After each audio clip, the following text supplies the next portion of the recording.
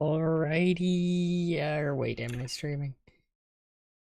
Yeah, it should be. Uh, so welcome back to another Inscryption stream. Right now, what I'm gonna do is start the game over at Act 2, because I want to show basically the Act 2 strats, since they're a lot more consistent. Act 2 and 3 are way more consistent than Act 1. So I want to start with those, show off the strats I'll be using, explain it, and also get used to them again, because I did figure out these strats a while ago, and then I picked the challenge back up, and then my computer wouldn't work, because I'm on a new computer, that's why I'm streaming right now. I was waiting for a new computer, so what I'm going to do is I'm going to test, if anything, if the stream quality goes down or starts lagging, let me know, because I'm going to try recording while streaming, which I usually can't do. But with the new computer, I'm hoping I can, and if it starts lagging, I'll probably mess with some settings and test out some other stuff. But, yeah, so I'm glad to see a lot of people here. I know it's not going to be as popular as the Cuphead stream, since Cuphead is, like, the game that made my channel get a lot bigger, but welcome Cherry, Crazy Stuff, glad to see you here. Heptic, glad to see you here too. Philosopher, welcome. I'm glad to see everyone's here. I'm just saying, I'm extra glad to see some regulars. Cracks, welcome, man. Cats, welcome. Amaranta, nice to see you. Been waiting for this. Yeah, I had to wait because of the computer stuff, unfortunately, like I said. Aguafria, good to see you here too. Tiny, I know Tiny's someone who doesn't know a lot about Cuphead, or doesn't know a lot about Inscryption, not Cuphead. See, I can never get my mind off it. Here we picked the starter deck. The best one for this is the Beast deck, because it's the one you can do the most with the least amount of synergistic cards. Since we don't start with a lot of cards, this is just the best deck. Adrian, hey. Gamer, hey. Glad to see you here. Fries, welcome. What is this game? It's a really good card game. We also already got bad RNG because I like the wizard character, because the wizards are sick. But you know what? We're still going with this. Already beat Act 1. No, this is gonna be a full game playthrough. If I ever take damage, it's gonna be a reset here. So I'm just auto-filling with the starter deck I got. So the first thing you want to do is you want to pick up this. This is very good. This lets you reroll your hand. Might as well pick this up. It's actually, before I picked it up because I might as well, but it's actually using strategies now, so I should pick it up. Try to super chat, but I had no money. Welcome.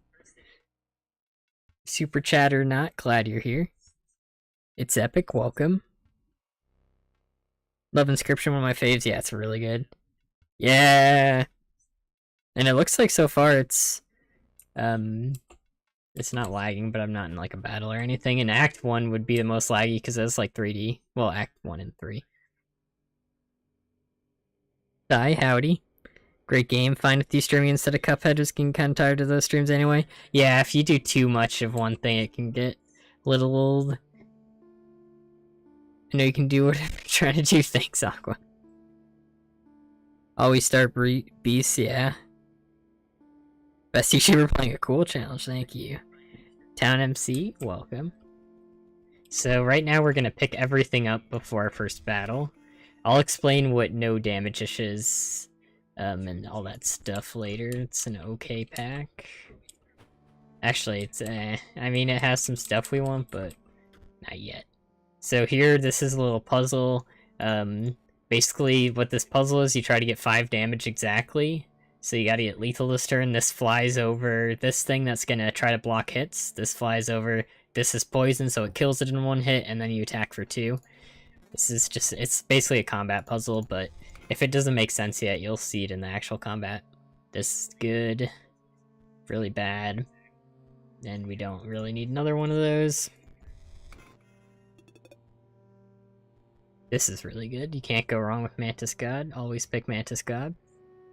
More field mice. I mean, we want field mice, and ironically, they're kind of, what is it, fecundarying? So they keep getting added to my collection. Yeah, Inscryption is very good. Fan of Inscryption ever since its release. Really good game. Yep. Excited to see what you think is good. I mean, I also... Cuphead's my favorite game right now, so I also think that's good.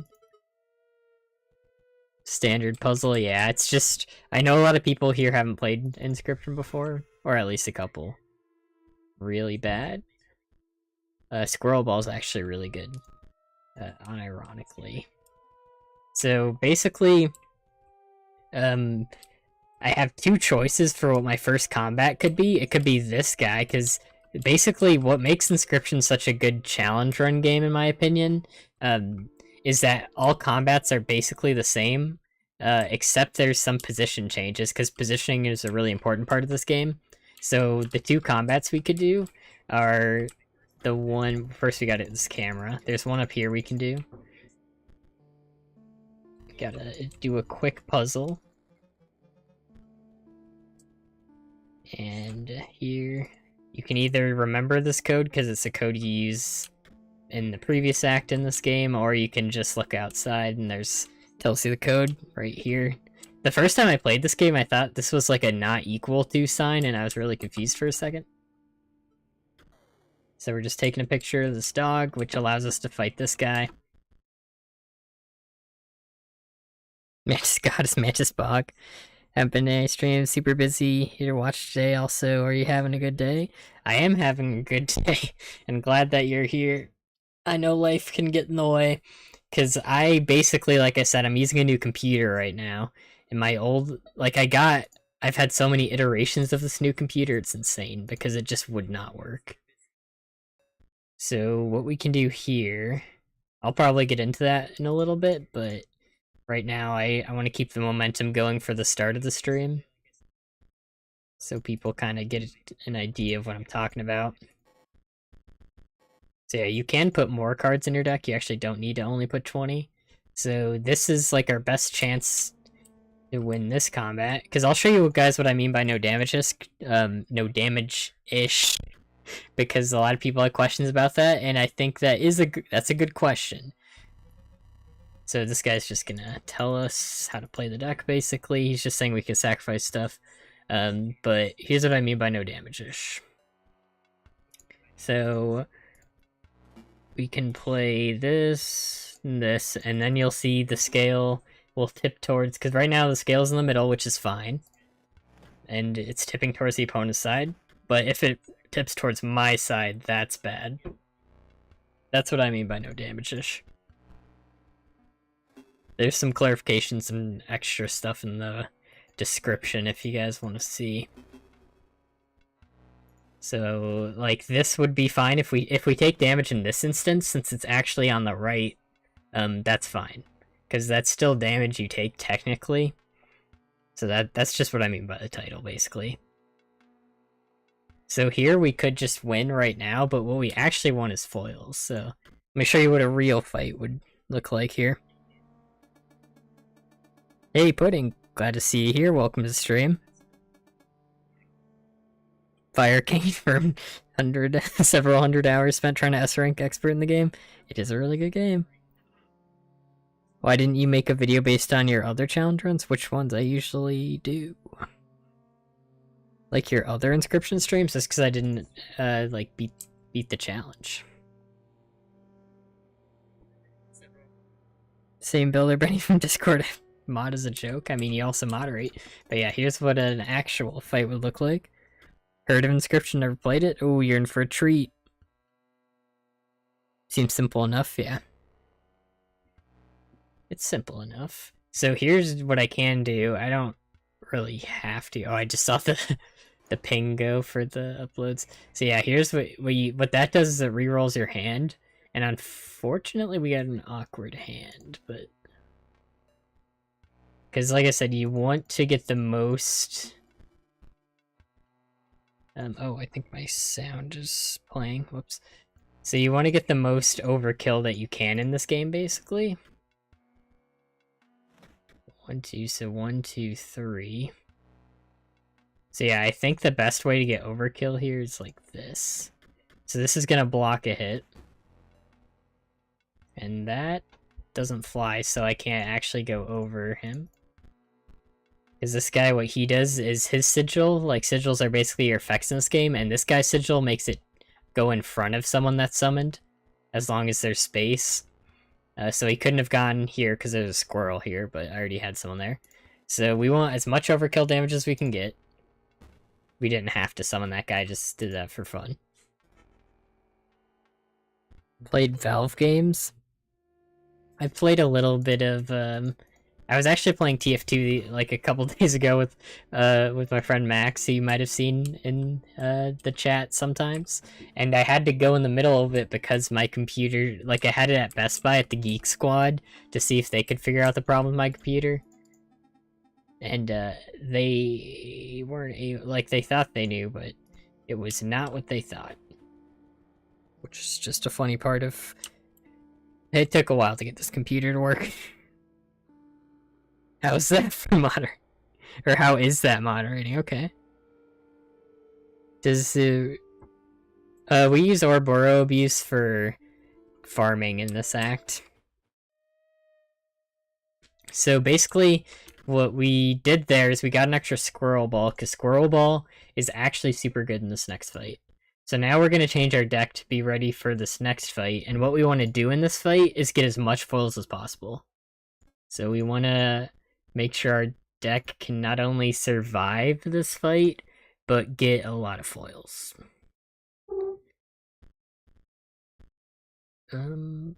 This is fine. So yeah, since it's a card game, we're kind of going with the best stuff we got too. Probably that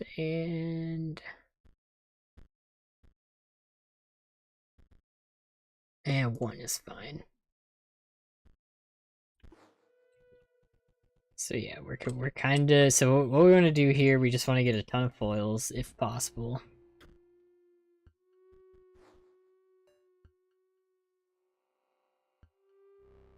The Mario movie trailer? Oh, I don't really care about that. Foils, I see. Okay, so we got... Sand is fine. We want to save... So moving sigils are really good here, and you'll see why in a sec.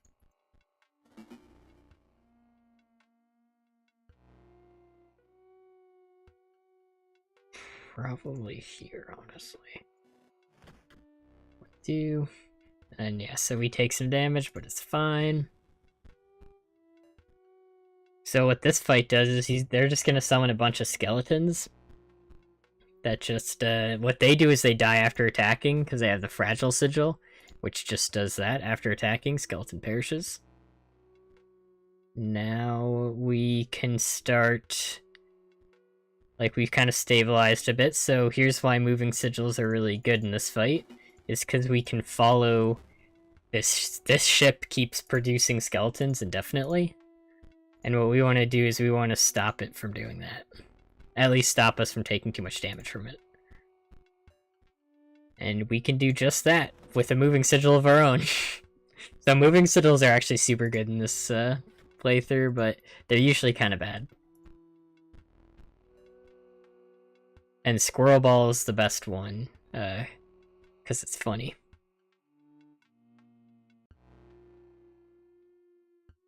Can't wait for Mario movie. Welcome, Orange Cat. Starlights, hey, good to see you here. Just out damage and win, we're trying to farm foils.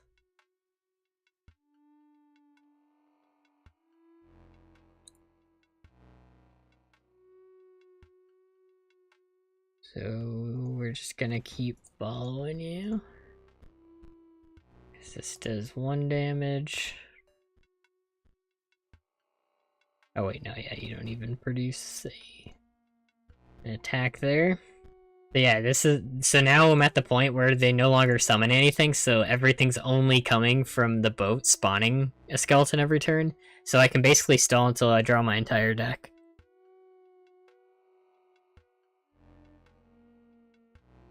Plan on playing it eventually, so I want to avoid any spoilers. Yeah, if you're planning on playing it, I would recommend going in blind. So I understand if you want to avoid spoilers.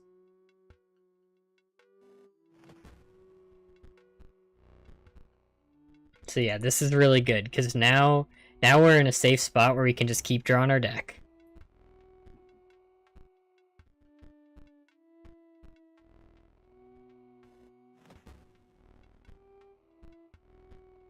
Does have Chris Pratt, true. But it is gonna be big.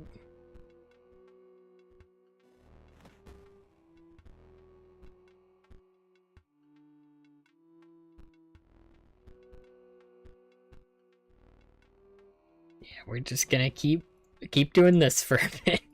We're just drawing our entire deck here. And we can start damaging him a little bit here. Because basically, you get money by doing overkill damage, so ideally before we do our final blow, we want the scale to be right here, because this is right before victory, which will maximize the foils that we gain. So this is fine.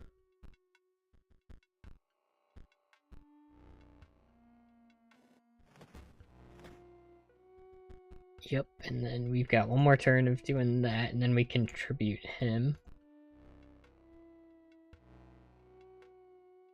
Yep, we still got time.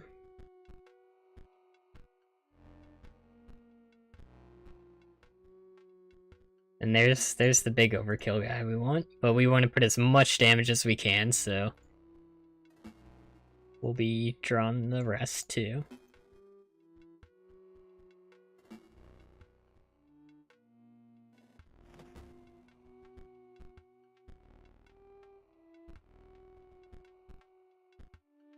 Okay, here we are. Next turn. It's gonna be the big turn.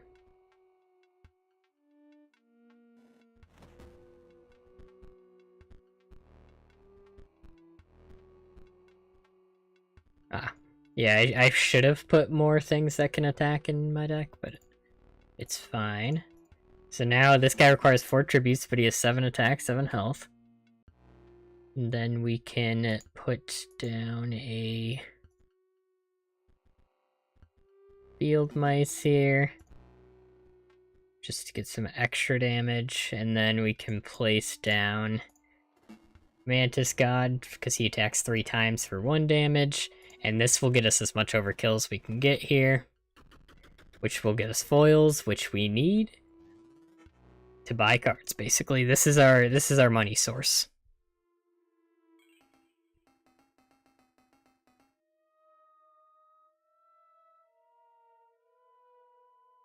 More hype for Mario movie than Pikmin 4. I'm kind of hyped for Pikmin 4. Got stuck in Act 3, yeah, that can get rough, because the big tip for Act 3 is just don't pick up cards, because you don't have to.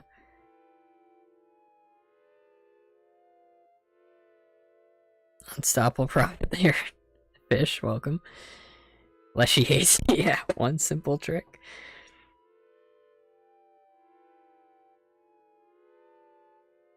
See you, Pudding.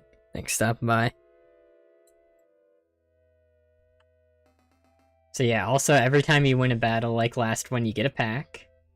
This is like the worst thing to get, because you get a legendary from the class that they're from, basically. All of those are useless, every card I got, but that's fine. You also pick up, this is just for a puzzle. That's fine. That's pretty good too. We'll use the turret later.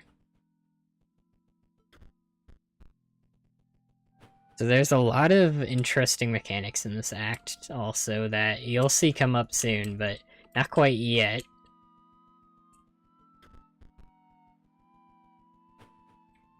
Now what we want to do, basically, we could have...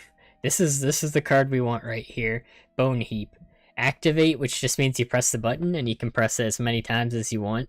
You can even activate it if it's on your opponent's side of the field for some battles. There's some mechanics in this game.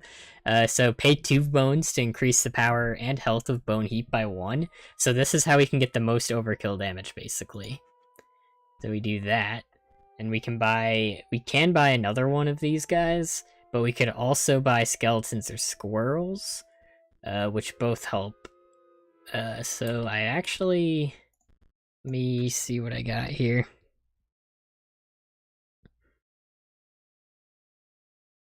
Overarching lore and inscription. Yeah, there's like an ARG puzzle and stuff. It gets weird. I didn't really pay attention to it, but I watched a video about it. Didn't give me notification. I know, it's weird. My Discord also sends out notification pings for people who want to opt into it, and it didn't send for like 10 minutes, but welcome Alec and beat to Jimmy the Great. Getting no good cards. That's okay, that just lets me show the save strats, you know? Real Shadow, welcome. Yeah, it's a lot. Oil Sacrifice. So I see you're the technology deck, obviously. So what we're gonna do here... Okay, we already got 2 of those. You probably don't actually want more. So we basically want to get as much bones as possible now. So actually what I'm gonna do... Because we're gonna fight this person next, because it's a really good fight to farm bones off of.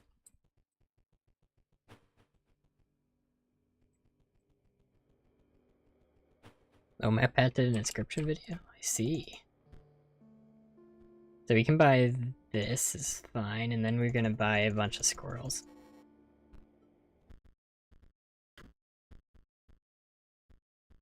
So we're pretty much adapting to whatever the opponent's doing for the most part. So we can add this. Can add that. Probably not too many squirrels yet. But we're gonna be doing this for lots of bones. Then we can... I mean, actually, probably just add the squirrels. You'll see. Like I said, there's no, like, set strategy, right? Like, you're going with what you got.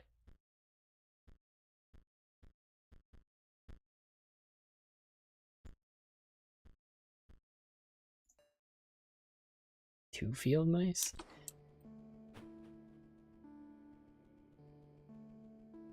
Skeletons are better than squirrels in a lot of situations, but you can't block attacks.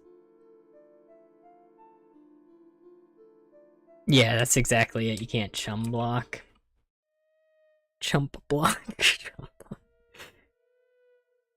Use Ouroboros in the card that lets you get a bone from a skeleton. Can stack Ouroboros infinitely on the training dummy. Yeah, that's what I'm going to do. Yeah, use squirrels. I totally understand what's going on. Hey, Gamer Boy. Bye, Gamer Boy. Hey, Donna. Yeah, it's the... You don't unlock... For anyone who doesn't know, I should probably explain that real quick. So basically, we have to fight a boss here or a boss here before this bridge gets fixed, which gets to the training dummy in here. After a fight, too, so...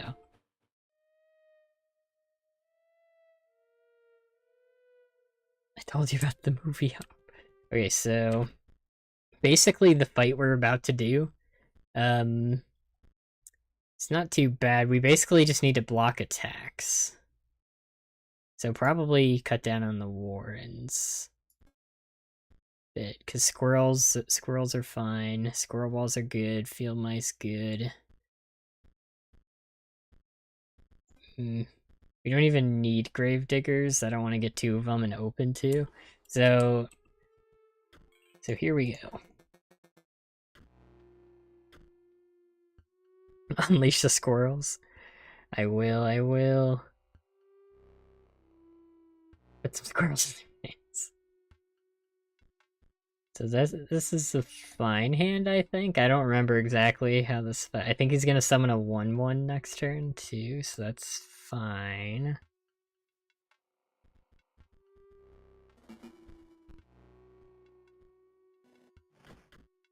Because this fight, this is the one we wanna grind a lot of points if we can. So this is gonna attack me next turn. Though the one before had flying, that's why I didn't dodge the attack there.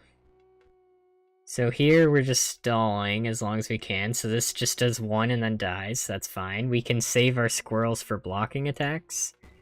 This gets summoned here. That's fine. It doesn't matter if field mice dies right now, because this dies after it attacks. This is good to get early. We're gonna basically try to get as much bones as we can here. And then this is why we got squirrels, because we want to chump block here. And then this is what we need. Perfect. This is gonna give us as much damage as we can do here. It's gonna be great. But right now, so this is the point where we've just basically stopped this fight from doing anything. And Squirrel Ball is still good here, because here's what Squirrel Ball does. Not only could it have blocked the skeletons from the previous fight, but it also makes squirrels every turn. At the end of every turn, it'll move if there's a space open and make a squirrel. And since we're trying to get a lot of bones, we can actually destroy our own cards in this act. You can't do this in Act 1, but there's a hammer item that you can use whenever you want, and it will just do that. So Squirrel Ball keeps making bones, and we just keep destroying what they make.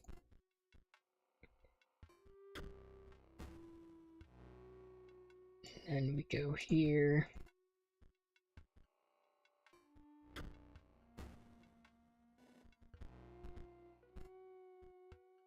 So we're just gonna keep doing this for a bit.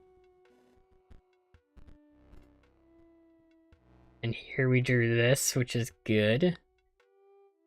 Because this is just another way to make bones. Perfect time before squirrels.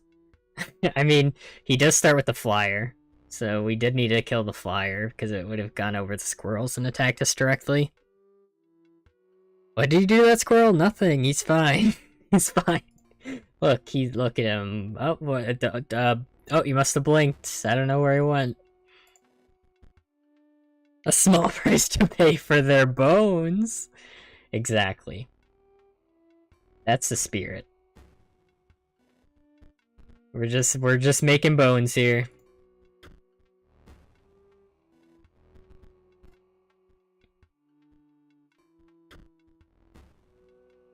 So once we get to 1 card left, we'll summon a couple things.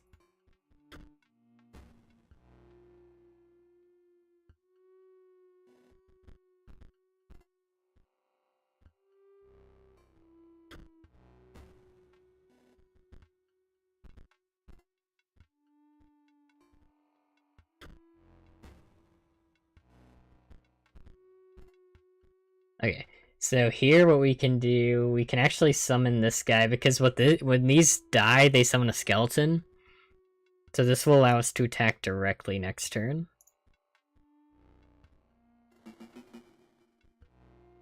With this guy.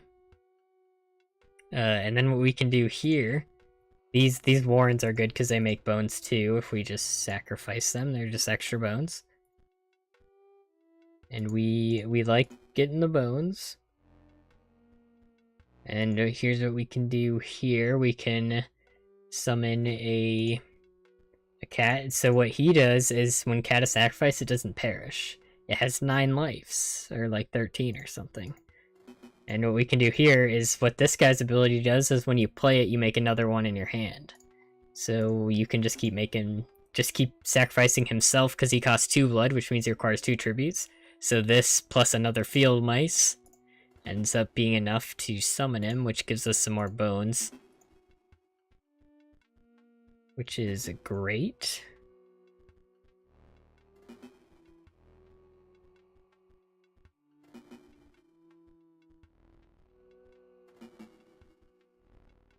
So we're just gonna keep doing this. Oh no, and look at that. When you sacrifice him like 9 or 13 times or whatever, he turns into that. Oh, we got a bot in chat. Let me get that.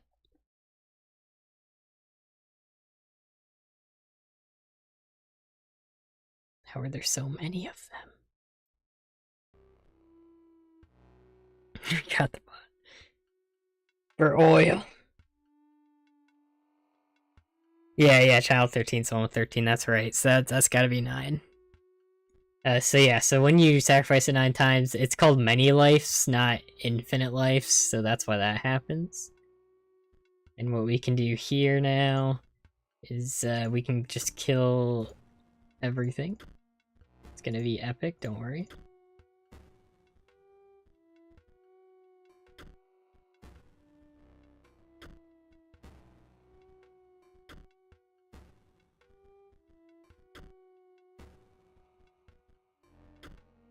And then we're gonna get a lot of bones from this battle.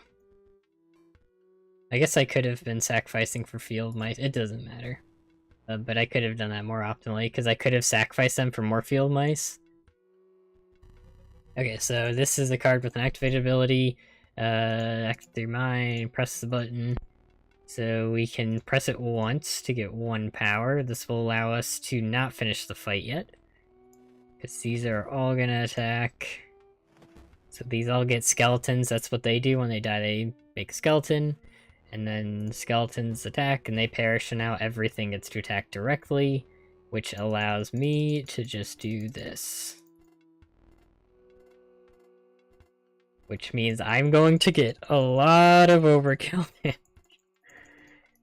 And we can also summon this. This does 3 damage.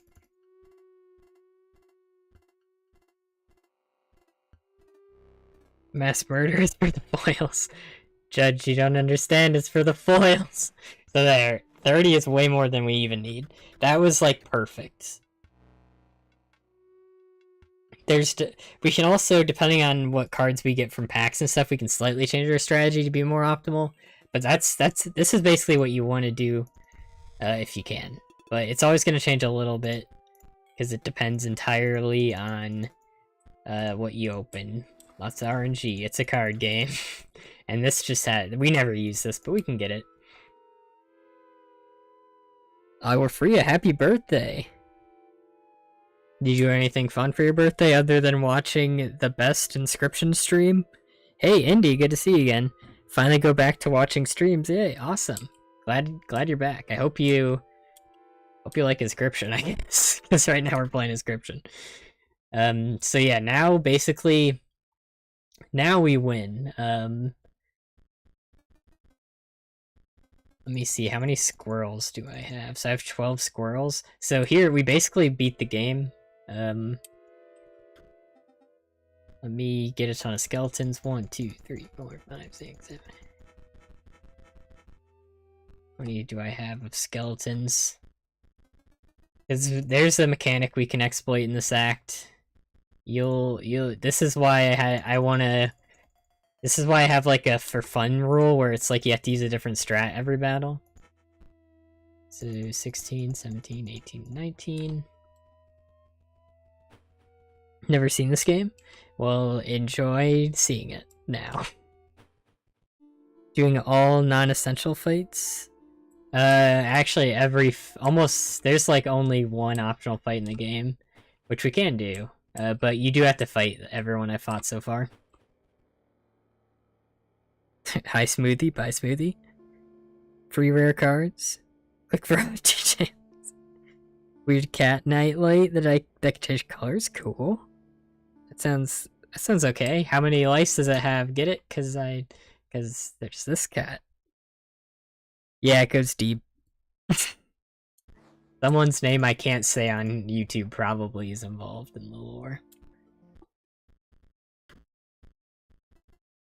So yeah, now we've got... So now, yeah, we can fill our deck with 19 skeletons, which is great. And we can also fill our deck. Let's get 19 squirrels also. So 13, 14, 15, 16, 17, 18, 19. And then... So here's where this game really gets a bit weird. This is why I made this rule for Act 2. I'll showcase it right now. You're about to see. There's some interesting mechanics in this game. Don't like charger placement? Ah. Rip.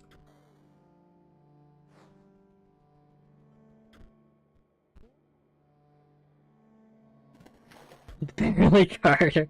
Welcome, Normal. I know Normal likes Inscryption. It's right in time for the funny, weird. So this is a mechanic in this game. So notice how my deck, it's got 19 squirrels and 1 mantis god. And watch this. Oh wow, lucky I opened Mantis God. Whatever, I don't want him. Oh, I opened Mantis God. That's weird. Let me restart and show you where I get bad RNG in 1 sec. Oh, I lost. Oh man. Dang it. Well, I guess I just have to hope I open Mantis God. Oh, I opened Mantis God. And yeah, you get it. You always open. You can control the cards you open if you know how to build your deck right. Yeah, I sacked the cat. The useful card mechanic? Yep. So basically what's happening is there are some cards in this game that are, I like to call them starter cards, where you're guaranteed to open with at least 1 starter card in your hand. And Mantis God, you would think maybe it's just rare cards, right? But here, I'll try opening with another rare card. Oh no, I didn't get it. I might get it this time, but there's no guarantee. So yeah, that's not a starter card. So you'd think, okay, that's weird, right? Which cards do you open with and which cards do you not open with? And there's a lot of them. It's weird. It's a weird mechanic. I can't explain it. But I've tested out which cards are starter cards, which ones aren't.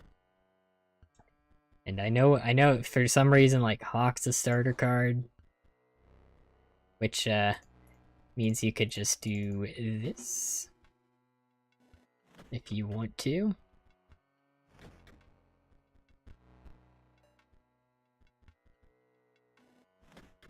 And then you just get your foils.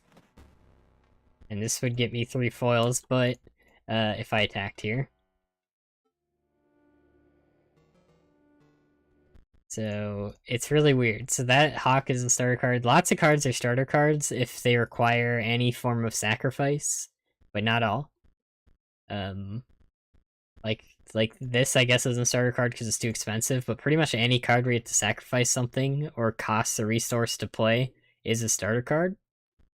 Yeah, like this is a starter card. This is a starter card. We can both have salmons if we want. Dumb it down a little more. Alright, I'll show you real quick. So basically, aside from the starter card thing, this has 2 blood, which means it requires 2 sacrifices. So squirrels don't require blood, because they're basically the thing you sacrifice. So you just do this, and then my salmon beats your salmon. That's the gist.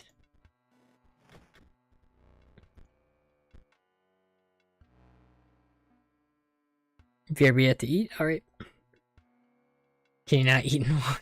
I mean, so, I might be eating with family or something, but I like eating and watching stuff when I can. But yeah, so that also wins the fight. But what's cool is skeletons are also non-starter cards. So that means you could do something like this, where you fill your entire deck with skeletons, and then like a Mantis God.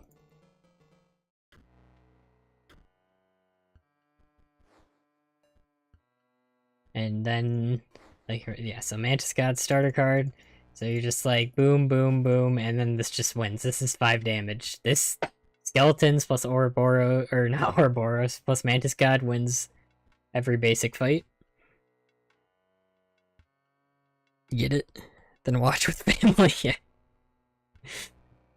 But yeah, the skeletons also non-starter cards. So you just get 5 damage. It's easy peasy. And basically, I'm at a point where now I can't lose, but there are some fights that are different. So normally what you'd want is you want to get Ouroboros. The problem with Ouroboros, getting him this early, not only do you just not... You don't need to, so kind of fun not to, but he also starts as a 1/1, so putting him in a deck with all squirrels like you already used 3 cards in your 4-card starting hand to summon Ouroboros. And then, like, for anyone who doesn't know, Ouroboros' like mechanic, I might as well buy him now. His mechanic is every time you have a creature, every time he dies, he returns to your hand. And he has a special ability where every time he returns to your hand from doing that, he gains +1/1 permanently.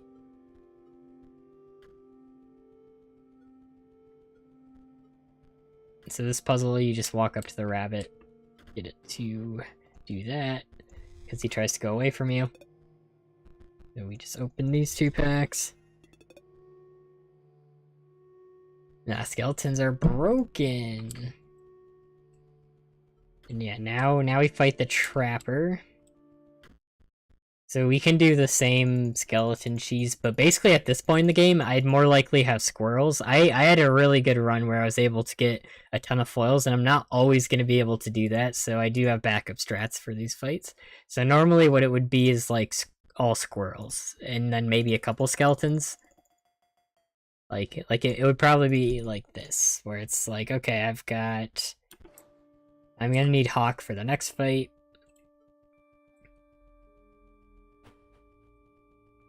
Because the next fight, the guy summons something that blocks my creatures from attacking.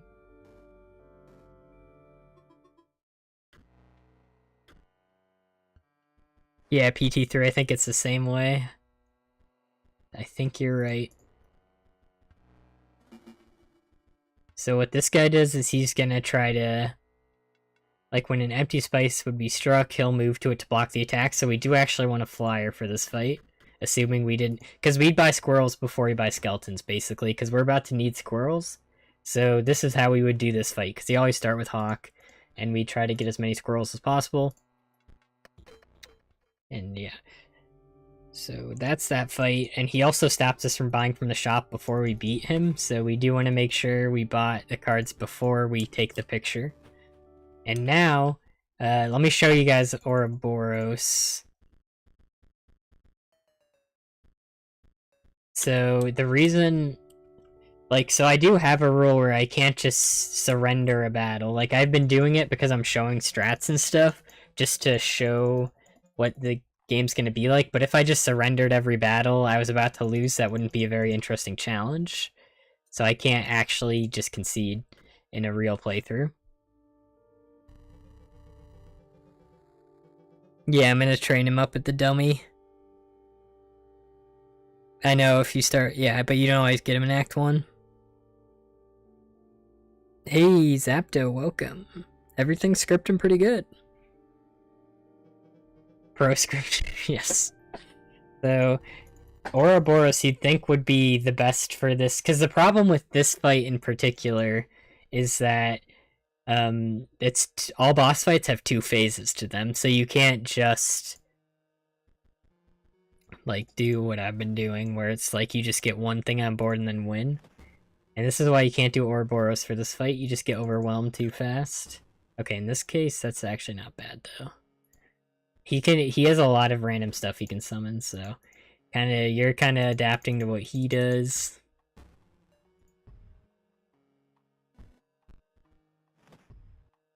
Oh wow, he summoned like the 2 things that don't deal damage. So in this instance, I could just... You can see Ouroboros. Finally, the sigils. Nice. So actually, in this one particular instance, this actually probably wins this fight. Oh my god, and he even summoned there. I mean, he's gonna... Yeah. So actually, yeah, I still lose. Unless...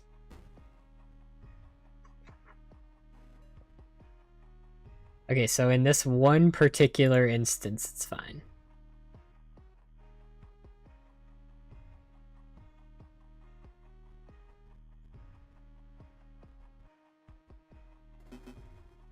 I think this one's gonna move because it prioritizes left to right, I'm pretty sure. Yeah, so that doesn't work. Oh, I could have put this there, I guess. But the point is, Ouroboros, it doesn't actually work for this fight most of the time.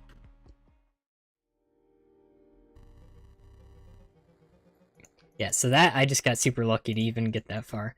So Ouroboros, the point is Ouroboros doesn't work because of the act. Because, like, not only can you not keep up the damage, but this boss is 2 phases, but the field mice is really strong. And I guess I can show you why, like, Hawk and stuff doesn't work real quick, too.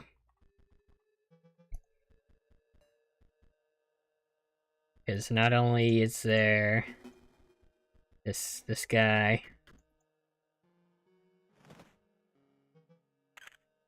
the cost. So this fight has 2 phases to it. Because it is a boss fight, and they all have 2 phases. And then this guy, he blocks flying damage. Can't do this, though. Actually, this does win this fight. I might have just been wrong, because this seems like it works.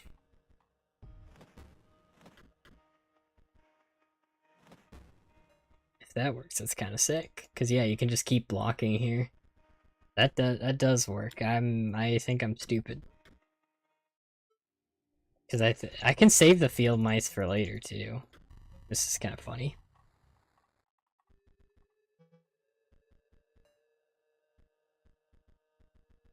Yeah. Because this always kills turn 2. Because I can save the field mice strat for the next boss, because it's pretty funny in the next boss.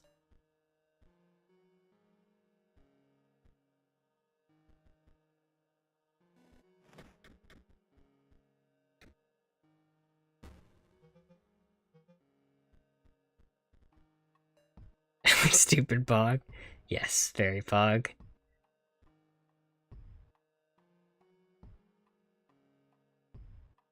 Because there is another thing that's really funny that you can do where you can make a really good custom card here. I guess I'll show you what I'm talking about, because it's funny. But we can save it for the next fight. Because like I said, I prioritize buying squirrels because it's better against, like, skeletons and stuff. So it's better to start with squirrels.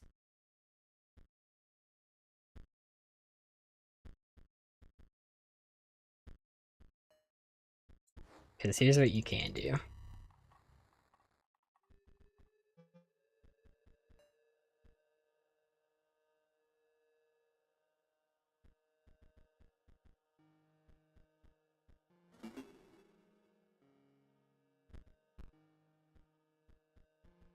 Blocks that attack. The cost. So this costs 0, so we just copied a cost of 0.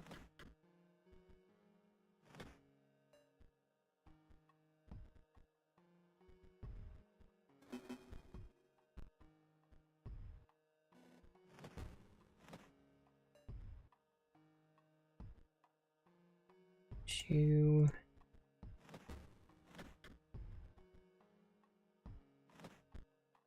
Now he's gonna copy the stats of 2-2.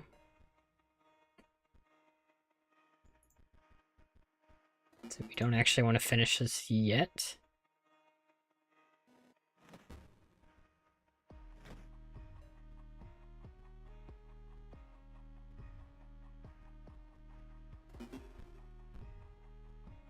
And then you have Fecundity, so it keeps adding back to my hand of field mice. And here's what we can do.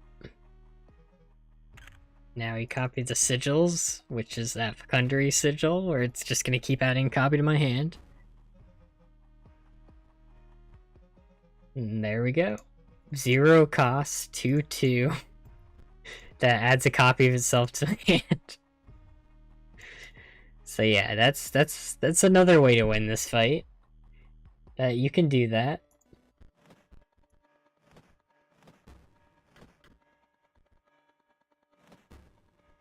And this way's kind of funnier.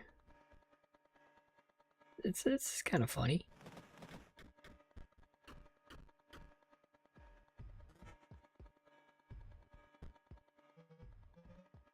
And then there's some story stuff that happens right here. You can skip if you like exit right here. But I mean, you can watch it.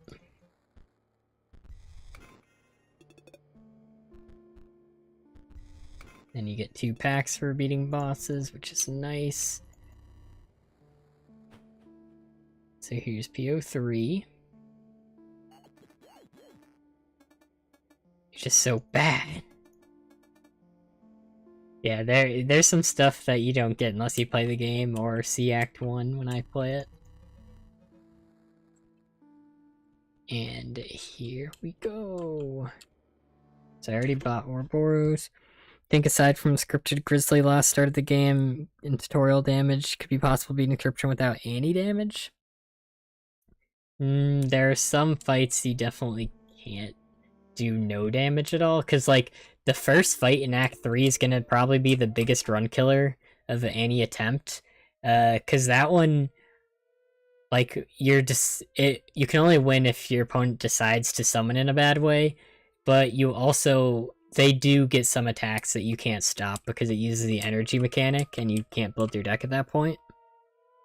So you do have to lose one game in the act. You have to lose one run outside of the tutorial run to even get Magnificus's Eye in Act 1, which is an item you need to progress. So you do have to take some damage.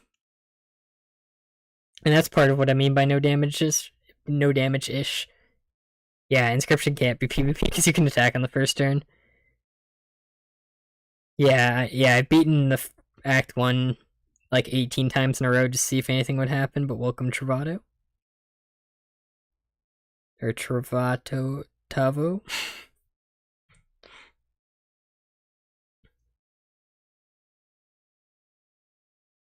Yeah, he's talking about the candle tutorial. You do have to lose that one to Grizzlies.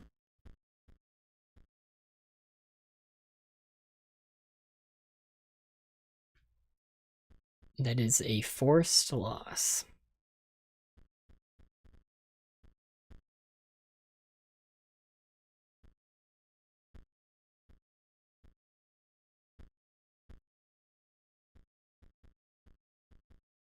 So yeah, so now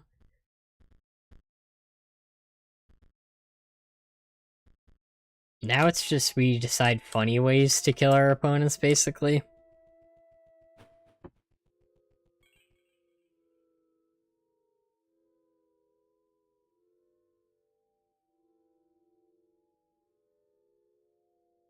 No, the Grizzlies, you can't get items. You can't choose which items you have for the Grizzlies the first time you encounter them for the candle tutorial, because you only run into one candle or one item spot before that. Here's the good. Look at this. Look at how crazy good this wizard like character is. So the first time you die in that game, you're forced to, because the only items you get are squirrel bottles. And even if you do enough damage, there are ways where you could do enough damage if you play it right. The game still doesn't let you attack into him directly, so it is a forced loss straight up. He's not talking about the boss summoning Grizzlies. That's a different story.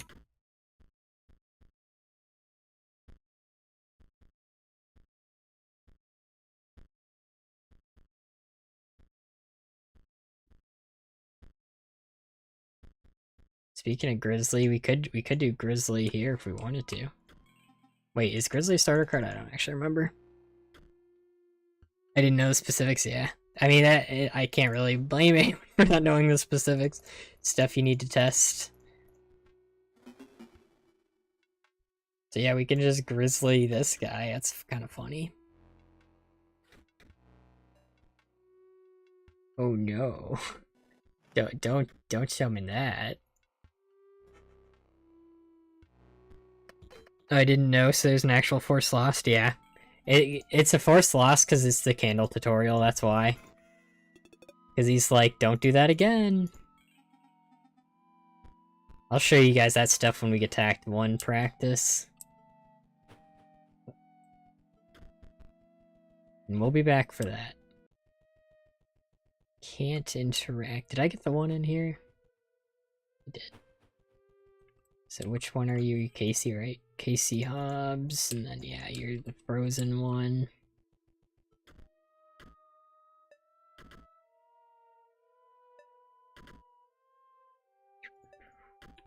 And then your middle Sawyer, gotcha.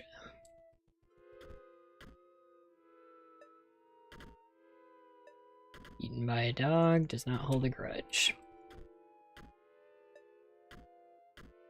Brought down by scurvy, there was no cure. Maximum comedy challenge. That would be kind of funny. Beppy playing? Not going to be here for long. Also, how's this game work? Welcome playing with fire. Glad to see you here.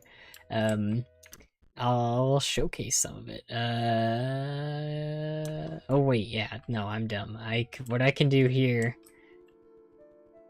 I can go to the dummy now. I forgot I actually had the dummy open. Challenge me. We can actually pick up some more cards for free. I never do this puzzle, so I actually forgot the solution. This guy makes...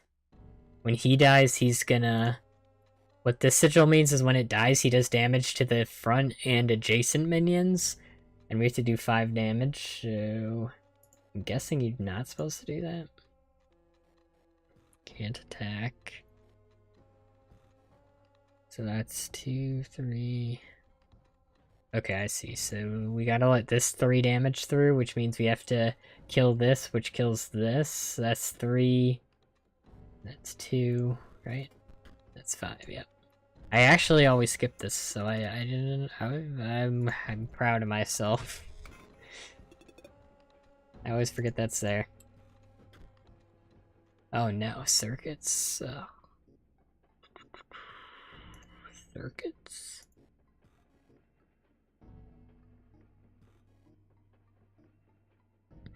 It's a weird fight, doesn't look scripted, but you're somehow about to win, he spams bears. Yeah, I've had it where I'm like, okay, I'll put him at 4 damage here, and then next turn, even if he kills my minion, I'll be able to kill him, and you can't, literally, even if you get to 4 damage on the scale, if you would get to 4 damage, the fight automatically summons the bears. That's the minimum amount I've tested it. Is this the damage giving one? So that's 2, 1... Okay, yeah. I've never done that puzzle before. I never noticed those were chests until I saw someone playing Inscryption and he got them and I was like, oh. And there's some chests over here. So yeah, right now I'm just doing some puzzles. This puts stuff in here, gives them +1. This gives them +0, so makes that a 1.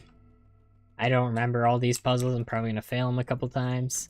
But yeah, this, since they both give +1, it gives 3 and 3 for 6.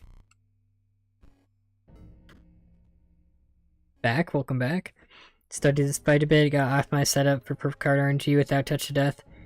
When you give past the bears, he spawns and are about to win anyway. Spawns even more, okay. Yeah. I tested that fight too. All I knew is, like, you can't beat it. He just doesn't let you. So that's one of the forced losses. And you also have to take damage. And like I said, you have to lose at least 1 run aside from the first run. The first one, it doesn't matter if you win or lose. For progression-wise. In this challenge's case, I'm going to beat the first run. Solely because... that means I take less damage if I beat the first run. So I'm still going for a first run victory in this challenge. Where is it? So Sentry, since it actually has a cost to it, Sentry is a starter card. You actually always open Sentry. And since we know, for example, that, where is he? We know this boy right here isn't actually a starter card. What we can do is we can fill our deck with all squirrels. Now...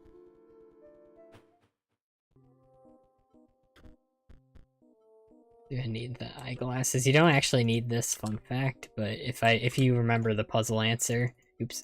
So skull, wing, skull.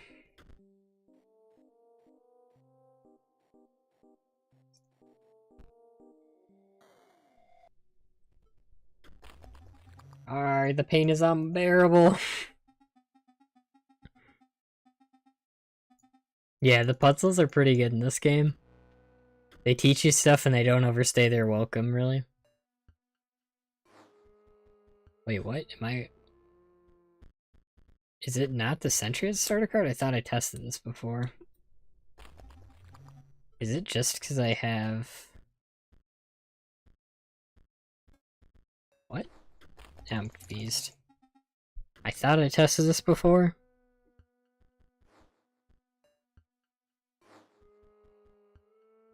Huh. Okay, I guess it wasn't. Maybe it's only the Sentry that is tied together, which you need to beat another boss for. That's so weird. Let me check if that's true.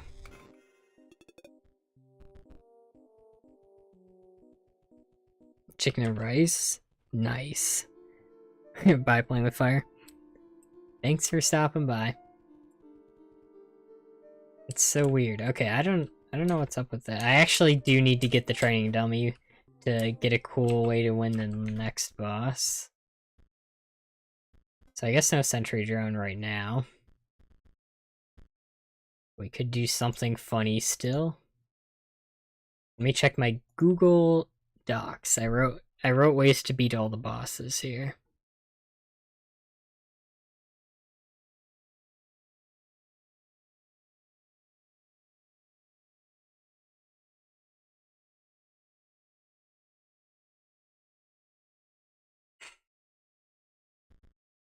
Yeah, the sentry is such a funny way to win this fight. I'm sad that doesn't work, but it's fine.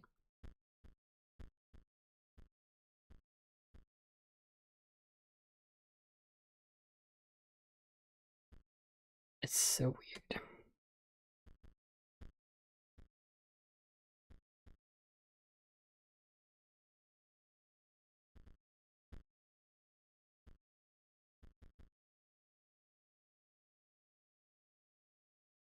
Just don't let him hit you, that's true. But the problem is he summons things that attack. Because the reason Sentry is so funny. You'll see, you'll see.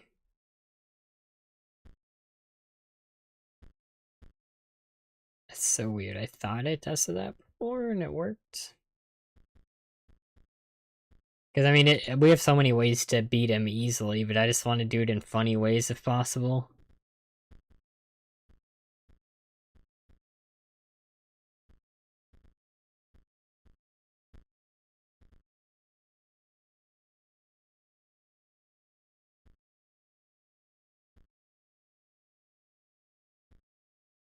But I don't think there's like a funny way we can beat him now.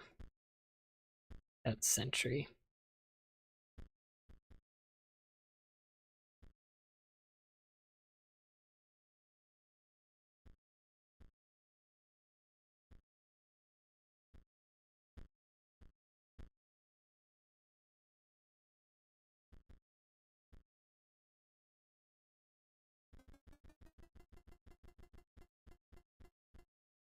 We could go with skeletons. Because I did previously, I didn't do the Sentry strat for this guy, but I tested a later fight and I thought it worked differently. But it might just be with the... Like I said, you can combine 2 sentries later in this. So you could just do a bunch of skeletons. I kind of do a bunch of skeletons later, though.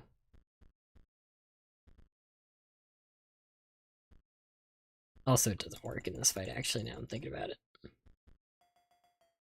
But we could still do skeletons plus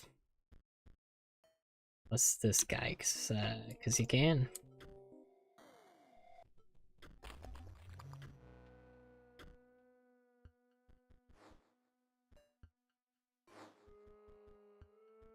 So good, he's still a starter card.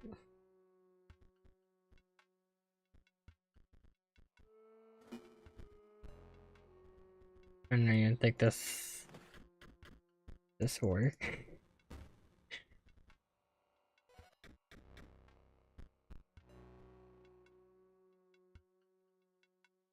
Oh yeah, it doesn't work. There should be... If that was squirrels, I guess that could work. It'd be a funny way to do it. 'Cause yeah, then he summons again. So what if we make those squirrels, huh? No, squirrels still doesn't work because they only have 1 health. Or does that work? Oops. We gotta do it for the funny, guys.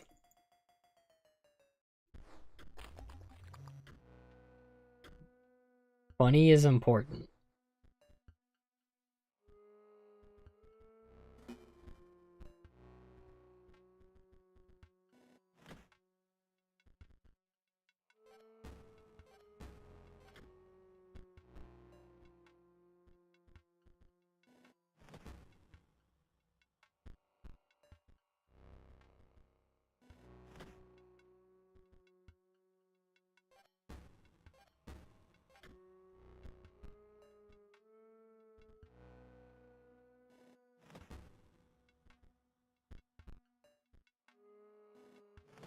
Yeah, that's a funny way to do it.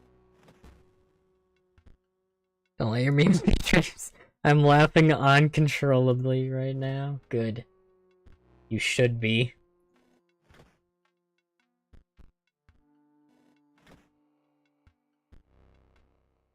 We do the funny. Put your left foot in, you put your left foot out. Put your right foot in also.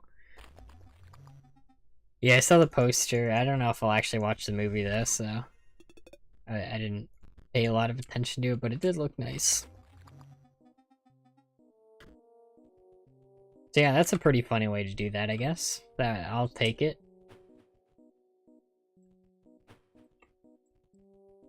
I hate when stairs do that. Where's my mouse? There it is.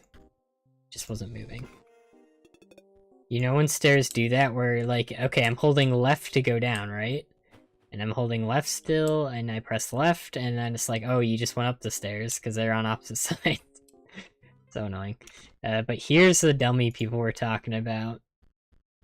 This is where you can farm Ouroboros to your heart's content.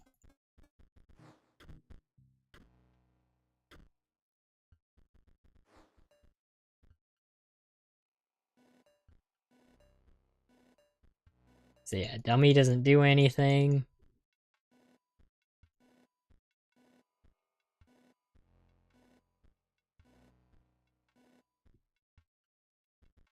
So what we can do, we can sacrifice, and then we can play Ouroboros, and then just hit him. And this will, like I said, his special property of Ouroboros is that he continuously gains +1/+1 every time that you sacrifice him, or every time he dies. Doesn't matter how he dies. And so this will keep raising his attack, and what's really good about that is the way you get money in this game is by farming foils, which you get for overkill damage. So basically we're just making this huge, and then we're gonna win a couple times, and then get enough money to do whatever we want for the rest of the act. Want a brownie? Sure.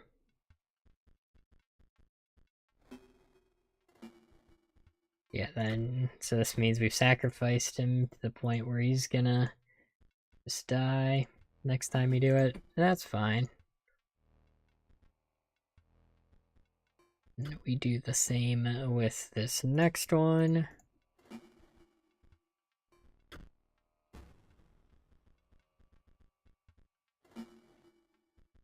We can actually just move the turn forward here. Yep.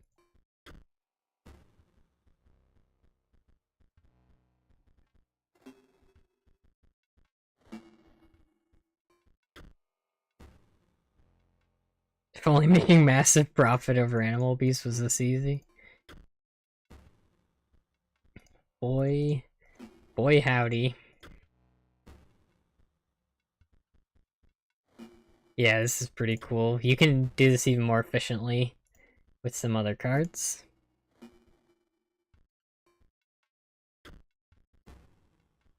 Here, let me actually do this, because I don't remember the puzzle.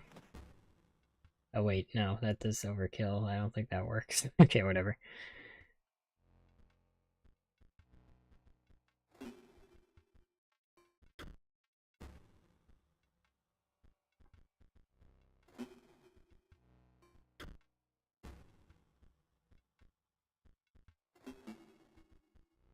So, yep, and then you just attack for game.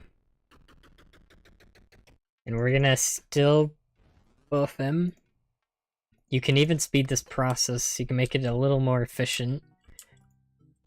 If you get the Pharaoh's Pet.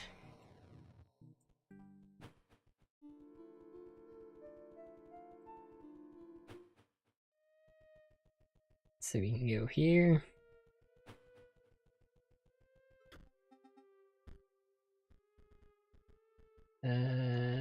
Was it here? Yep.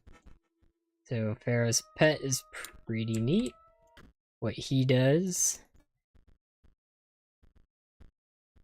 is, look at this. He's one of those things that counts as 3 blood for sacrifice, so you can get an excess amount of blood, so he still counts as 2 also.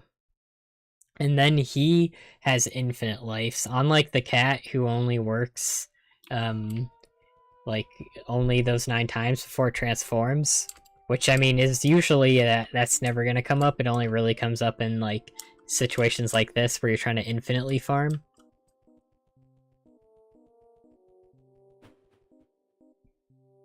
What do you think of Dream's face reveal? I don't have any thoughts about it. What do you mean?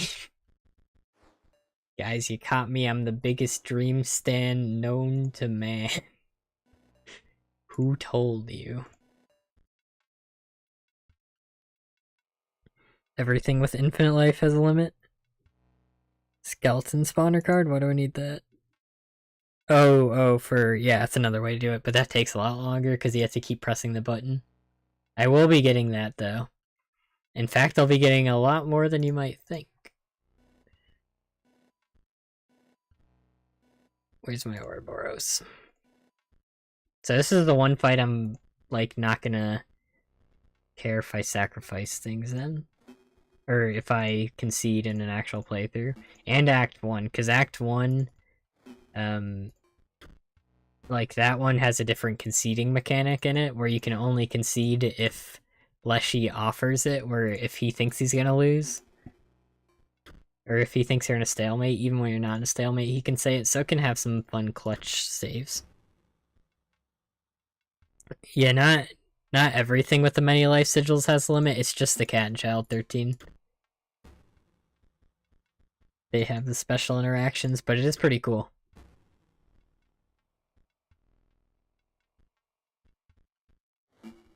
Yeah, it's also infinite. I'm gonna be using it too in this for the, because that's a funny way you can do another fight.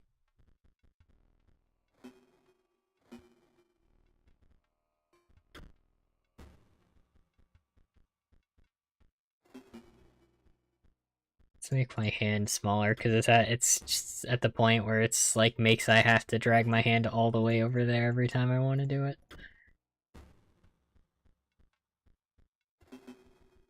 So we're gonna make him about a 60-60, about something around there is probably the most optimal point. Because obviously we can just keep ending fights right now, but we'll be making money at a slower pace than if we get him bigger and then end the game a certain amount of times, you know? Because yeah, you'll see this does not have a limit.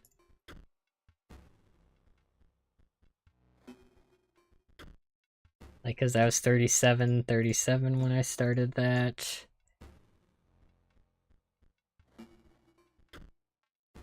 Everything had a limit? I mean, all good, all good.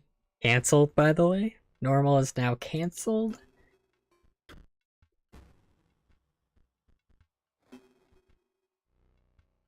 So when giving sigil to another card, count is determined by the card it got sigil from, or is it infinite? I think in that case it's still infinite. Gonna shrink my deck, can't be asked, move my arm an extra 10 pixels over.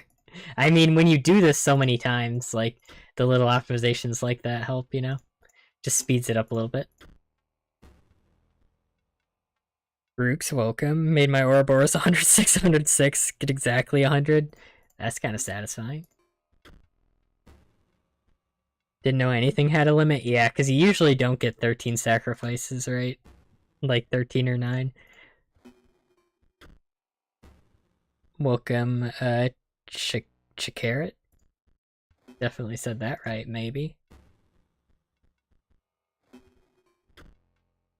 So yeah, we've already done this, like, what is this? Like, we were at 37, 37 before.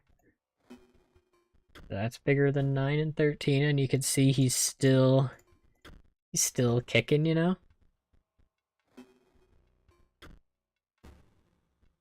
Yeah, I think there is for doing over 666, but I do not feel like doing that.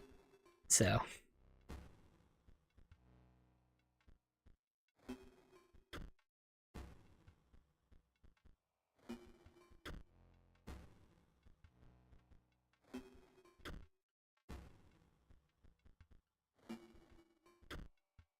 let's do like 65. Then we get like 50 each time.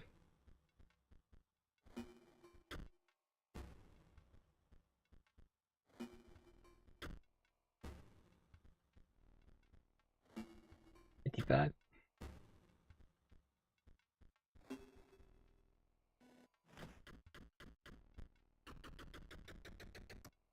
Or say, why is this thing 50? 10 pixels is nothing. So yeah, you can see that's a good way to farm a lot of cash. So we're gonna. Oh wait, I should have made my deck more optimal. Whatever. We're already in this. I'm just gonna. I can take out the other starter cards in the deck because, like I said, you're guaranteed to open with something that like has a cost to it. Basically, I think is how it works.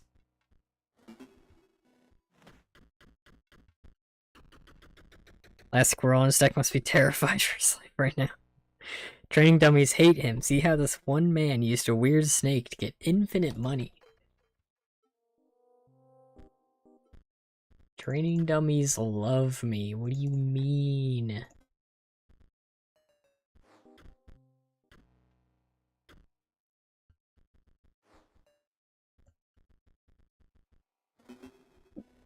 Oh yeah, also you can press spacebar to end your turn, in case anyone didn't know that. It only hurts if you believe, yes. No one believe anything has consequences, quick.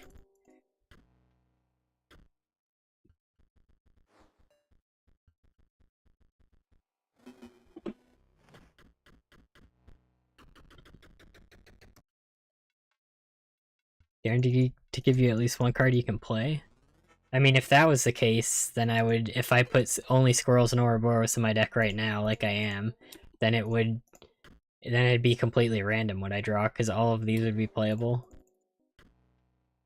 I think it's something that you can play that costs blood, kind of how it works, because, like, it's not even, I don't know, it's something, because another card, like, I was showing how the, like, 4 blood 7/7, that doesn't actually work for this. And that might be because it costs 4, but there's also another card that doesn't work for this that you might not expect. Because I've tried some fights where I'm like, oh, I'll do Mole Man to block, like, skeletons or something, you know?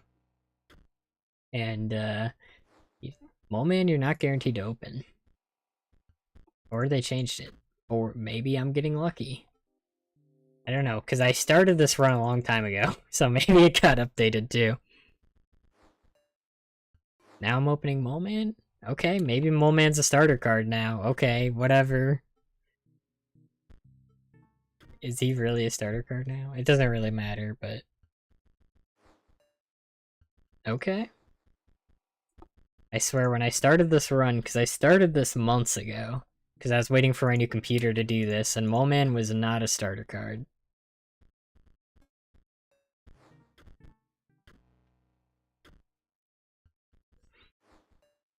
Matthew, welcome.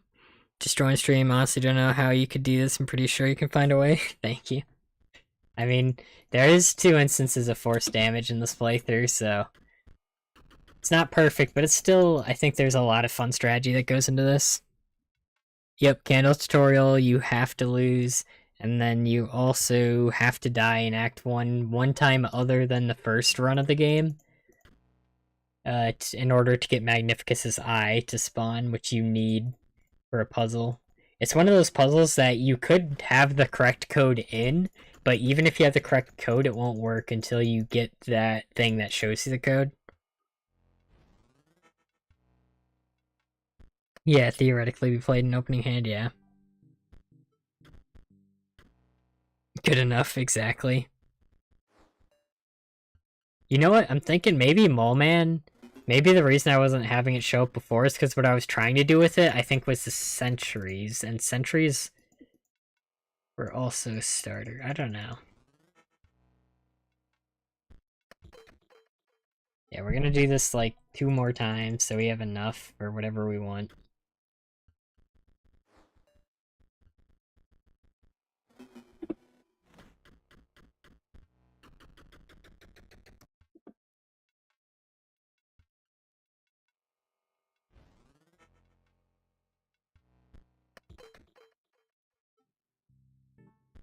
And then we can fight the skeleton how you're supposed to fight him. So we can see what the password is. Die in order for the knife to give you Magnificus's. Can you just beat the moon to the same effect if you grizzly wall skip? Yeah, but you need Magnificus's eye to finish the puzzle that unlocks the film for the camera. So yeah, I don't remember what the puzzle is for this. So we're gonna do this way. So it's skull. Skull, push. Oh yeah, push, huh? Huh. Skull, push something. It doesn't matter what the third one is, we can brute force that. Skull. Up, up, up, up, up.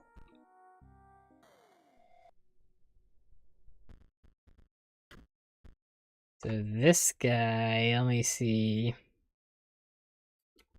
Okay, squirrels plus elk fawn, huh?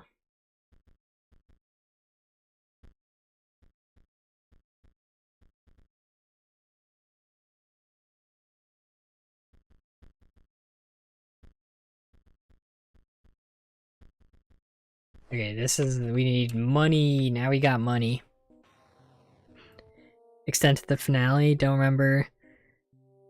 The finale, the only complication, and this is something I didn't even think of when I made the rules, where I was like, oh, the scale can't tip left. And if you remember in the finale, Magnificus's fight, you can't win that. Like, he always destroys you in that fight.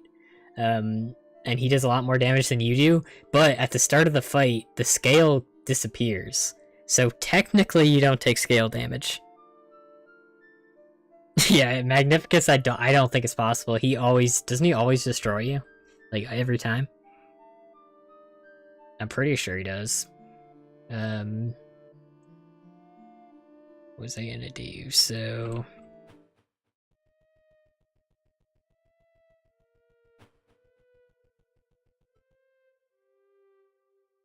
oh, is the music kind of weird right here? The music sounds so wrong right now. So we got as much bones as we got because we actually want to buy 19 of this guy. So 1, 2, 3, 4, 5, 6, 7, 9, 10, 11, 12, 13, 14, 15, 16, 17, 18, 19. pick up the camera when you win. I need his eye to use the knife. No, but the magic eye, like what I'm saying is the magic eye is never an option in the box until you die. Like at least once outside of the first run of the game.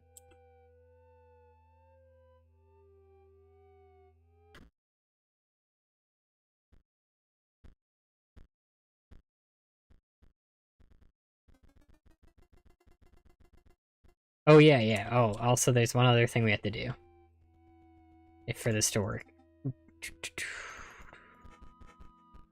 We gotta get the ovals! Woo!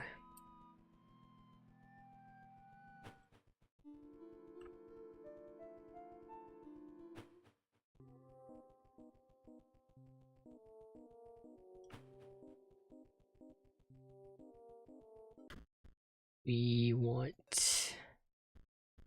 Squirrel, squirrel, squirrel, squirrel. Then we get the left oval and right oval. Only there's a way to start that thing scale damage. Maybe one of these days.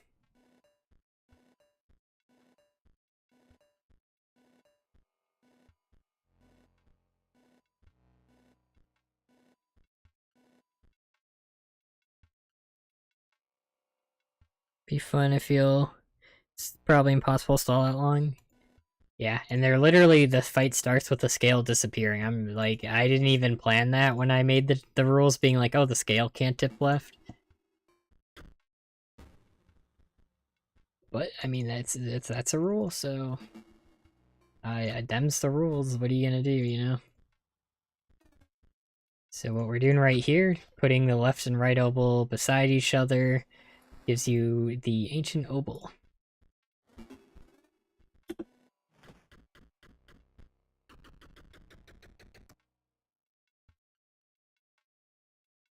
The only requirement for eye being in the box, that no grizzly walls stand between you and the moon.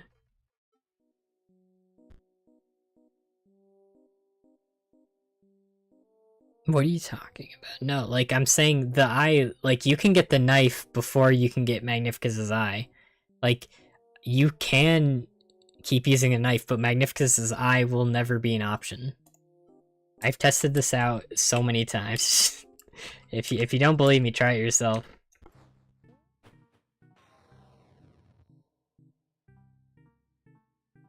Time-based? Oh, that's clever. I didn't even think of that. I'll try that when I get there tonight. That's really clever. I didn't think of that. I was always wondering if it would work that way too, and I just never tested that. Just got here. What is this game? Someone chat explain.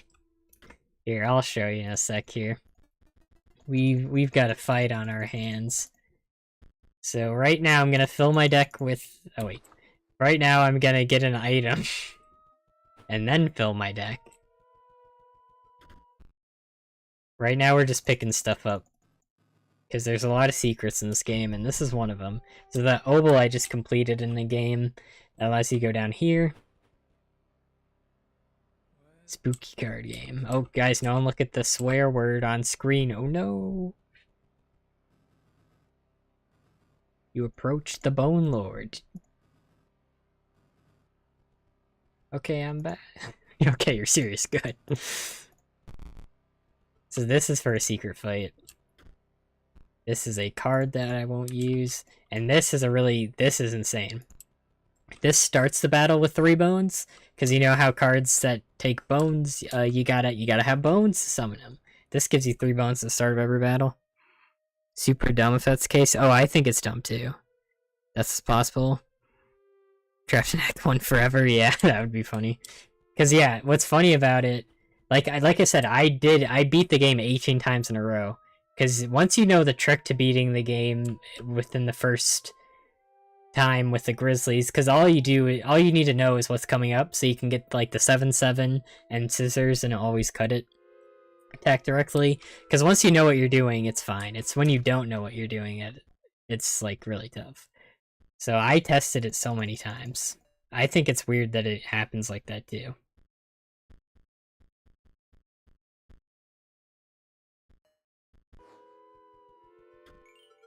Marvelous, just marvelous. So here we go.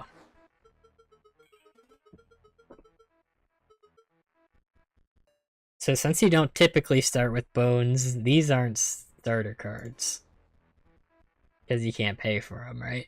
And now I have 3 bones at the start of battle. Normally you start with 0, but the item I just picked up gives you 3 at the start of every battle, which is huge. Because what you can do, this guy's activate, you pay 1 bone to create a skeleton in your hand. And this is an infinite loop, because skeletons, when they perish, you get your bone back. So you can press it again.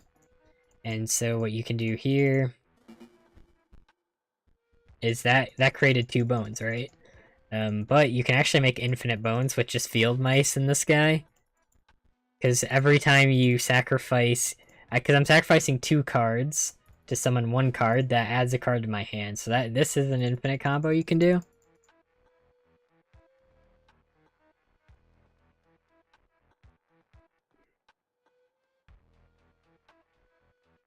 There is an ARG, I think it's already been solved. Does 100? Yeah. Yep. Yeah, sometimes the activatable cards glitch out. Like right now, it's not letting me press it, but you can usually... Like if you just press a card in your hand, that just usually fixes it.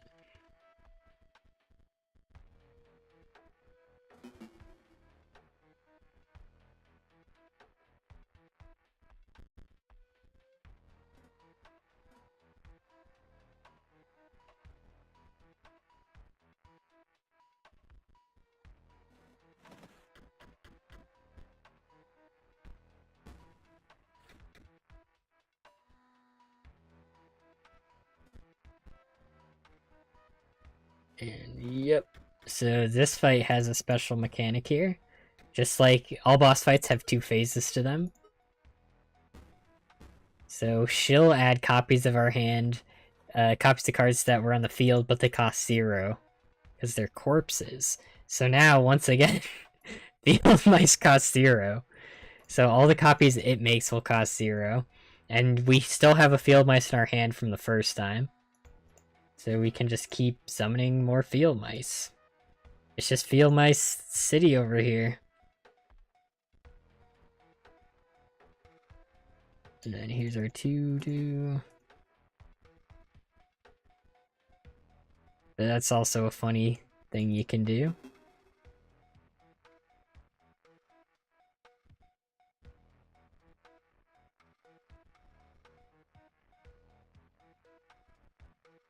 And then, you can just attack per game. Yeah, and she keeps summoning her minions back, so that's also her mechanic, but you don't have to interact with it. Casey's mod, all challenges damageless. Yeah, even the one where you start with the scale tipped 1 to your side. Field mice do be OP. Yeah, there's a lot of fun combos you can do in this game. Like I'm sure the person who made this knows all the crazy combos. Which is fine, because I mean it's a single player card game. It wouldn't work as a... And this is part of the story that's gonna happen right here. We're just gonna skip over it. Because yeah, if it was multiplayer, it wouldn't really work, because like you attack first turn, have all these busted combos. Oh yeah. I mean... Field Mice is OP for, like, literally because it's, like, many lives plus, like, fecundity. Like, the most tame thing you can do with it is get infinite bones. And that's still really good. So yeah, this unlocks this house right here.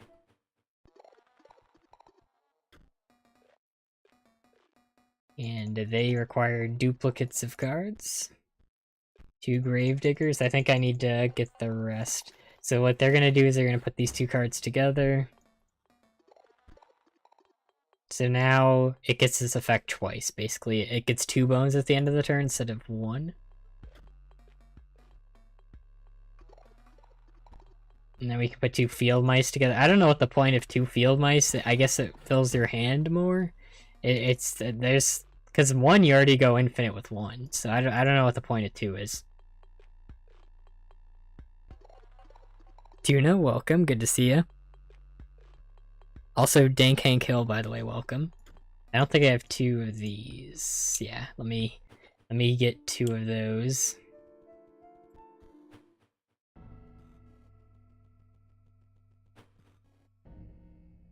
Could work PvP? I don't know. Like I said, attacking first turn already makes the game not really work for multiplayer. Gives you even more mice. Oh, look, there's more mice. They're multiplying.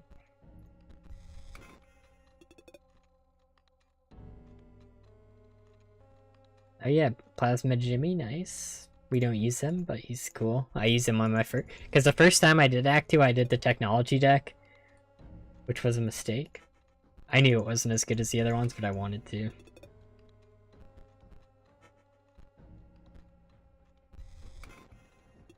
Infinite times 2. That's still infinite!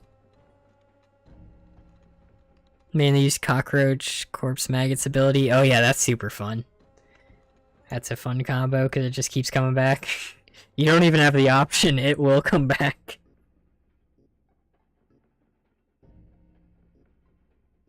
Not to have scale tip left, not damageless. No, but like I'm talking about how there's that one modifier where it always starts tilted 1 to the left, you know? How many bots did you miss? There's one that I got.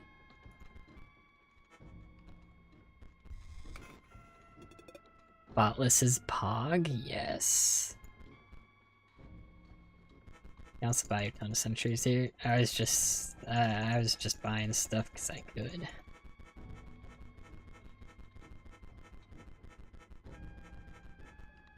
I also wasn't counting how much I bought there. I should probably count. Because counting is totally rad.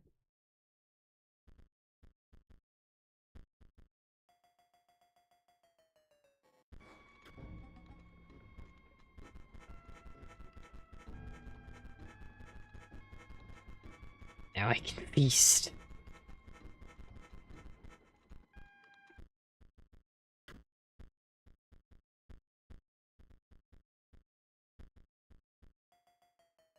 There, and now we have enough to get a copy here. We're also gonna buy some mage cards real quick. The mage deck is kind of useless in this run. There's like one funny thing I can do with it though.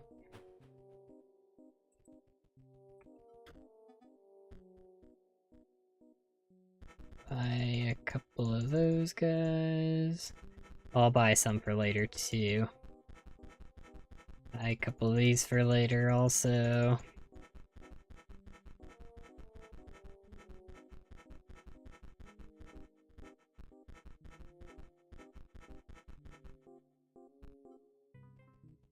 We're gonna... We crap equality. Energy mock starter decks, yeah, they don't really... They're not like starter decks, like... They're not intended to be played as starter decks. They're something you need to fully build around, you know? Why does he look sad? I don't know. Maybe he's sad. So yeah, now this attacks twice.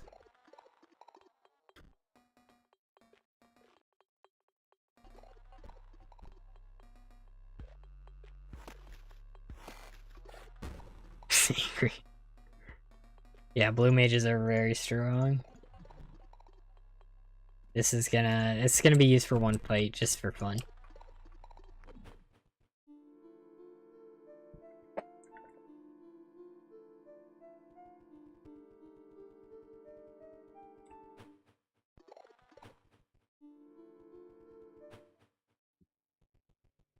I meant to go here.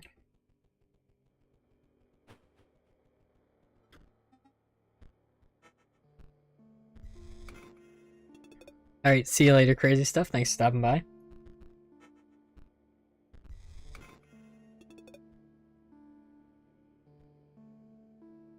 There, that's what we were actually looking for, but I'll buy a couple more packs.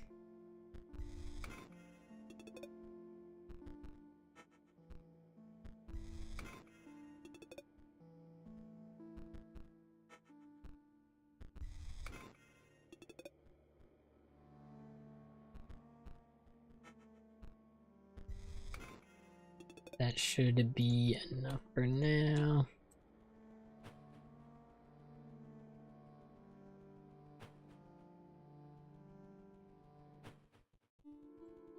Because we're just going for funny victories, right? We could win every fight with Ouroboros plus squirrels, but where's the fun in that?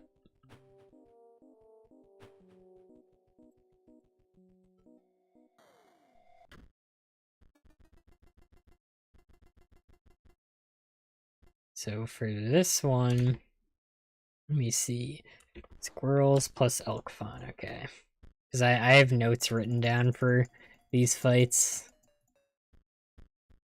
Squirrel plus elk fawn is obviously...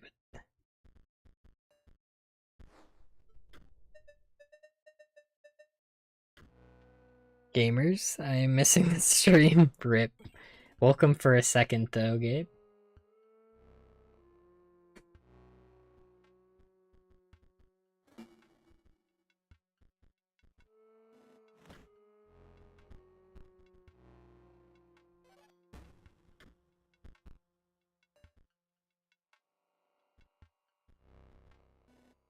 This is a funny strat. We just keep blocking him from attacking with squirrels and the deer here. Because that thing just died because there are no Mox cards on the field. Which are like the energy resource of this deck.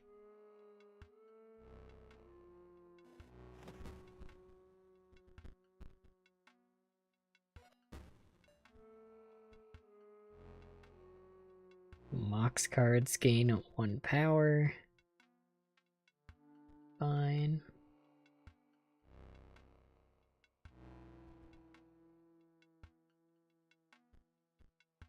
I can actually just trap myself here to kill that.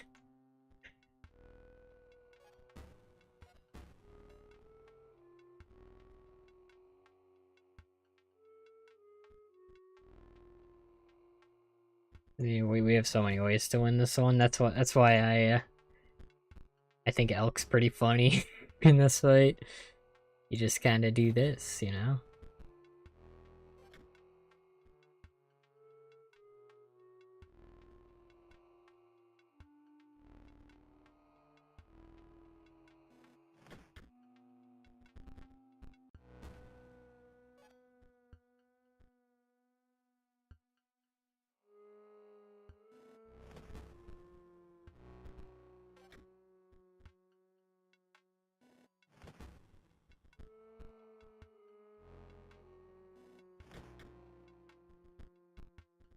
And then there you go. So that's kind of a funny one, right? I think that's as funny as that fight gets. The Gabe for now. Benny Pie. The date of his face reveal. Celebration of the dream face reveal. Hey, November Joy, welcome. Good to see you here. No idea what this game is. How's the stream going? It's going pretty well. I mean, I'm happy because right now, like I said before, I'm on my new computer and I'm able to record while streaming so far, it seems. So that's nice. I have the graphics settings to high, I think, right now, too. So I could always turn them down. Yeah, that was on high. Watch this 1 hour YouTube video, honestly. So amazing, so cool, and so creepy. Yeah, it's probably the one I watched. It's pretty cool, right? And there's the rabbit. But if you keep looking, oh, there's the sigil. Oh, it's flying sigil. Skull sigil. And then the last one is it's actually in the menu. Whoa, and then shovel. Middle, found by the pail. Top is greedy, so wing is top. Bottom, shovel. Wait, yep.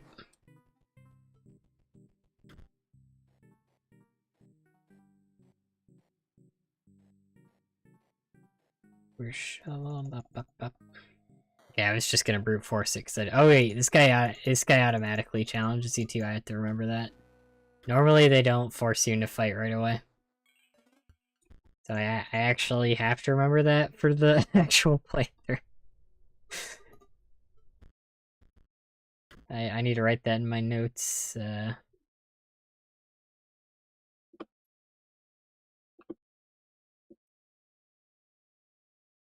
Fights right away.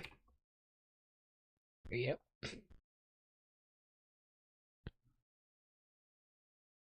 Graphic settings major issue, pixel art game. It's because of Acts 1 and 3 both have 3D modeling. Had people figure this out. There was like a whole community around it for a while. Not a real gamer. Your Alec's not happy. Welcome, Bob.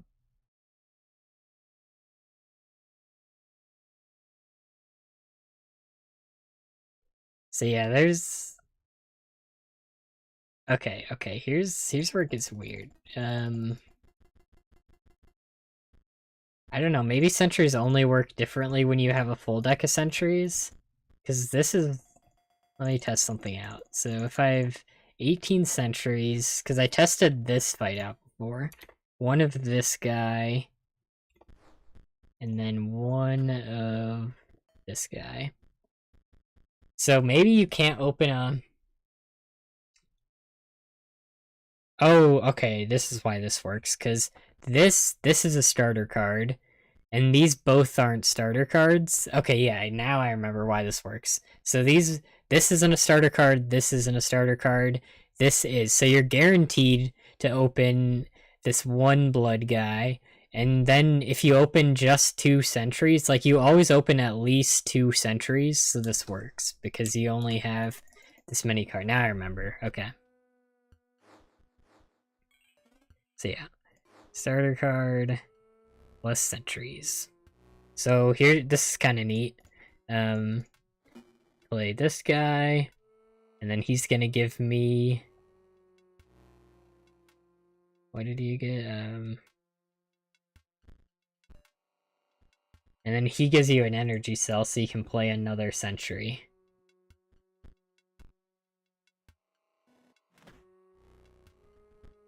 Then you shoot this guy. But I think, actually, okay, this is weird. Right, okay. For some reason, he's supposed to perish when he controls no Mox cards, but for some reason, if Sentry kills that starter card, that doesn't count. That's super weird. I don't know why that is. So you have to actually block that attack.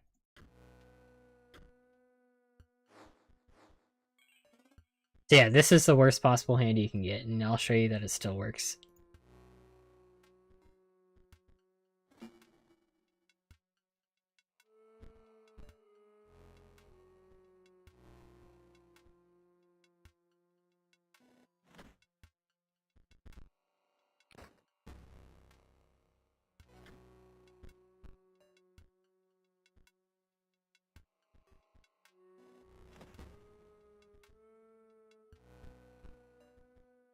If I played it right. I didn't play it right. Oh no, wait, you can just block him, right?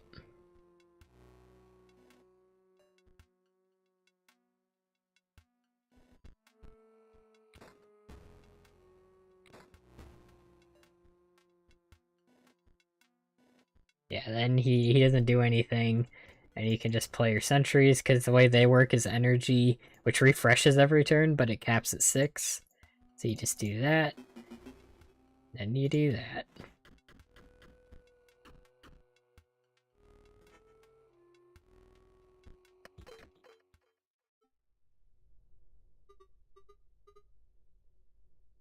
Feel free to yoink my challenge idea for reading scripture without collecting bones.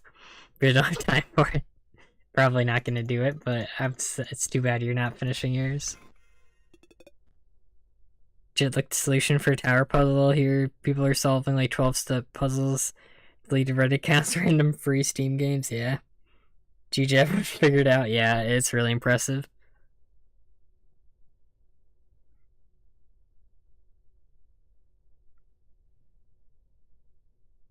Pretty comfortable, you just need 2 scissors for the entire run.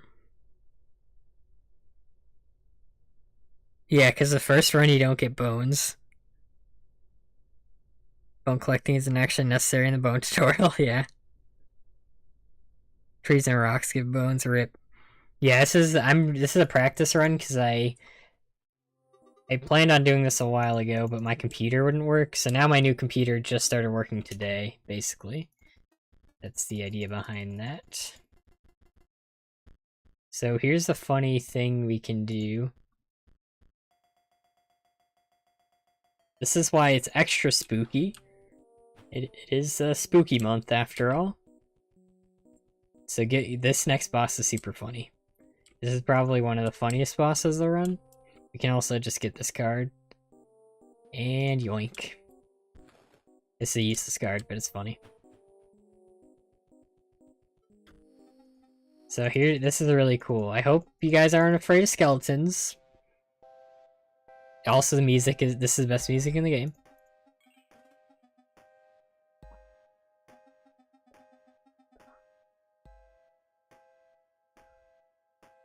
Edgy moment.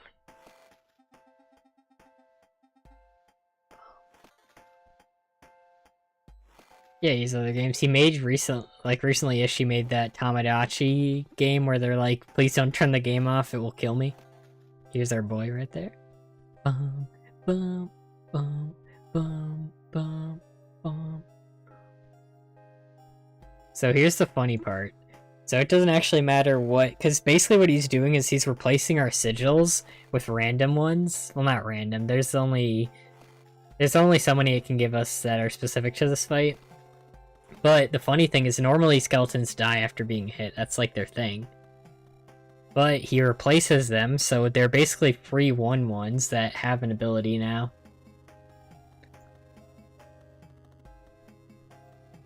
And it doesn't matter what you get, by the way.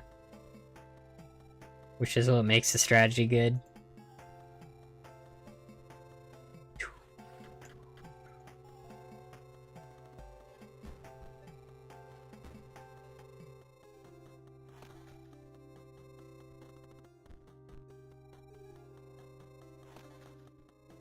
And then the bunny, the random sigil is crazy.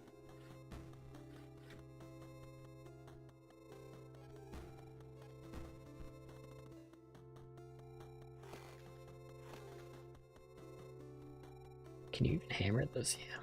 Right. No, yeah, you can. I knew that. And I just forgot.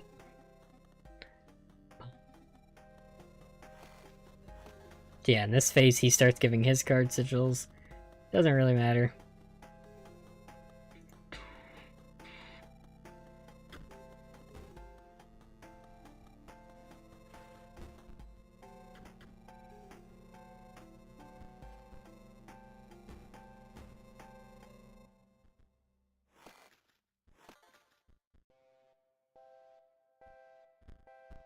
This draws because I have a Mox. But again, it does not matter which sigils you get.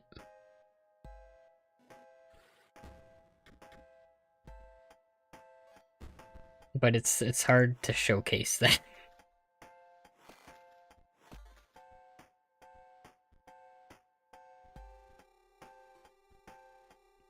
But we can also just do it for fun. Draw some cards!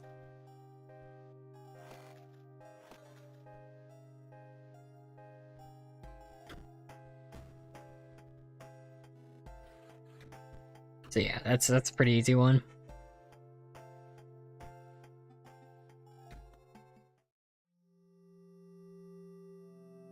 They find a bunch of different combinations and fights funny.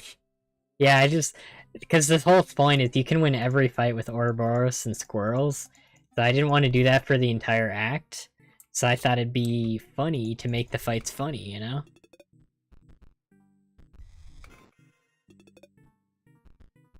So there you go. And he disappeared. He's fine. Don't worry about it.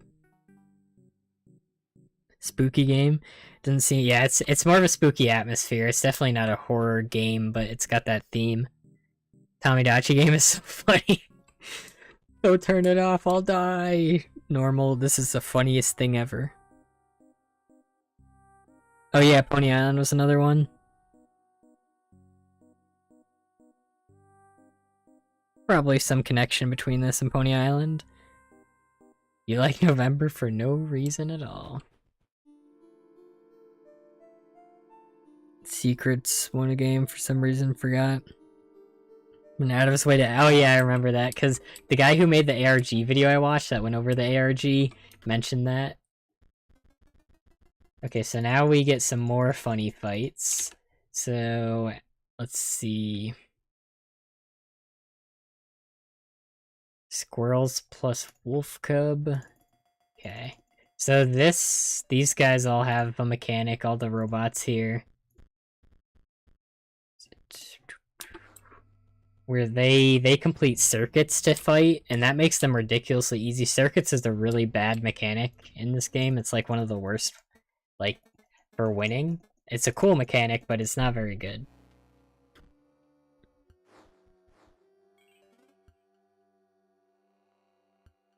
What's harder? Cuphead with that movie, Tabs with only a peasant was harder for sure. But Cuphead with that moving has its moments. So yeah, these are circuit cards, so basically this connects to this, and any cards in between them get effects. So this is a null conduit, which means it can complete a circuit, but it has no effect. And this will buff the two cards in it by 1. So what we can do here is we got Wolf Cub. So we can use Wolf Cub to just say no. Your opponent legally cannot keep a circuit. So now this gets 0 power. Then you do this, you get 3 damage in, he gets 2. It doesn't matter. We can even block some attacks here because that's gonna buff him again. And then we win.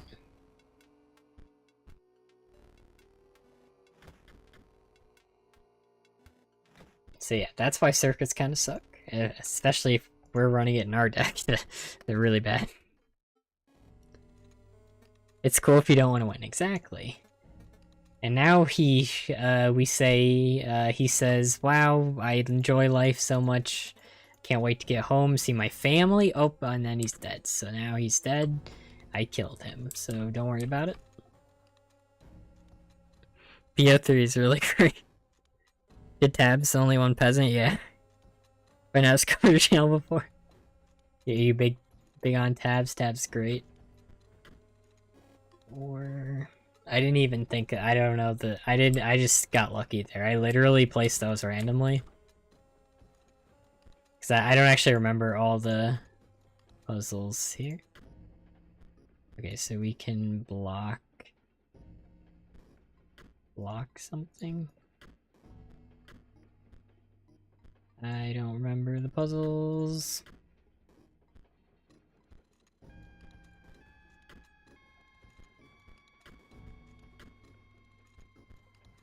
Block.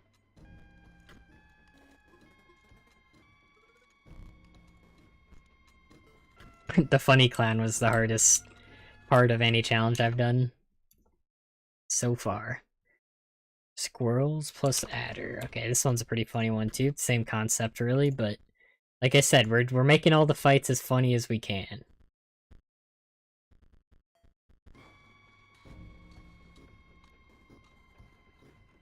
Yeah, that's the problem. Like, they take up lanes, and if you're playing the technology deck, they take up too many deck slots. Like, you need to draw them all, and it's just a mess.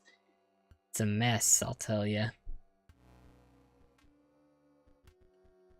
You summon leap bots, you have a 1 attack.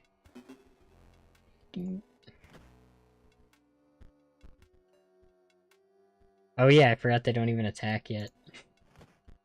So bad. Like, they don't even attack because they summons at the end of the turn. And now it's just summoning leap bots, which I don't care about. Oh no, it's giving 1 attack. Now he has 2 1-2s in play. What do I do? Yeah, circuits are bad. Circuits are really bad.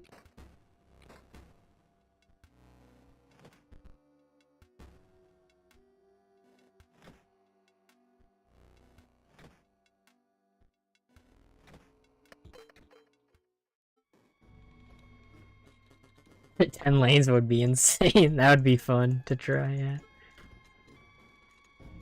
Dan, you can't. Circuit theory this year, my uni, funnily enough. Good luck with that. Hopefully their better circuits in real life better be cooler than they are in Inscryption, I'll tell you what. 0.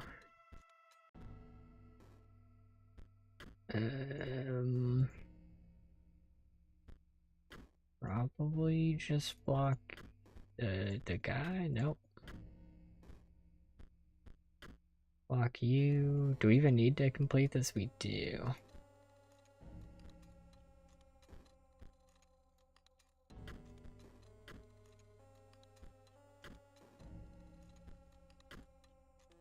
Oh, that still counts. Dang. Yeah, 3 attack fire is also not a win. I'm just trying to do funny ways to win right now. It's all about the funny. I don't remember this puzzle.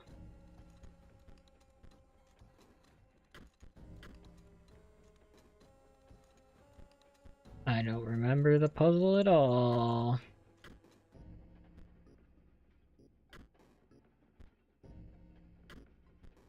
What is it? Dang puzzle.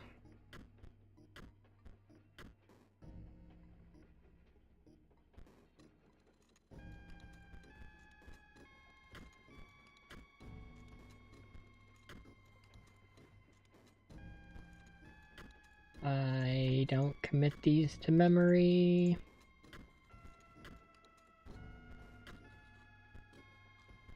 -2. It's puzzle time. It is, it is. It's puzzle time. Grab your puzzle popcorn. So I think we're supposed to like cover the -2s.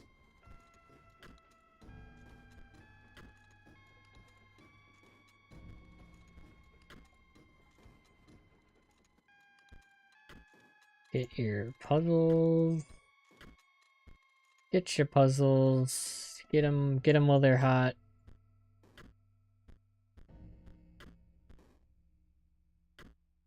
Go.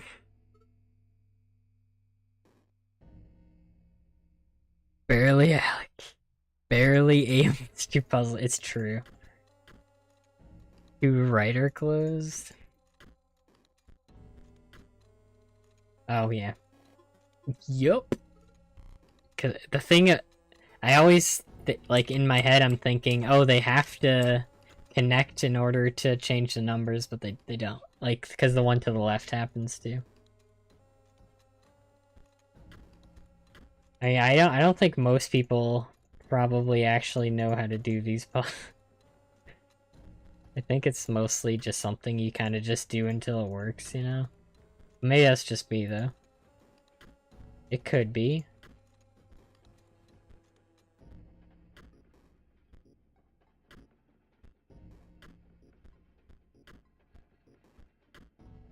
Oh yeah, it's all coming together. Oh yeah. Mm-hmm. Oh yeah. Uh-huh. That's what I thought.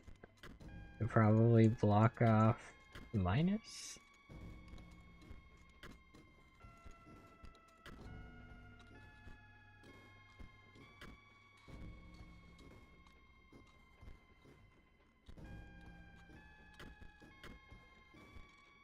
Do that.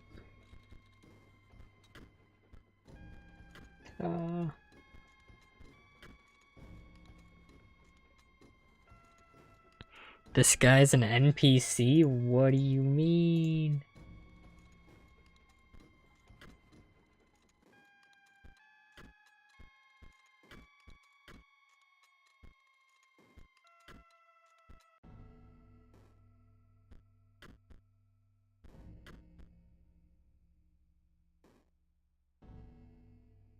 Brute forced it, yeah.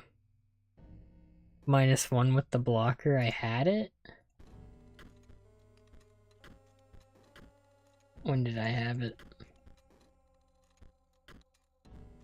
Because it needs to have all of them down.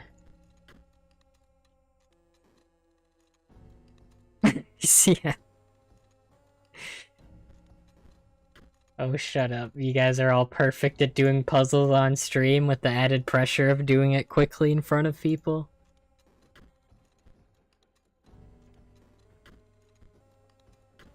If I do the same thing again, maybe it'll work. Aha.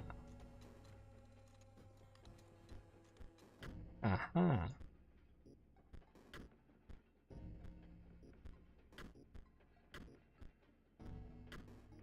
Oh, 0.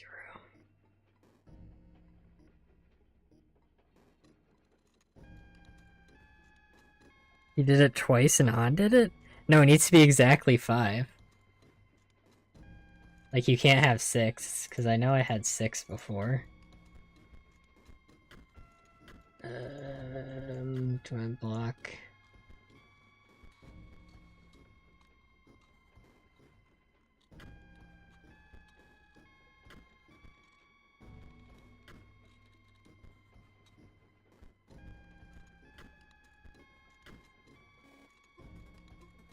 See, I'm the best puzzler ever.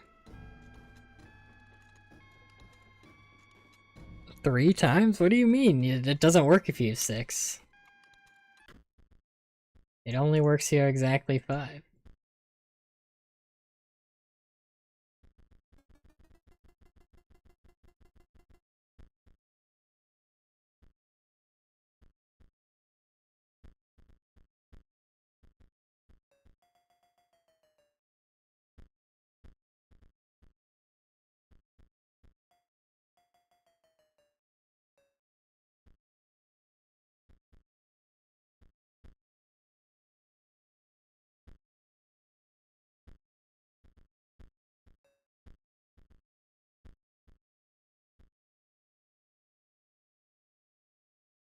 That's true, I'm the clown now, yeah. I guess you are. How does it feel to be a clown now that you're one of us, huh? So here's like a funny thing you can do.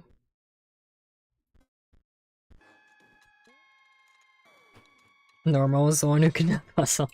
I knew it all along.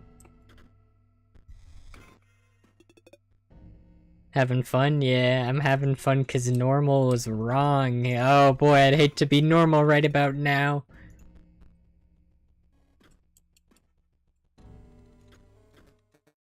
Alright, so this is funny. Because this guy always concedes after one turn, so you can't actually lose this fight. And you can see he doesn't even summon anything. So what you can do is you could just, like, normally I wouldn't play this because it doesn't technically have like an 100% win rate, because you could open with all cards. Like if I opened with all these and none of the blue mages, that would be bad. So this isn't 100% consistent, but it's like very, very consistent.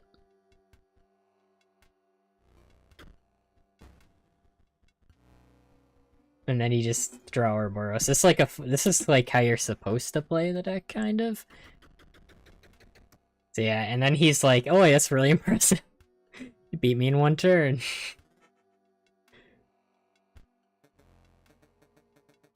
See, that's why he has dialogue for that.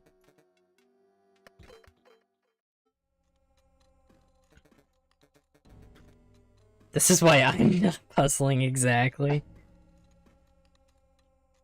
When you said it's clowning time and clowned all over the streamer. No, don't remind me of that moment. This is worse than the time you said it's clowning time and then clowned all over me. Is that? And then here we go. There it is. There it is. That's the old data. Right there, that's what that is. Why are you slandering funny clown, man? Finally, it doesn't autocorrect when I say Alec. Hey, my phone still does sometimes. Remind me of Technoblade? Huh, I haven't heard that one before. But I don't mind. I haven't really watched Technoblade because I don't really watch a lot of Minecraft content, but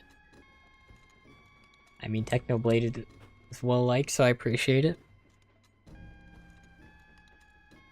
This is a tough fight, Wink. Best part of the stream. Okay, so here's another funny fight. This one's pretty funny. Let me get the card I need. Not you. So we're about to go to Act 3, which is gonna be kind of exciting. Where was it? No. Yeah, here. So we need a lot of these guys. Gonna buy them for a while. You remind me of the celebrity Joe Biden. I appreciate that.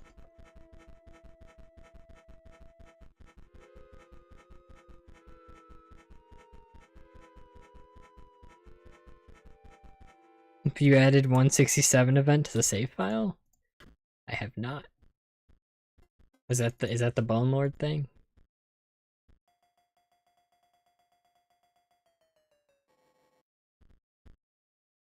Okay, I think this, maybe, let me test this. Maybe this forces Sentry to be a starter card, because normally Sentry's not a starter card, but my only other option is to draw a 1 bone thing, so maybe it prioritizes the Sentry to be the starter card.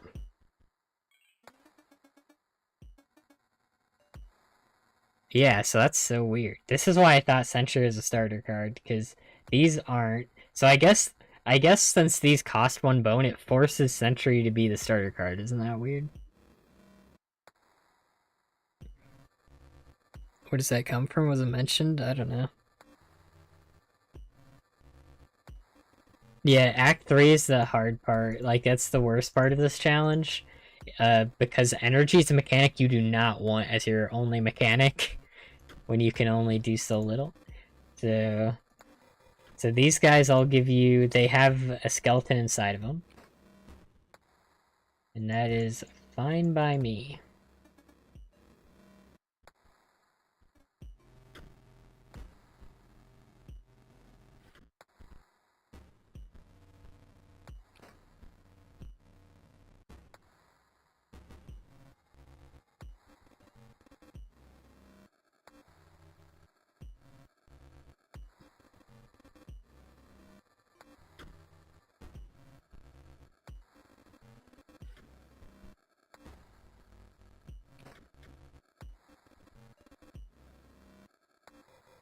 Dedication, quality content, just like him. I appreciate that. Ahmad, welcome.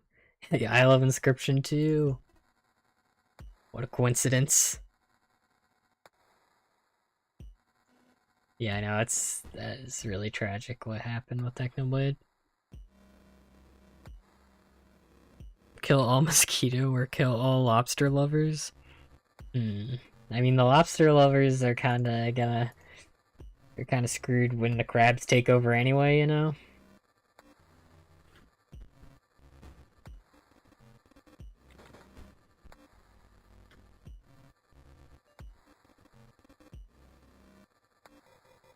Okay, so you...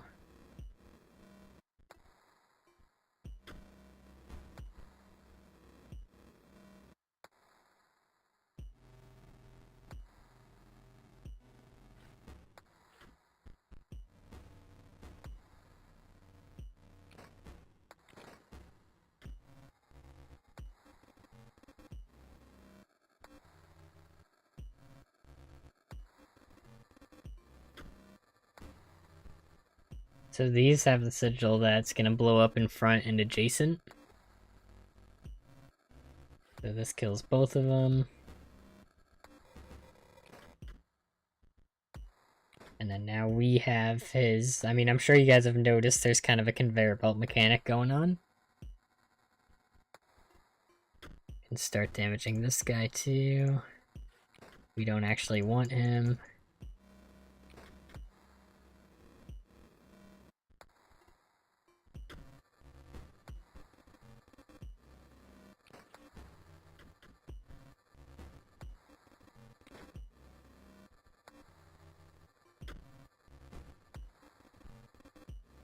I think that is the last of them.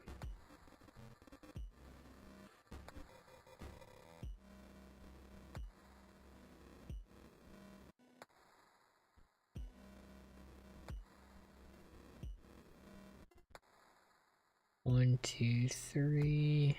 So we're gonna do this.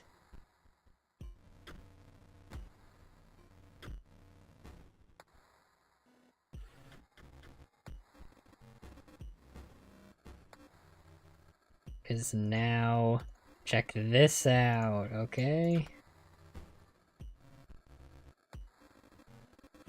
So the skeleton perishes, and then what PO3's mechanic is for a second phase is he scans our board and copies our strongest minion, and so he copies our our 0/1s that don't attack until we make them, basically. So we just get to do this, which is really funny.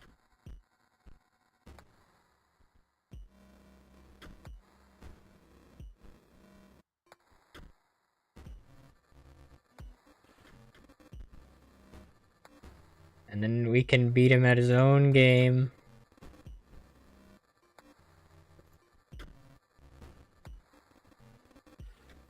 Which is that's one of the funnier fights in my opinion. I think that's a good way to do it.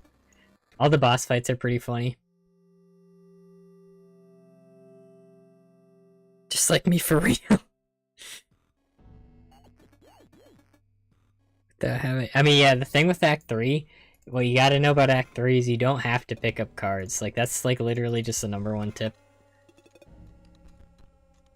Okay, so now we have all... Now we can pull funny moments on PO3. We can do this. Give him a little stoat here, just to be extra funny.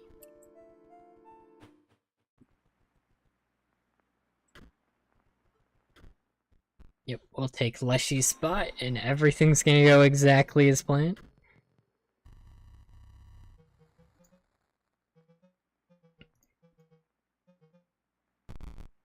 Uh-oh. That's why you like him as a stoat? Exactly, that's why we're beating him with the stoat. Well, we don't beat him, but... We do this. And then he's like, no, I'll just leave this here. And the thing about this card is as soon as you damage it, then this happens.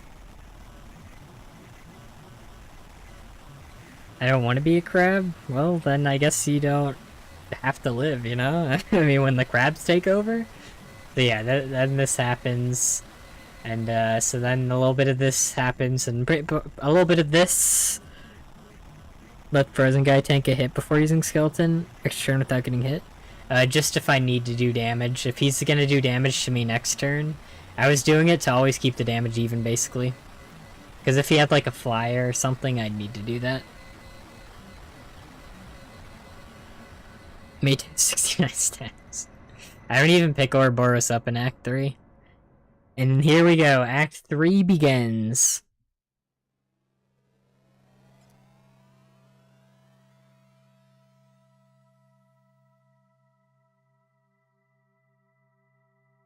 I can pick him up for fun, though, at the end.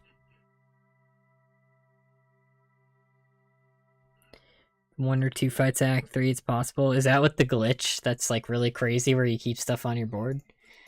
Because, yeah, I'm gonna ban that one, I think. So this is where it might actually start lagging, also. So let me know if you guys see lag, and I'll turn this stuff down. So yeah, you can't get up right now. Autopia. So here's the first fight, and this is the hardest fight in the entire act, because we can lose it due to no fault of our own. There's nothing we can do if we get bad RNG. Probably gonna take a couple tries.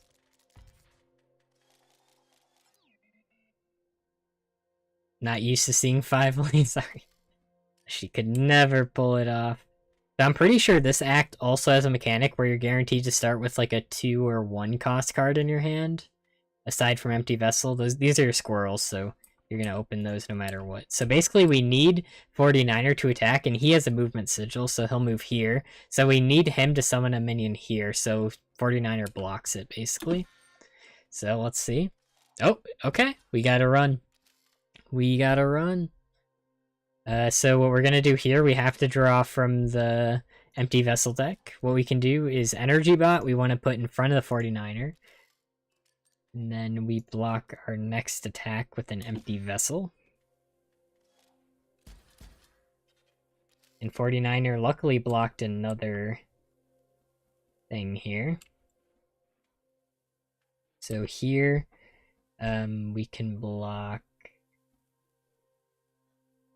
another attack. So we're gonna attack here. Because this way we can attack while also blocking an attack.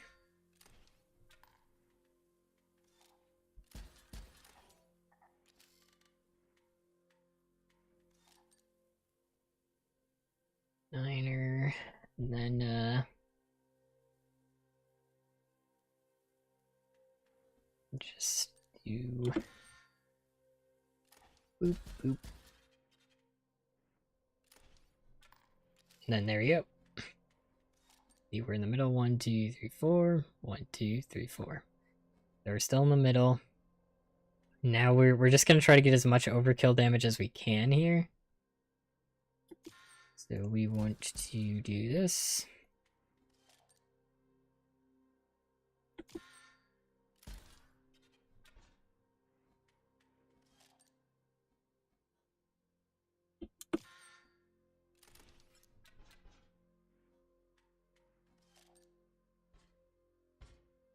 And I mean, this doesn't actually matter, but either way, because we didn't have exact there.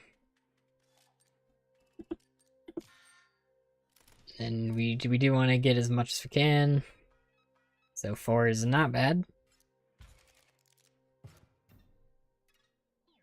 Yeah, the glitch. Yeah, I'm not going to allow that for the run. But it is kind of neat. So there are some hidden paths in this act if you just scroll around. So this one, we've got some money here, which we do need. Well, we don't need it, but it makes it more consistent.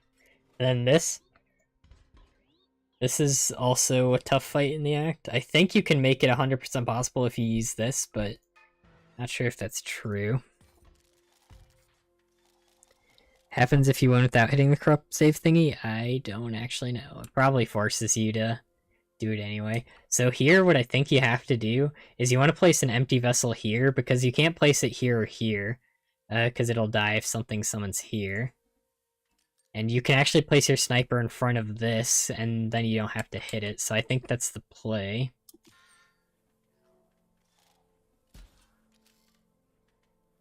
I mean, as long as he's summoning there. But so here he's summoning 2 things.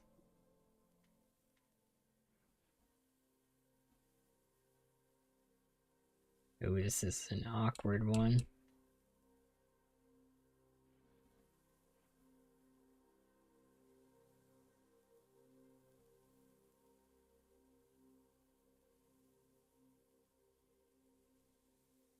Yeah, it's actually tough. Yeah, FPO3 is like a troll, and I love it. I love it too. Yeah, Thorns on empty vessels are really fun. I really like Nano Armor too. Always is nice when they can take an extra hit. What's this game about? Welcome, I Like Ducks. Good to see you here. This is a card game that emphasizes like where you place cards and has a lot of sigils, which are basically the effects of this game, so it keeps it more simple with the effects. So what we can do is we can energy bot to block a hit.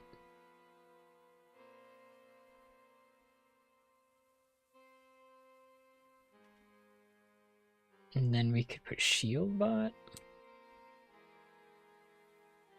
So if I put shield bot here, because I could energy bot here, then play shield bot here after refilling my energy.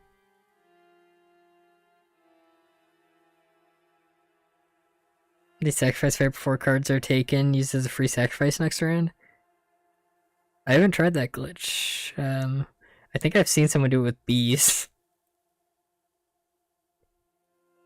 So yeah, for this has armored, so it just survives an extra hit. Like, this is what the shield is. Like, no matter how much damage, it might be capped at 100 or something, but basically it can take a hit for free. This will damage things in front of and besides it.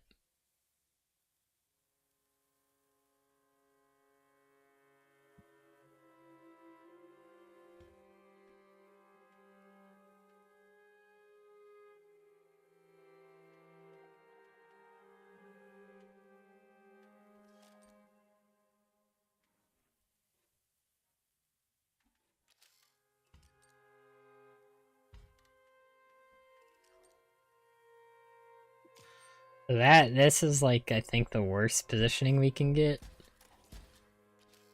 Pretty much.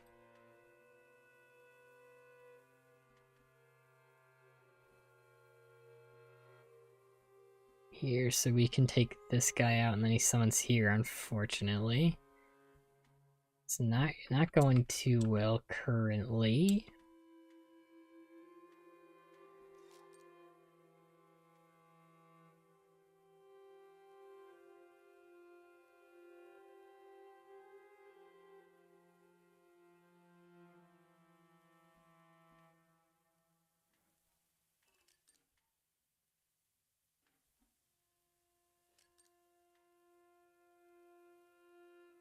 We can block. I don't know if it matters which attack we block here.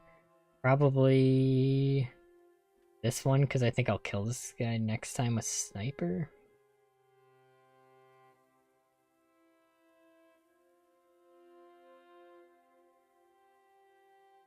Never seen this part. Welcome, Yakusai. Good to see you here. We're in a tough spot.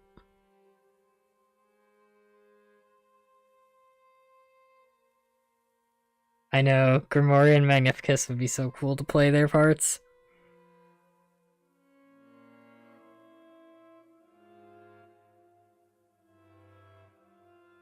Sniper on the right corner, then it gets hit by this guy. So it's just a matter of which attack do I want to block more. Because I think, next turn I can kill this. Or I could just kill this guy this turn to lessen the damage.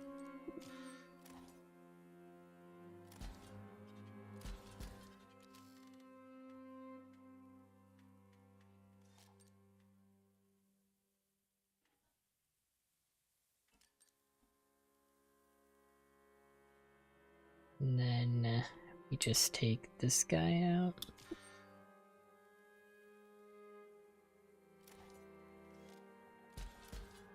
So we need to be ready for when he summons that.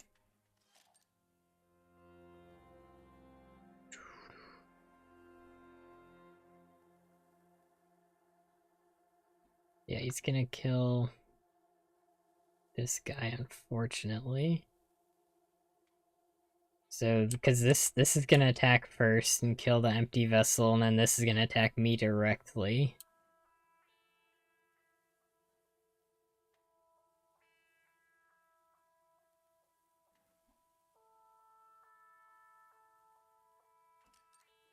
I'm gonna play this, because we can still take one, so that doesn't matter.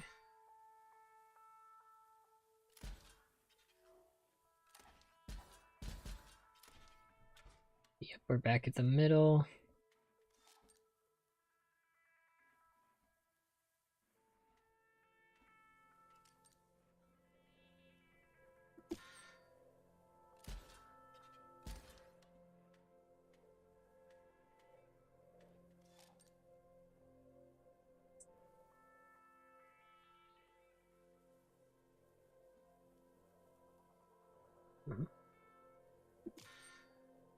Just attack.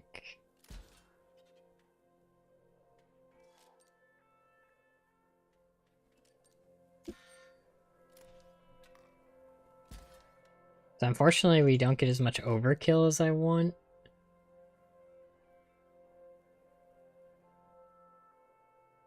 I don't think I have a way to...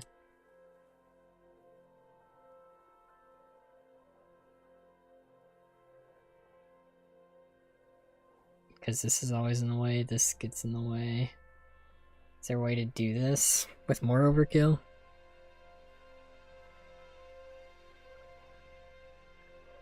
Because if I kill this, then this attacks.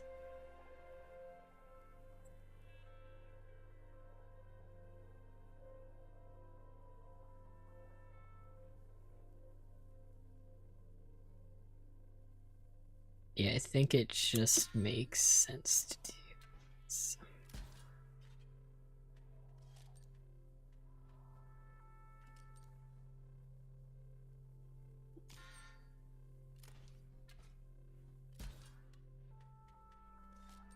We get our double guy.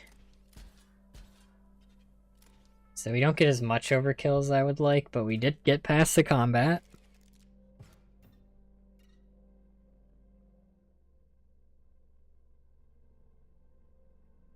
Rulebook during a finale with Magnificus? I have not seen that. Is there some funny stuff there? Alright, so here's something important. Welcome, Fragola. This is Act 3. So when we put something in here, we don't have to commit to the card we initially put in. Unkillable's nice. Nano and Stinky. So Unkillable, I think, is the best one. Let me check my notes real quick.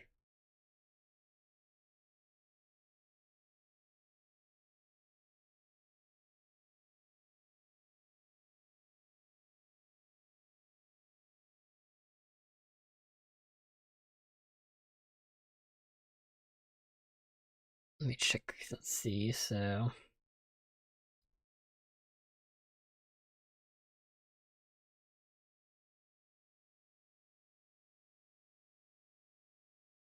Sniper, put in front of the clock.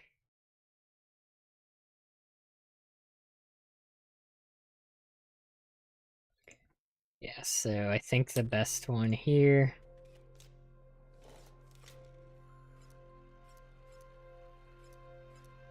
It's actually Nano. Big Nano on Sniper Bot is very nice.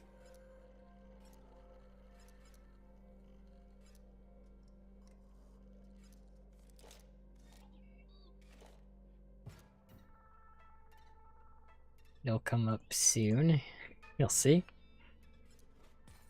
Your last card, it's the I've got the energy bot, the 2/3 cost, and then it's the 6 cost with double strike.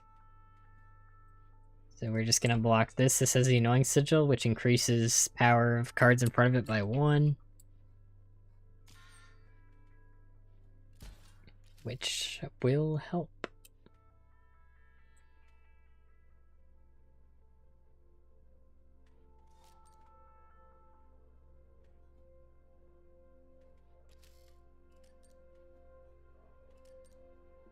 We're just gonna place that down. It helps against stuff. I don't think it really matters.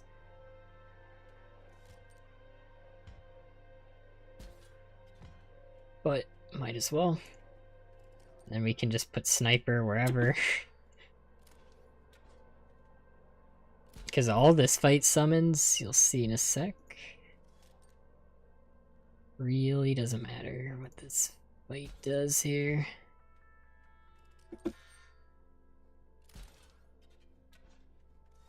Yep, just that guy. He's a 1/5, and he swaps his attack and health when he takes damage, which is really bad. Because, I mean, you can pretty much ignore it. Like, if it was a 5/1, I mean, that wouldn't make sense, but it would have more attack, so it would actually work. We can just do this, and then double gunner. And yeah, he just summons 2 of those, so we always win this fight. We don't need battery. Which is good, because we can't recharge it until right after this fight. What's the point of giving Sniper a shield? It'll help with the strategy that's just about to come up. It basically lets me farm money infinitely. Joke Sigil's nice.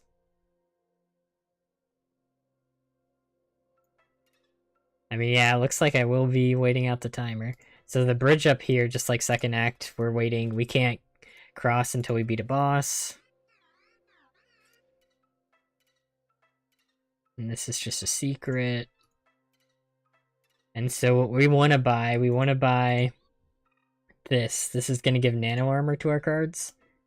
It's an item like this. So there's also some extra money we can pick up real quick.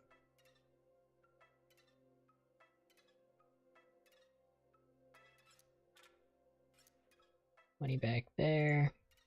And now we're gonna fight this. This is where the sigils come into play. So this fight summons a lot of alarm robots. Let me make sure I'm doing the strategy right.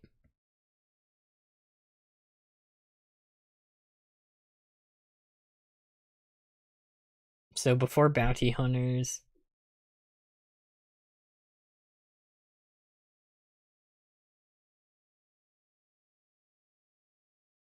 Oh, that's weird. Sorry. Let's see. So play Energy Bot turn 2, Shield Bot turn 3 in front of where Annoy Bot will spawn. Okay, so we're gonna play Empty Vessel.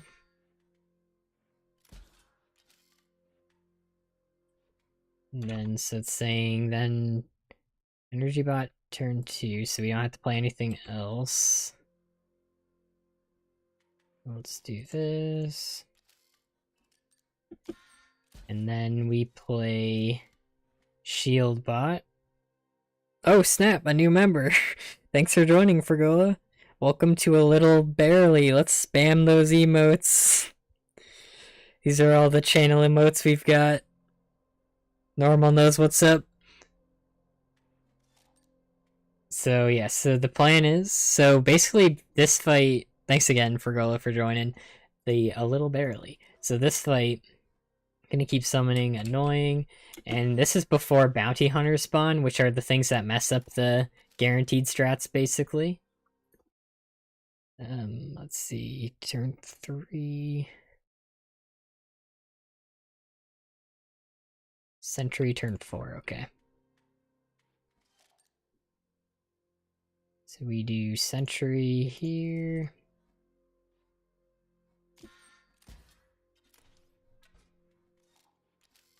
Ah, that's unfortunate. It lowers our potential damage a bit. Nice. Yep. Thanks again for joining. That's cool. So unfortunately, we want this to not summon on the left or right, because then we can give our double attacking, our bifurcated strike, which is obviously how you say double strike. It's French, so it's pronounced double strike. So this hits twice, so obviously if we could raise its attack by 1, that increases its attack by 2 basically, which means more foils for us, but in this case we got a little unlucky. It's not a big deal though, and we still get enough money.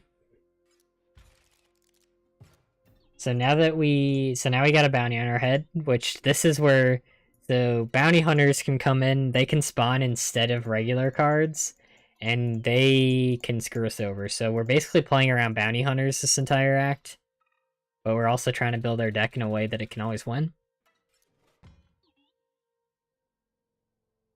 Like 25, 51's nice.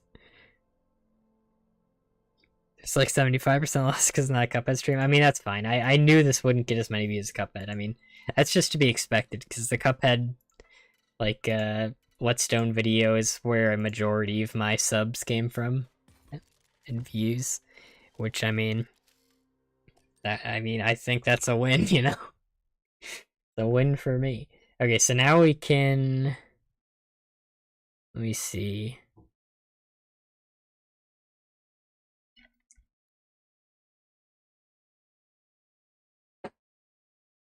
Okay, so now what the play is.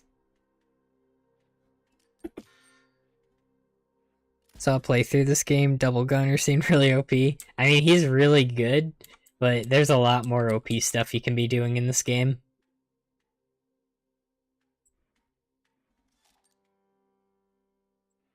So what we can do now, since bounty hunters can screw us over, so basically next turn he can summon a bounty hunter instead of an Annoyotron, and some of the Annoyotron, this is Hearthstone now, instead of an alarm bot. And I think the way it works is like after a certain turn has passed, anything can become a bounty hunter. but they can still only summon one per fight, I'm pretty sure. And I think that turn is like at least like 3, because first turn I summoned Alarm. Yeah, I think it's like 3. Oh snap! Starlights! Welcome to a little barely. Let's see those emotes.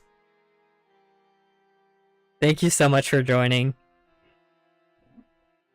Hope you enjoy the emotes.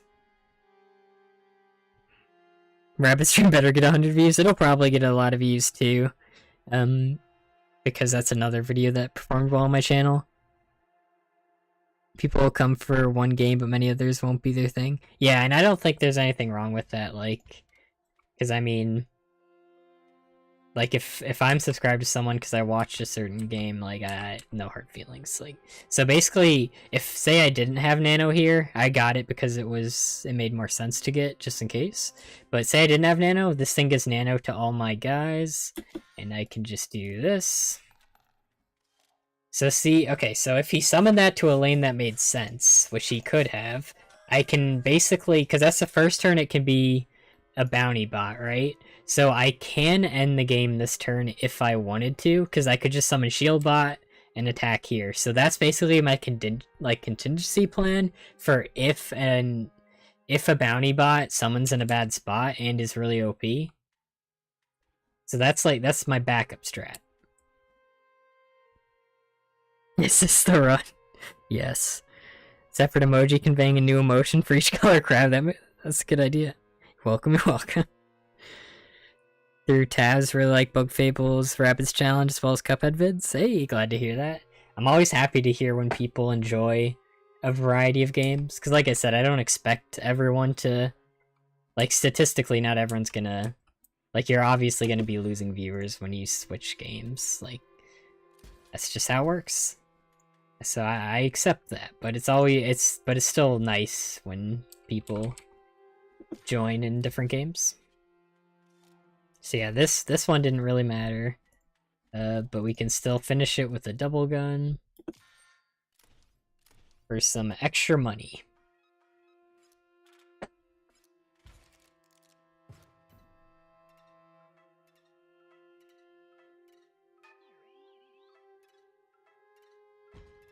So remember to go back there so you get your items back.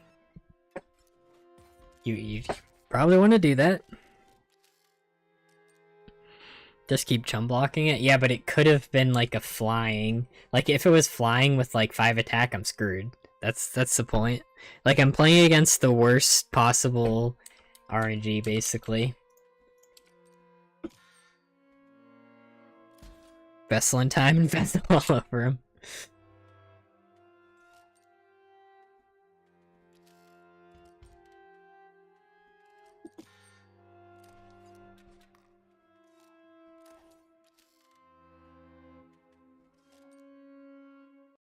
So then,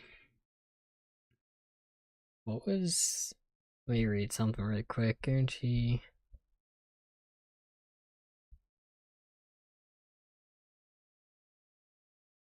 Sniper turn 3, play a shield bot.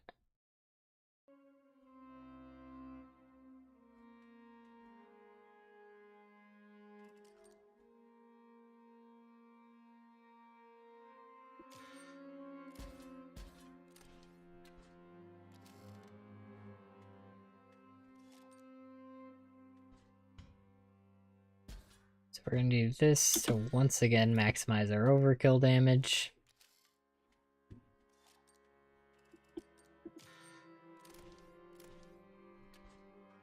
Three, 4.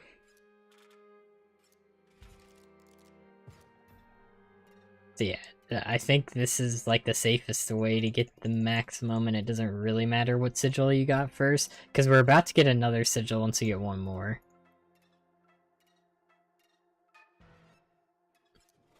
Have any funky stream friends for the boss battle? Oh, funky Steam friends. No funky ones.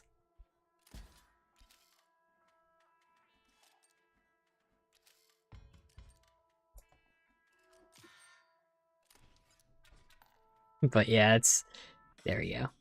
So yeah, if this was like a 5 attack flyer, that's why I need to be able to close the game out.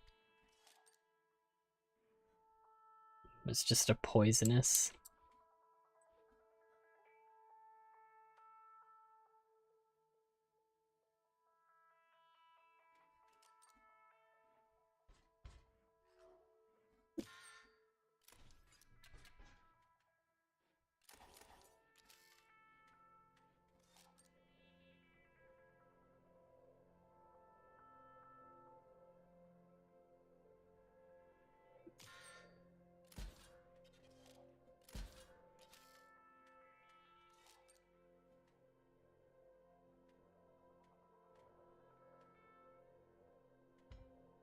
Full gunner, so we can...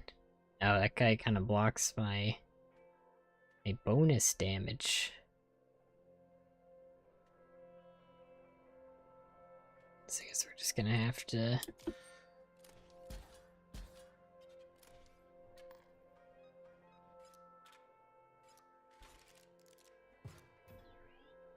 discover this channel from comment, found some really interesting challenge run, colluding battle network, run without moving.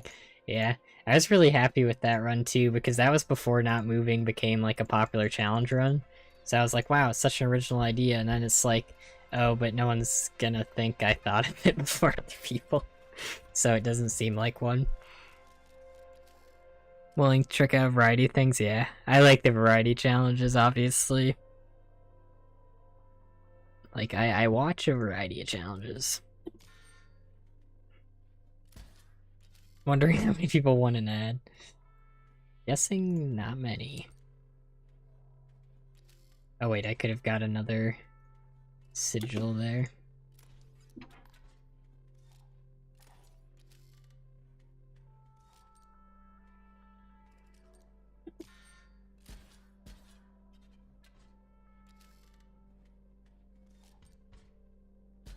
We're getting some bad spawns, even without the... Yeah, okay, see, I'm not being able to do as much overkill damage as I would like, but it's fine. Act 3 bosses are really cool.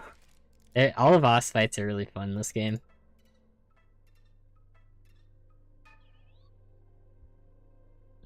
Auto lose to 12 attack flyer was kind of sad. Yeah, exactly. That's what I'm afraid of. Might not be up to date with the updates this game got after original. I just know there are a couple of them. Yeah, I think like the only big one was like Casey's mod, I think, right? So here we go. We can get another sigil. Yeah, it's not a scripted lab. Biggest issues, thinking generally good ideas that aren't just possible or trivia. Yeah, that's definitely the hardest part. And then you just get beat to so many ideas too. Like, I've been beaten to the... Ooh, double strike's really good. Because this would make it where I can finish the game a turn earlier. Right? Because the first turn I attack, I do 4, and then the next I do another 4. Yeah, this speeds it up. Especially because I don't actually have to attack left and right with Sniper. Yeah, because I was beaten, like, I thought, like, Plants vs. Zombies before the 2-seed slot became, like, a popular challenge run. I was literally, like, in the middle of recording it, and I was like, come on. Now I can't do it because someone else did it. And then I guess that's the only one well, that same guy also beat me to another, like, Mario, Luigi, without dodging. I was supposed to draw, I didn't draw. Oops. Yeah, I just messed that up. I could lose, and it'd be my fault here, because I wasn't paying attention. Obviously, I'd be paying more attention in a real run, but still shouldn't be messing up stuff like that.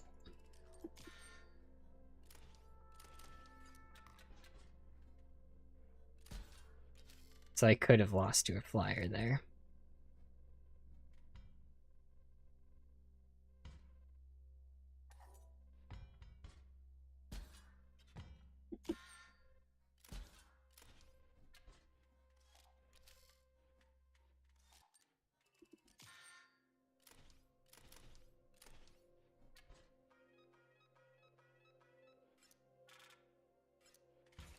Don't actually have friends on Steam, DK, not much social guy. Turns out when you don't have any, it pulls random people from? I guess. That makes the most sense to me.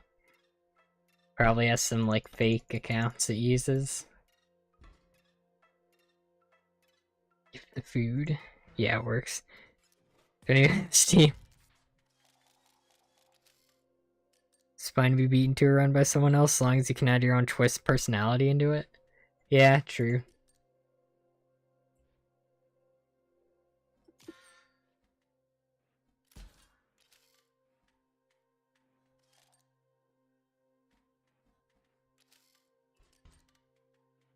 I've also thought that ideas weren't interesting enough, and then I see someone else do them, and I was like, dang it, I should have done it.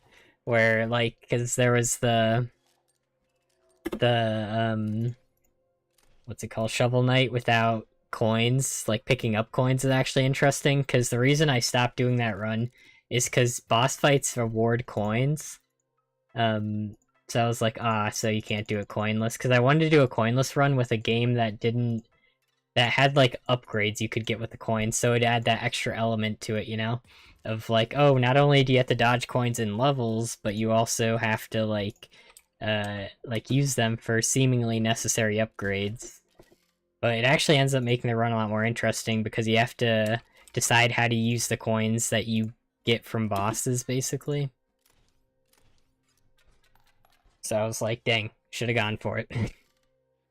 But I wasn't gonna do it anyway, so I'm glad it got made by someone.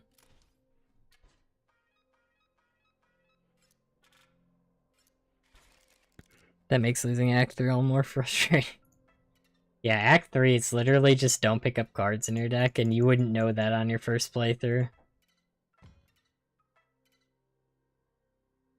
Hear me out. We ask how many people are good with an ad. It's 90% we get an ad, okay.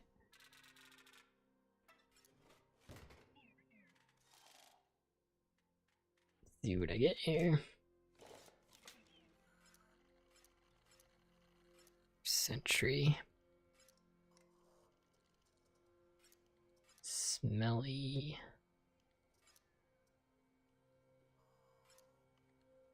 Yeah, none of these are good, but...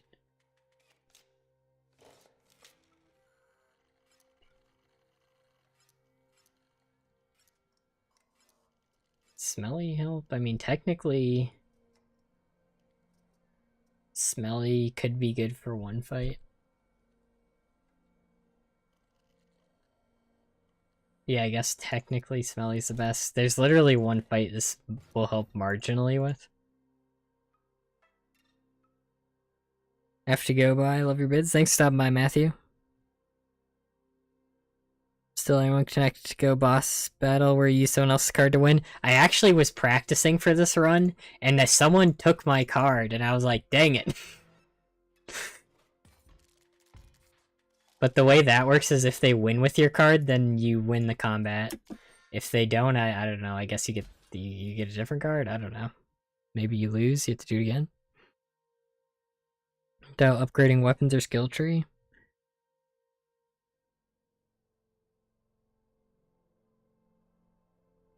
I know people have done it without guns. Make pull for an ad. Gives the card back, so great. Oh yeah, when he gives it back, yeah.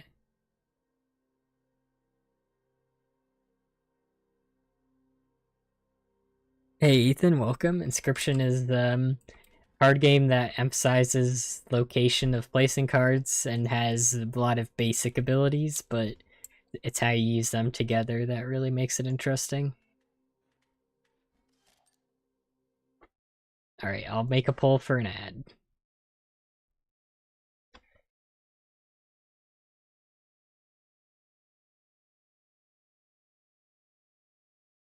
There you guys go.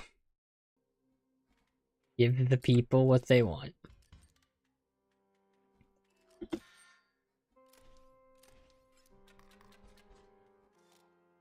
See, this is what I'm talking about. If that's summoned to a different lane, I'd be screwed, right? If I couldn't beat the fight next turn. That's why you have to make sure you can win by turn 3. Because that's as soon as they can summon a bounty. Wait a second, that's not November 20. German get paid. I mean, it's not a lot. I only did that poll because people were asking for ads multiple times.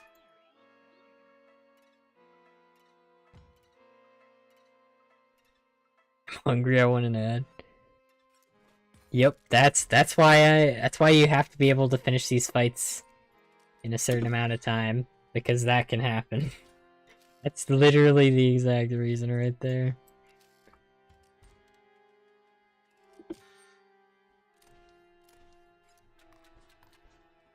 People have no appreciation for her.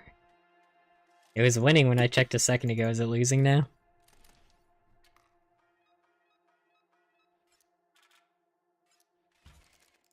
So we're gonna do this for a little bit longer. We're not...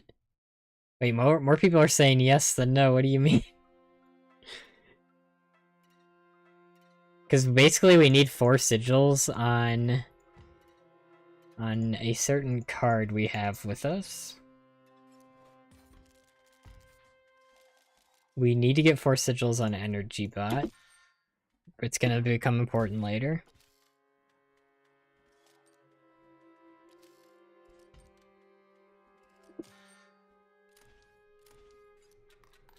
Please.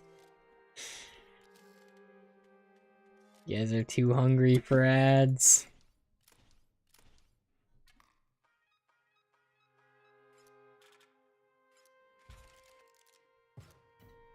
Is this a by the way you fail and reset and do it all over again challenge? Yes. Turn off your ad blockers. Alright, ads are still winning. I'll wait until they're losing.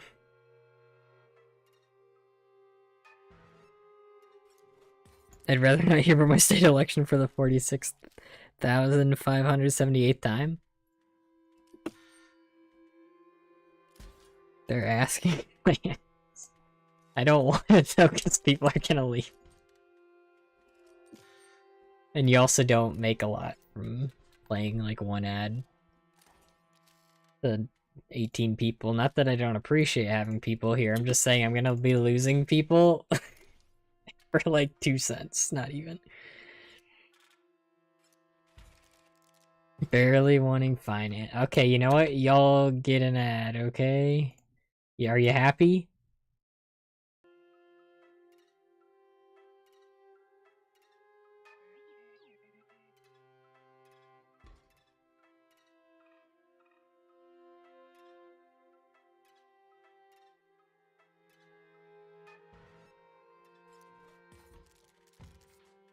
Worth the cringe ad to support the boy. Wait, did you guys even get an ad? I didn't on my phone. Any games you play are in mainstream that you can do these challenges in? I mean, yeah, that's why the Cuphead video kind of blew up my channel a bit. But I am planning on doing more mainstream games. I mean, this is pretty mainstream, and it's also Halloween. It's spooky month, you know? Called it political ad. Ad about marriage? Yeah, now you're gonna get married, all thanks to me, so you're welcome. Received an ad. Look, I lost. I told you guys I lost 5 people there.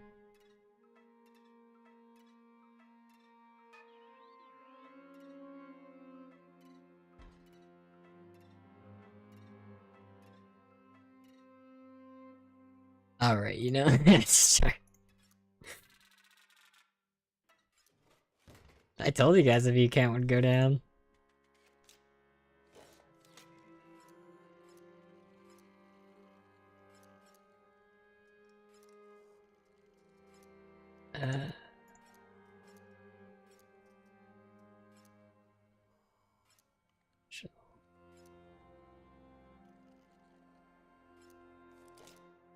We're looking for... I don't think it's a requirement, but ideally we want Sentry there. Needed to weed out haters to fake ban. The juicy ad revenue. How much do you guys think YouTubers make? I mean, it's fine.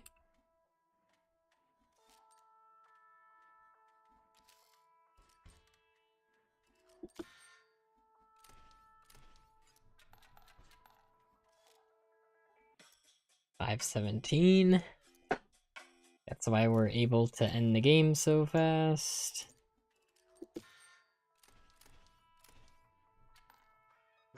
True fans, I love it.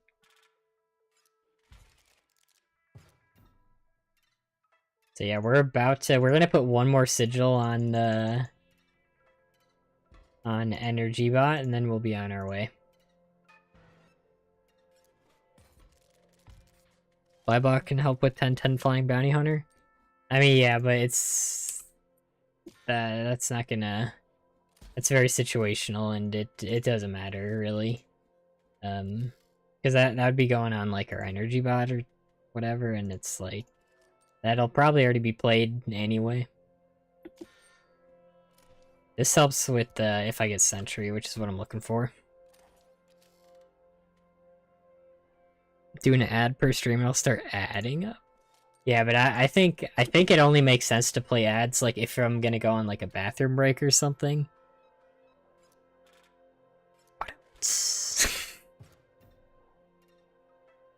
Like that's when I would play an ad.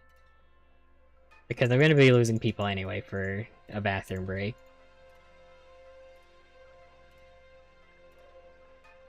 Play a few thousand. You'll be rich in no time. I see no possible downsides.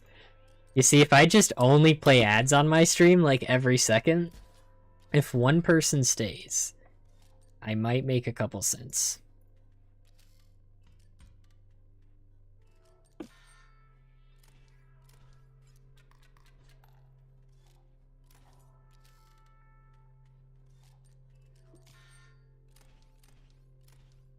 Francisco gets trombone, play trumpet.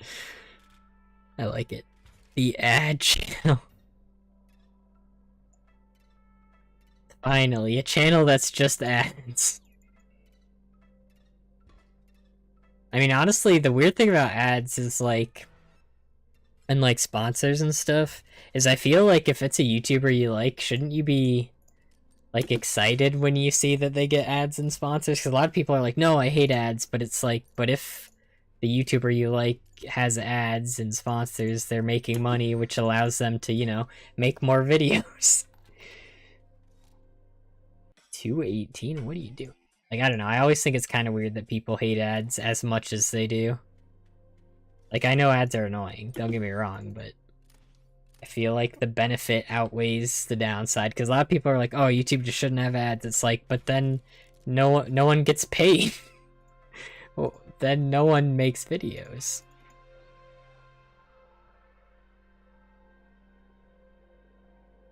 Be allowed to make polls? That would be cool.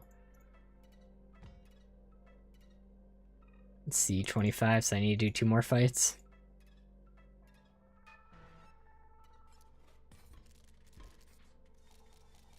So just use your starting deck? No, we're about to replace a couple cards in the deck, but you don't unlock it until later in the act. So we're only doing 2 more fights, and then we'll be on our way, so you guys can see some more interesting stuff aside from just farming. Makes sense to me, exactly.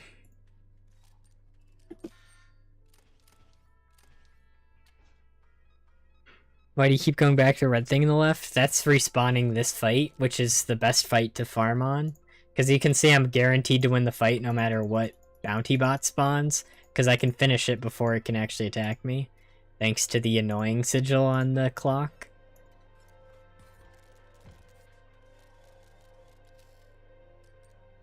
Biggest coward bounty hunter. For real. PTSD from cable where a third of it is ads. Honestly, that's a good little theory you got, because like the ads on YouTube isn't nearly as bad. Like the way I do it for my channel is an ad every 10 minutes. I think that's fair. Sometimes it won't always be 10 minutes, because I'm not going to put an ad if it doesn't make sense to be where I put it, you know? Like if like I try to put them after fights and stuff like that, so it's not exactly 10 minutes, but it's roughly 10 minutes per ad. I think that's fair. Like 10 to 15 minutes between ads.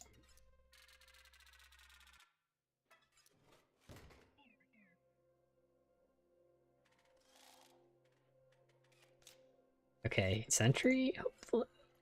It doesn't really matter. Okay, so yeah, none of these matter. I'll just get Flying Guard. Which also actually works, I think.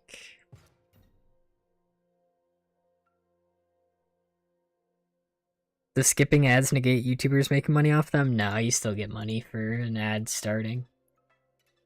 I think that's the most money YouTubers make just because people skip ads. So you can actually skip this fight altogether by going down like I did before, which we can do to save items because we're going to use our items here.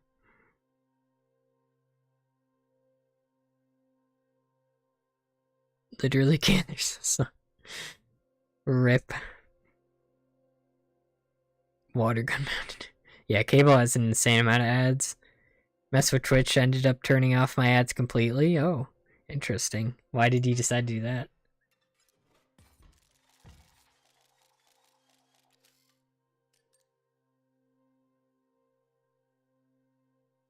Oh, conditioning. Good luck with that. Yeah, cable is really expensive. I don't know how it sustains itself. Yeah, it's definitely gonna not be here for much longer.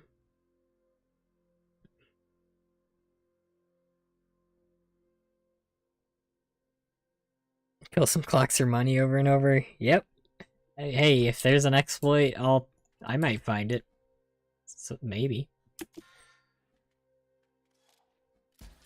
Okay, so now we can draw.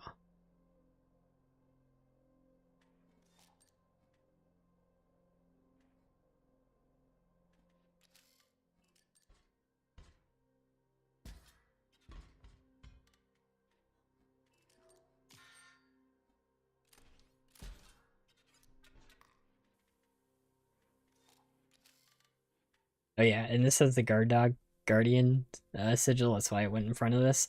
And it also has Stinky to lower attack of the opposing creature by 1. So that's why that happened.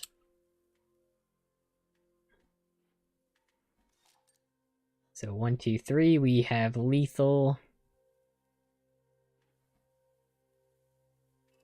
Ooh, we could just do that. We don't really need the money anymore. That's the face I see in the robot. Doesn't want all his money gone. Twitch's relatively poor payouts. Oh yeah, I heard about the whole Twitch controversy. Didn't they change it to a 50-50 split instead of 70-30 for some people? That's how YouTube does it. It's 70 for me, the 30% rest I make goes to YouTube.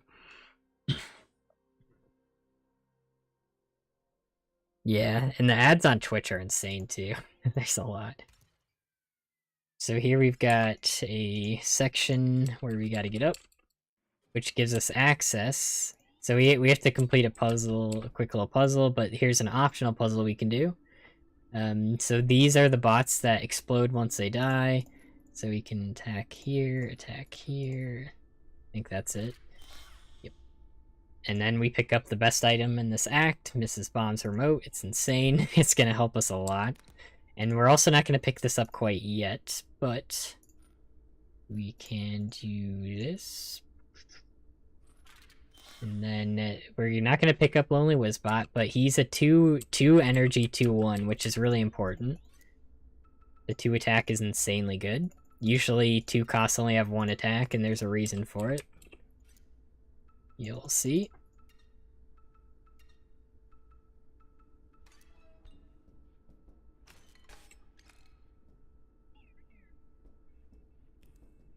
Oh.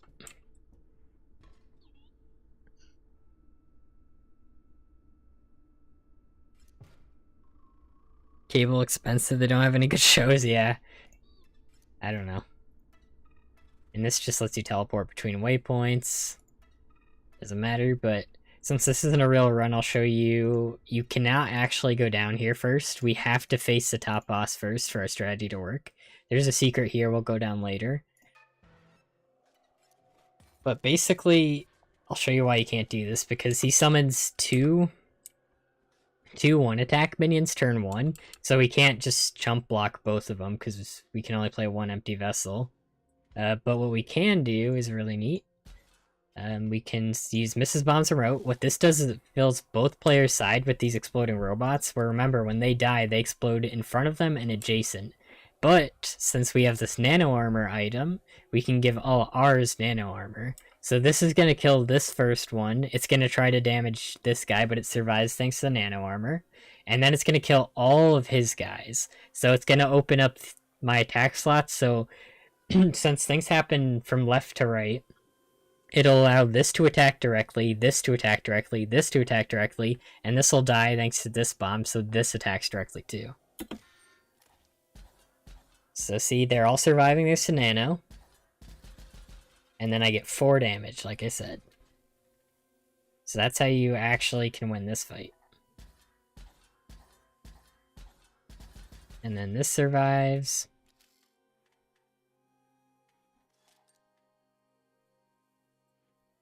And then this doesn't really matter. But we can do it.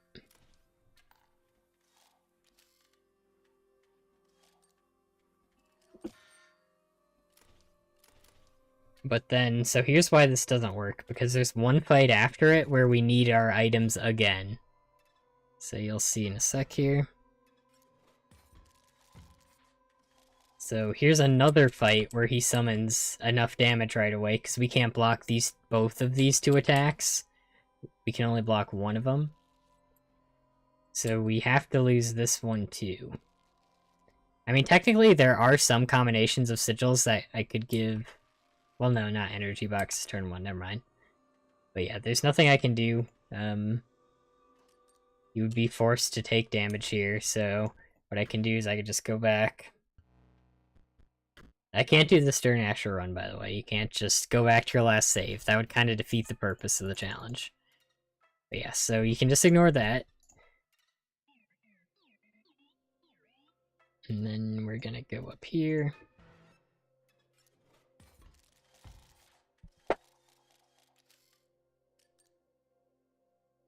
So this fight, we actually get our items refreshed after this fight. So we can do the same combo here that I just did before.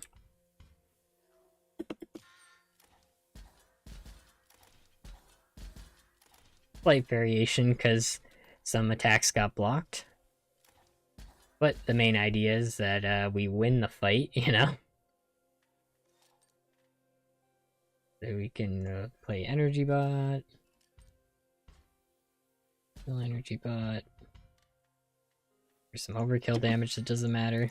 Probably shouldn't even risk accidentally misclicking there, honestly.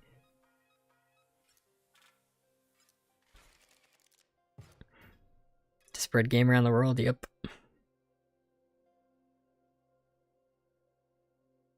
Only snooze them.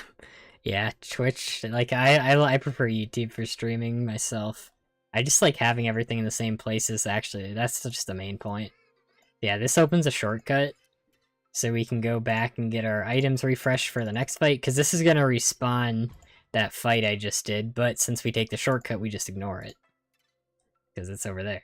And this is the sigil we don't want to put on our cards. It's actively bad. It basically transforms them into a beast of my choice, out of 3, and then it'll have that beast forever, so at the end of a turn it will turn into that, which really doesn't help me here.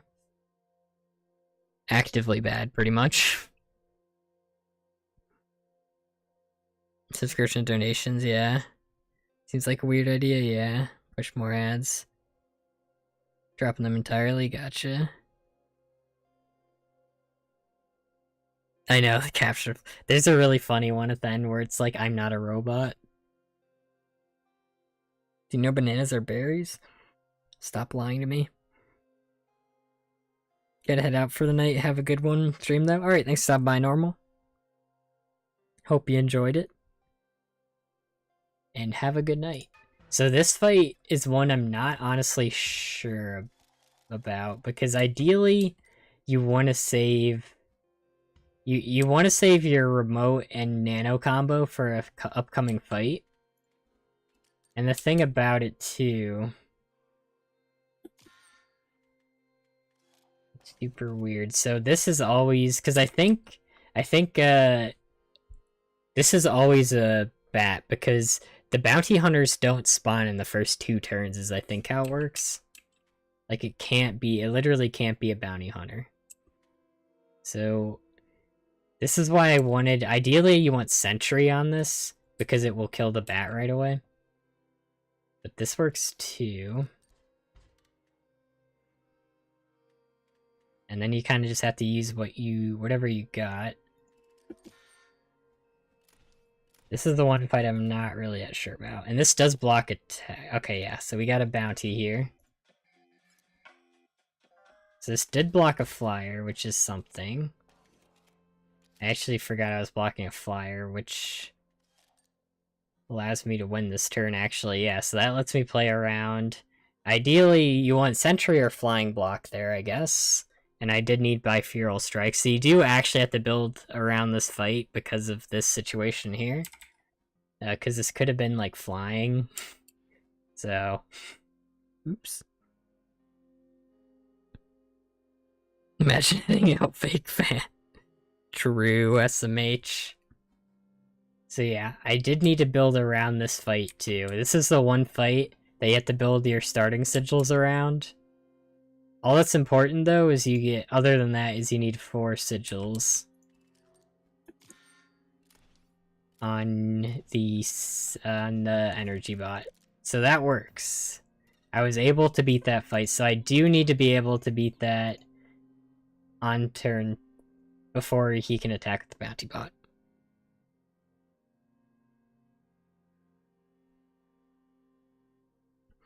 Good night, gotta go. Nice watching it though. Alright, thanks for stopping by, Fantastic. So yeah, so we've still got one fight after this. This is why I need that's why I need a good build there. I need to keep these. So this we have to trade to get by, and I think you always just want to trade for high cost stuff. That way you can keep, like I said, there's a mechanic in this act, I'm pretty sure, that makes it so you always open a 1 or 2 cost, basically.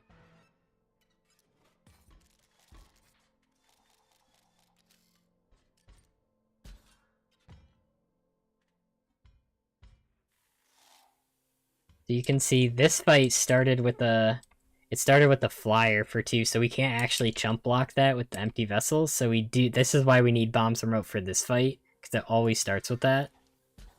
So we do need this start.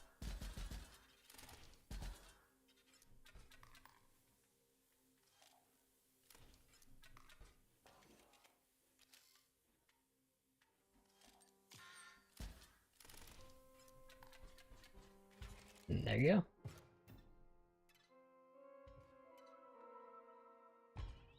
Back didn't get ad. Haha, no money for you. Oh no, I didn't get 0.00001 cent. Dang it.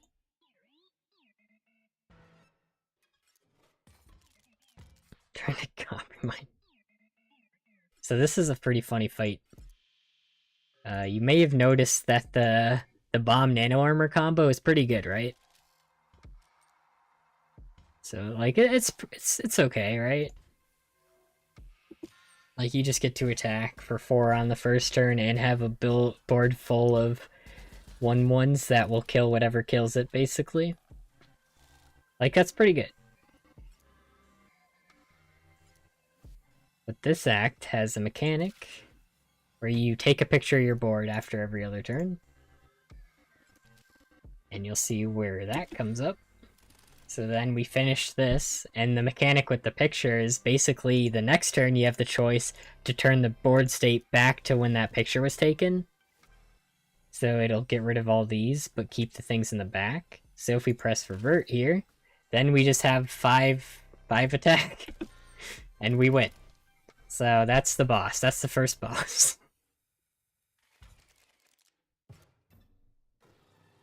I'll pay rent without that fraction of a cent. Oh, and I guess.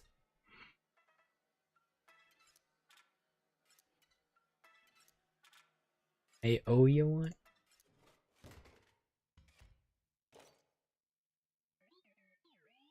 So yeah, and now we're upgrading our empty vessels.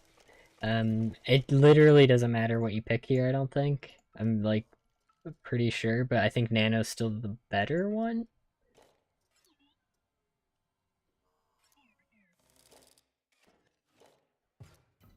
So there we go, that's the first fight. And so our deck, oh, here's part of the story thing where it shows our camera. I'm gonna end this as soon as I can.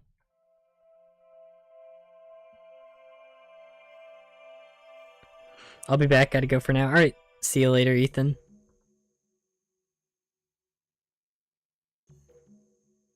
I'm being a fake fan and go to sleep. Absolute fake fan over here. What were you even thinking? So here's where we start changing our deck for real. This is where it starts getting a little bit crazy. So for this fight, we can just, since past this fight is where we pick up an upgrade for our deck. So we can just do this. Because we're going to refresh our items, but first we need to actually upgrade our deck. Ooh, hiccup there.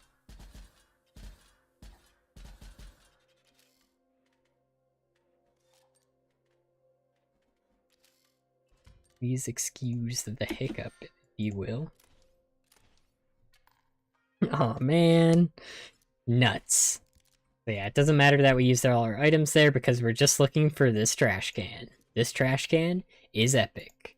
So, since it's a card game, we want to have, basically, if you don't know, having less cards in your deck is better for card games. And any card we can basically start with on our second turn, because with a 4-card deck, we were able to always draw from our starter deck turn 1 instead of drawing an empty vessel. And with 3, you'll always start with the exact same hand because you only draw 3 from your... Because you always draw an empty vessel and then 3 cards from your deck. But with 4, you're able to guarantee you always open with the same cards. On the second turn at least, which is completely fine, basically. Stimulation. So now we're going to pick up Lonely Wizbot. We don't actually need to only have 3 cards in our deck. We just need Lonely Wizbot right now. Okay. And now with Lonely Wizbot, we're going to do something. Trash can is epic.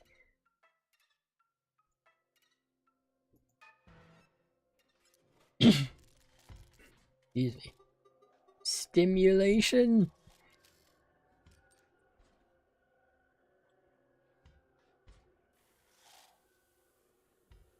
Do the same nano bombs combo.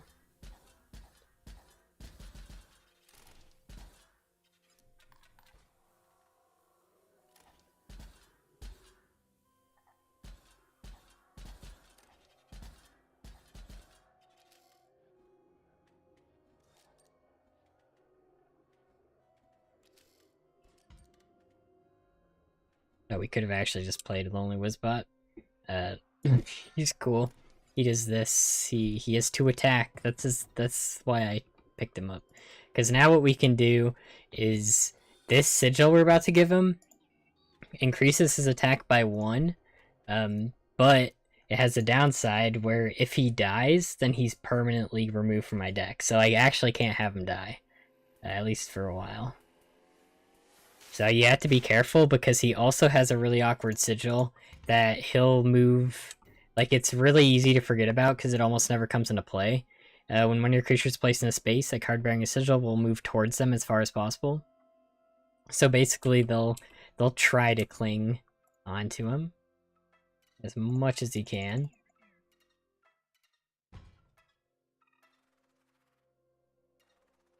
Way to expose me. I bet I got 2 ads. Well, how about a third one, huh? So I could technically be trying to upgrade his sigils further, but I don't have to. Because what's really good about him... You'll see here. I'll show you what's so good about him here. Because you know how basically the important part of this game is to always be able to win by turn 3, allows you to guarantee you win a lot of these combats. So this combat happens to always start with Explodobot getting summoned behind Alarm Robot. It literally always starts this exact same way. And so what you could do... Lonely Wizbot. And you see how he attacked for 3. That means that this turn, he wins. So we're able to win turn 3 without needing items. Another ad? Imagine getting ads could not be me. I mean, yeah, if you guys use ad blocker, by the way, it's fine. I won't judge you, I've used ad blocker in the past. So I can upgrade my guy, but I'll show you that you don't need to. This is another upgrade station. Like, technically, giving him Bifuril Strike is really good, but you don't need it.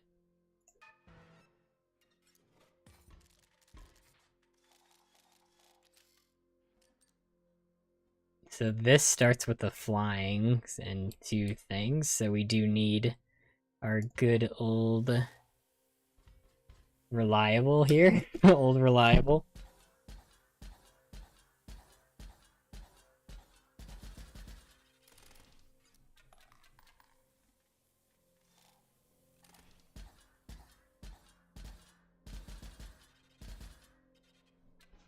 And then we can finish it this turn.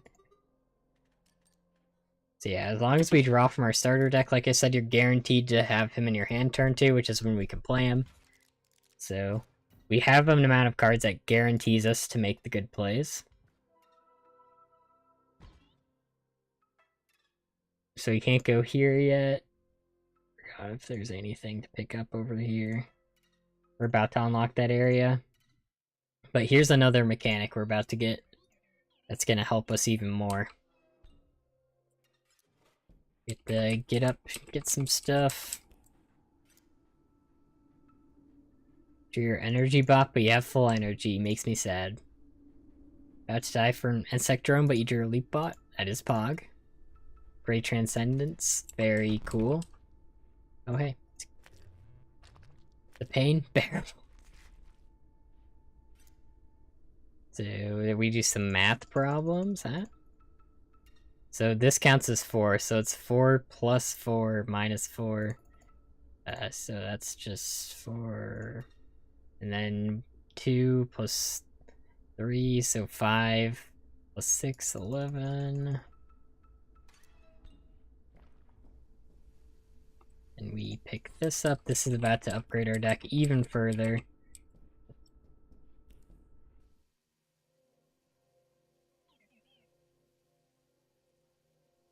Alec, another ad? No. Get ad money. To not get ads, I think. Yeah, Grammared some bears? Like, what?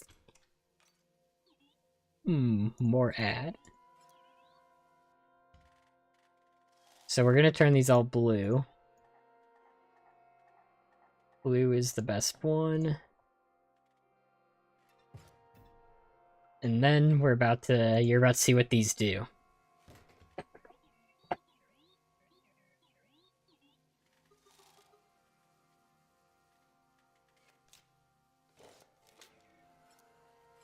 This adds the gems on the card that you select.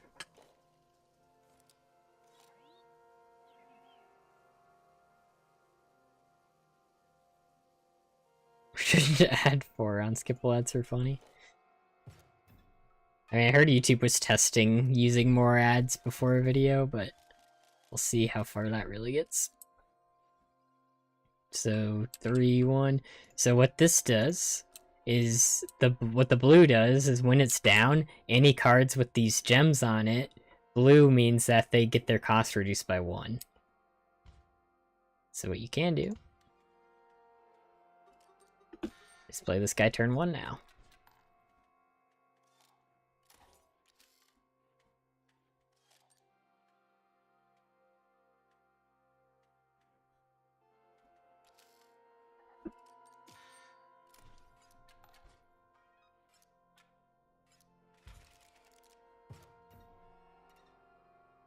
Then it becomes more valuable. Yeah, that's their plan.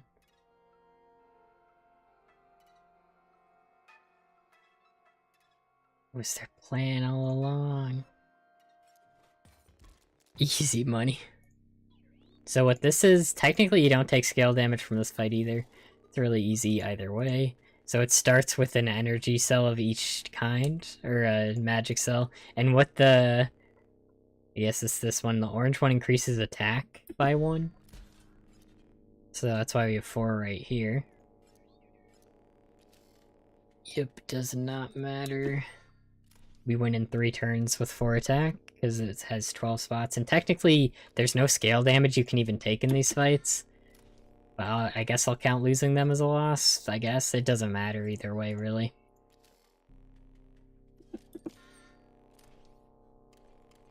Feel bad for Goobert?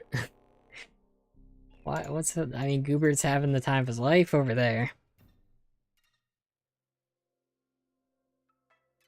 So here's another shortcut we can open, which just allows us to get our items back like last time. Not really important this time, but you might as well.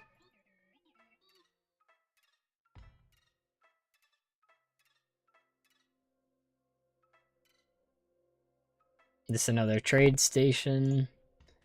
So this time, what does this even do? Is nano? Yeah. Yes. And then, we don't even need sniper bot. I don't know. I don't think it matters, but I guess we just do this.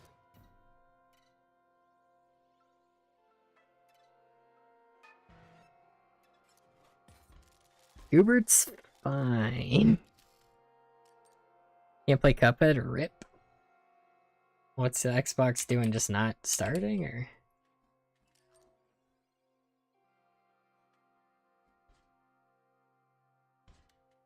Forgot if there's a fight after this. I don't think there is.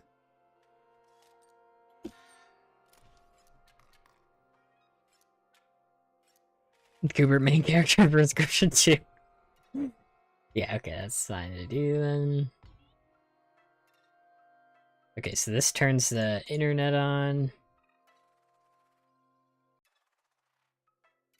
So it allows us to go in here, which is previously blocked. And this, we can upgrade our... We don't even have to get this, I don't think, but might as well. It's not going to do anything, but it's funny. This is going to make our empty vessels conductors, or whatever it's called. That useless mechanic from Act 2. And it's useless here too, but...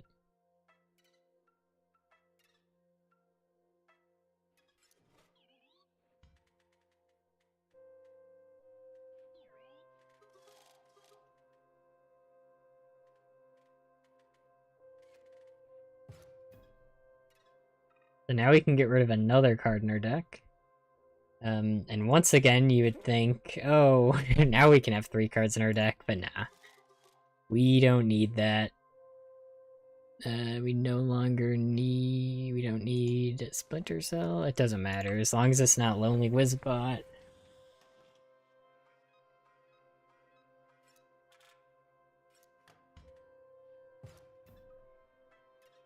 Turn this on. And we got a fight here, and this is where things really change. It's because it's 1 attack, right? Yep.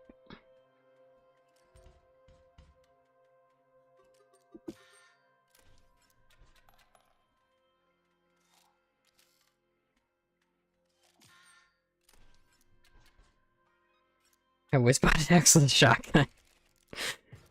Someone make a petition. Shaped like a cat. Does that make it a cannibal? I guess. Simple yet effective. Yes. Okay, so now we get to make our own card, and how much points you have to make your own card depends on how much sigils you have. So 3 sigils, 3 SP, 4 sigils. This is why we wanted 4 on this card. That's why it was important. Is now it gives 4 SP. So what we're gonna do is give him 3 attack. And then we're gonna give him Dual strike. So now this will end the game the first turn is summoned. But to make it cost less SP, we're gonna give him negative sigils, which makes the cost go down. Because they're negative, so that's why. So this is as far down as we can make it, and then we have to make cost 2. So this is the best card we can make, basically, for this cost. And we can kind of make it look like my mascot.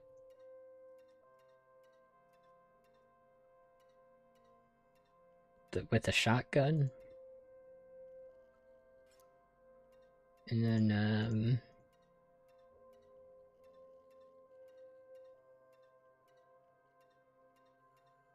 and then he's the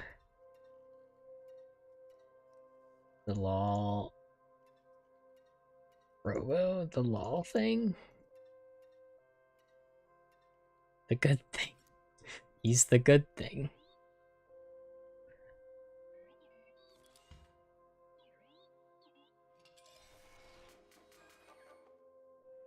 So now we just put an insta-win card in our deck, basically, and we can go back.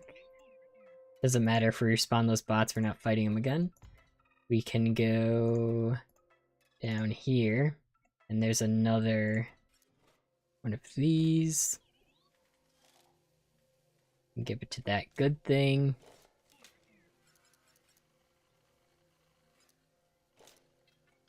Good thing, the best card, basically. Is now that this one's fights turn 1, basically, and you'll see it really will. There's one fight, like boss fights, it's still not an instant win because boss fights have the whole, you know, it's the boss fight thing. 2 phases. Yeah, there's some stuff here, doesn't matter. Like I said, I'm not going to get extra stuff since I'll show you that this is all we need to win. During a real run, I'd probably play it a little bit safer, honestly, but... So, 2, 1...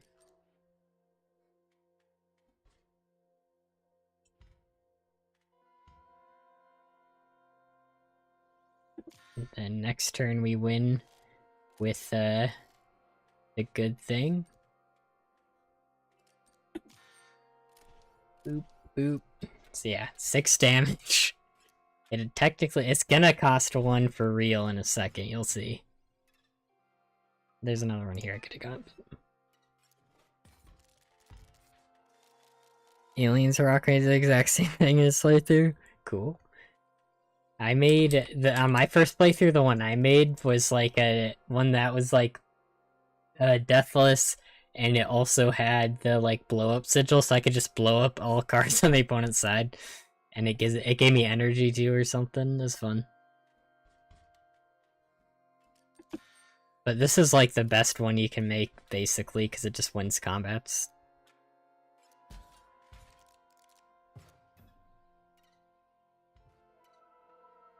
And here we go, we got a boss fight. Okay, so I didn't turn my internet. Wait, no, wait, which one's this one? No, this is the one where you make one. Okay. I am born. Play me, play me. A rule to call my own.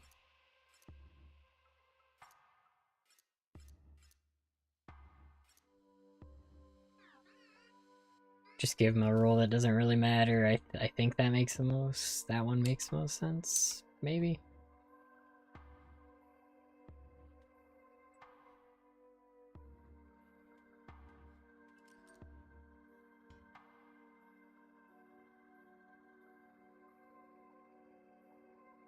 And then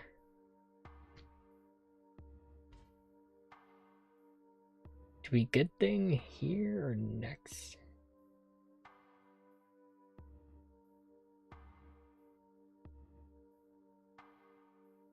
Good thing.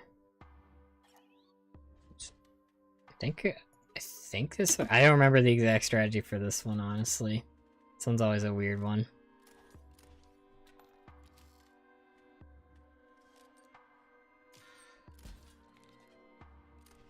I think this will change his board.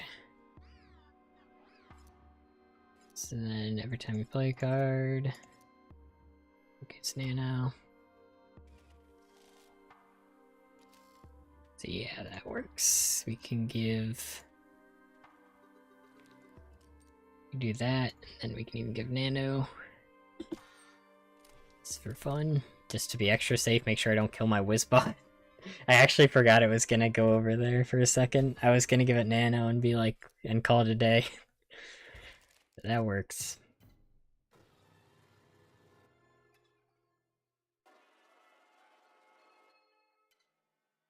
Hey, I mean, 10 people watching isn't really bad. For a live stream? Like, dang. Or for a dozen. That's another... Okay, so here's the best upgrade for our vessels that we can get in the game. That's specific to this boss, gives us the option for it. Is the battery bearer. This is what we've been using on the energy bot. So it's gonna give me an energy cell when I play. So basically, as you're about to see, this is where things get crazy. Be able to battle your child in a card game and win. So this is where things get good.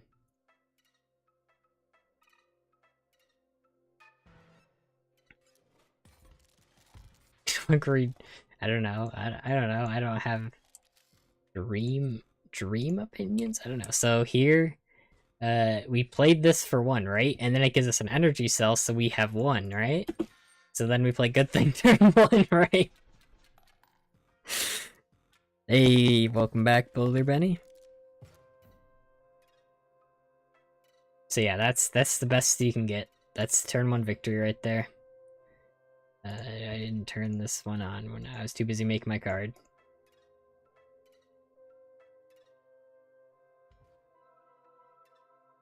Who is Dream?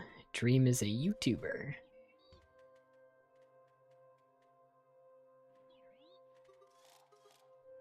And then we don't need Sniper Bot anymore. It has served us very well.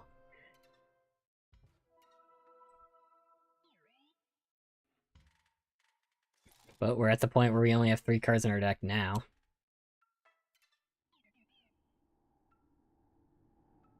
Yeah, turn that on. So that key I got in Act 2 opens that, I'm pretty sure.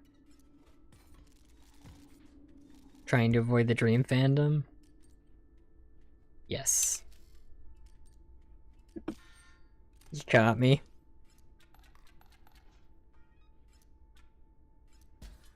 Crabs. Dream is a great YouTuber. I love Dream. There, I did it. I saved my channel. I did it.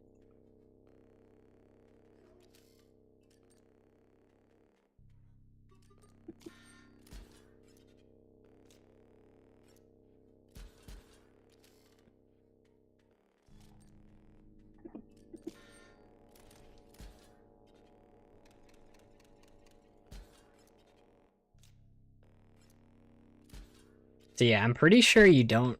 I think even if this hits me, it doesn't do anything. Pretty sure. I think it doesn't give it back to my side. Yeah, it literally doesn't do anything. I'll probably just put something in front of it for semantic reasons. And just because it feels better for the actual run. Just in case I was wrong, like I was like, wait, am I remembering this right? Barely Alec a crab, yeah. No one told you? So this is the create a card, and you can actually disable this game from connecting to the internet, so you never give anyone your card you make, which I'll do for the actual run. Got to explore the web.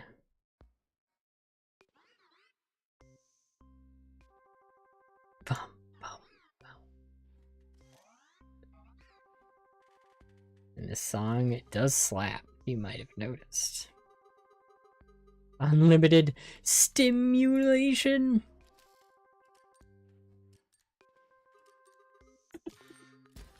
I'm feeling stimulated. There's some of my pals. He can just finish the fight this turn. And yeah, he doesn't die, by the way. Lonely Wizbot is fine. He just temporarily disappeared. So I think technically you could lose Lonely Wizbot there, actually. Maybe? If that was a...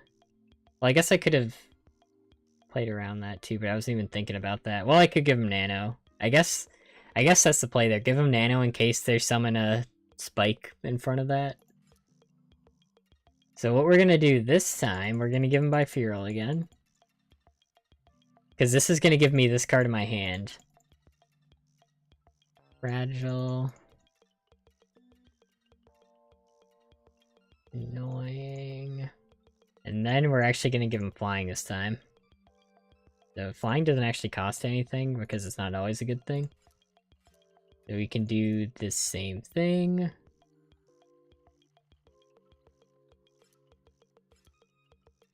And this time we'll give him a gun.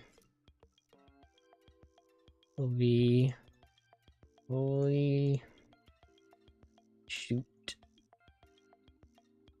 Holy shoot. Okay, so this is the part where I need to turn off the game from actually connecting to other people's game, which is an option. Because someone else can get my card. If they're playing this boss fight right now, they get my card. Don't connect to anyone. Don't connect to anyone. Yeah, okay, there we go. Web can be lonely, so now we get holy shoot. So the reason we wanted him to have Flying this time is because we got the mole. We gotta get over the mole. And then it doesn't matter what are spawned behind here, because see, we got a Flying here. It don't matter. It don't matter one bit. Can we help from Absolutely Alec? I will be Absolutely Alec once I beat the Cuphead Whetstone only. Require sustenance.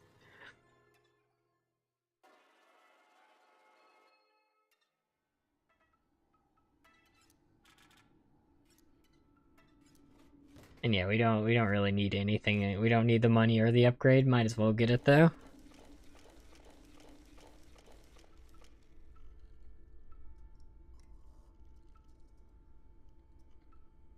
I don't want to interfere with anything. I'll just get no Flying.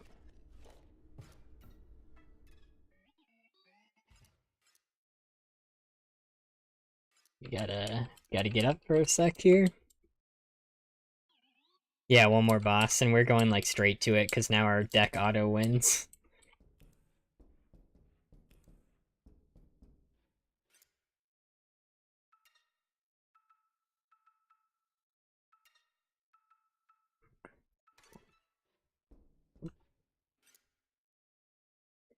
It's my favorite one.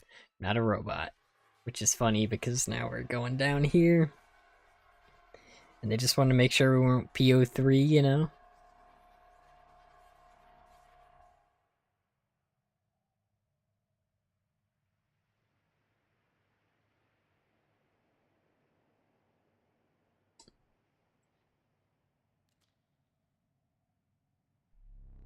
The Great Transcendence? No, we don't think so.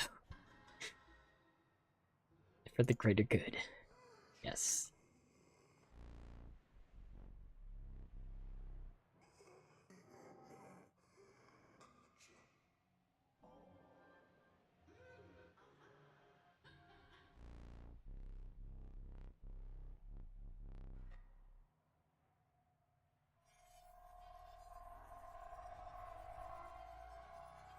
Not a robot, apparently. Not yet.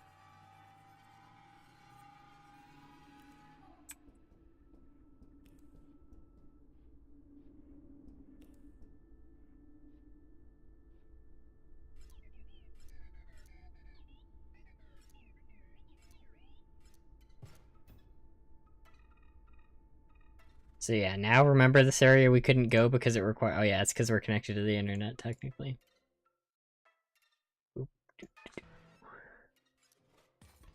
Why were there 3 people? Those are the other scribes. Presence. I don't really... Magnificus? I am free of him now. I wish to be played, to be attacked, even killed, but never to be a pupil of that wizard ever again. Alright, dang, with that, okay, jeez. I hear you, buddy.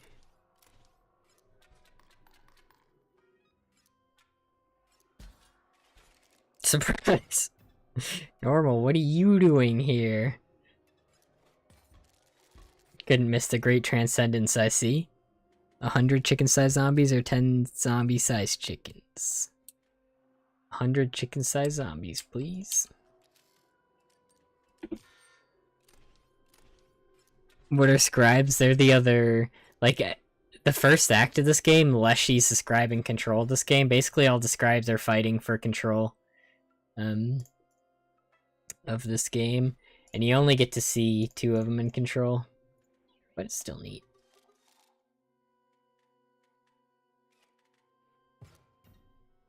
And they're the different deck types. So we're playing the technology deck before we're playing the beast deck. There's also a magic deck and a skeleton deck.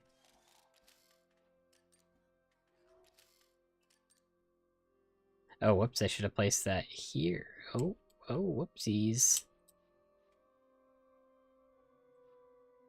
It doesn't matter. We just play both of them. We do this just in case I miscalculated.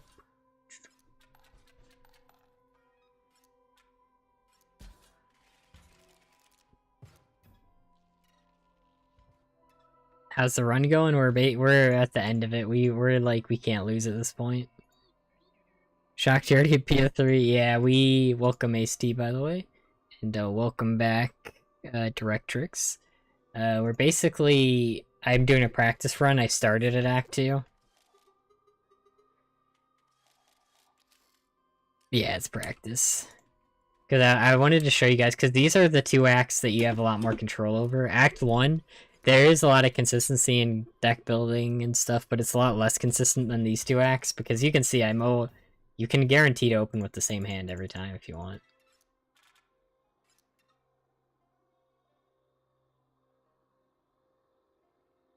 I think it's P03 and I said it wrong. Isn't it P03? I don't know, I'm gonna keep calling him P03. Try and stop me.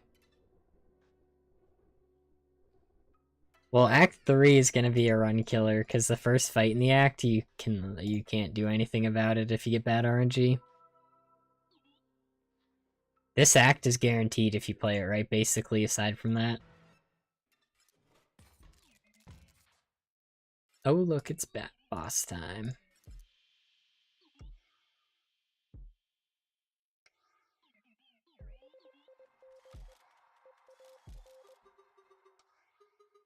So much stimulation.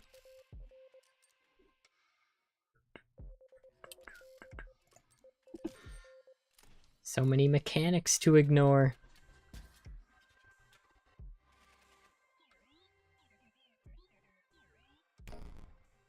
Yeah, we have to give access to hard drive.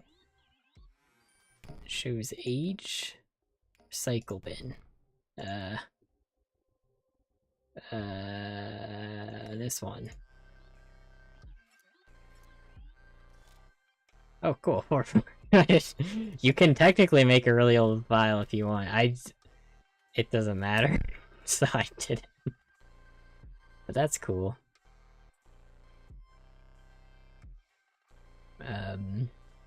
Because you can also just do this, right?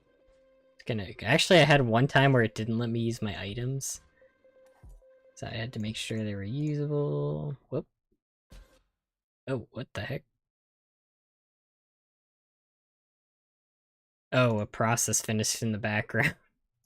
I paused something and it kept going and it just finished in the background. I thought PO3 was like playing Galaxy Chess with me for a second there. Because I was moving my hard drive to a solid state drive, and I stopped the process, but it just, for some reason, it's still going. So it just finished.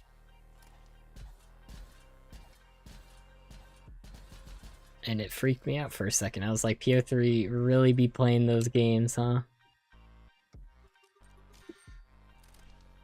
Show us your files. No, I don't have to, so I'm not gonna.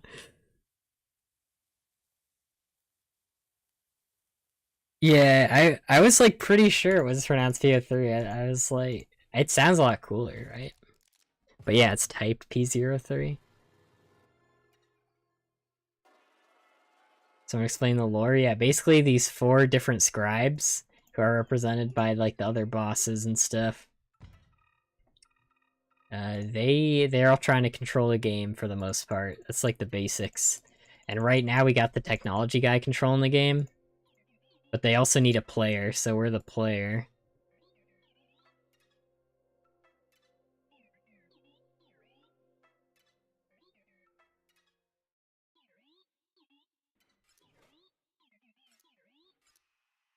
Uh-oh, that's me, guys. There's my face reveal. Oh, crap. Oh, wait. Oh, my name's Luke. How did you guys know? No, no, no, no. Wait, now everyone knows my face and name is Luke. No! Oh, no!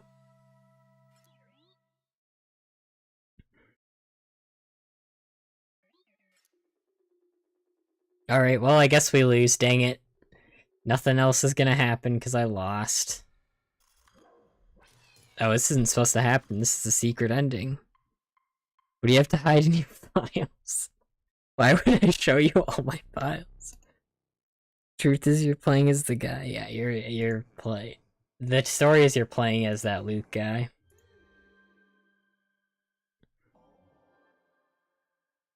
So you're not Alec.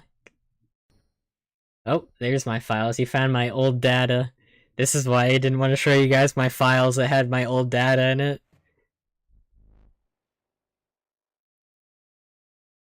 Barely Luke. Better face reveal than tree.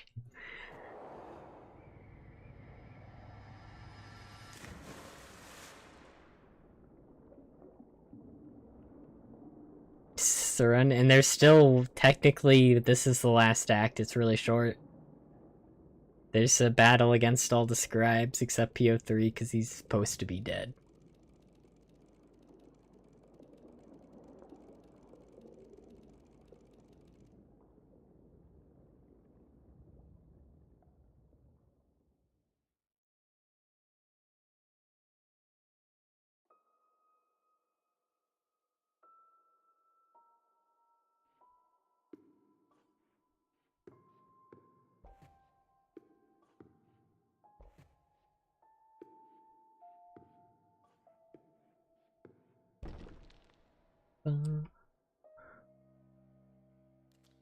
So yep, we gotta fight against Grimora, and you see what their stories could have been.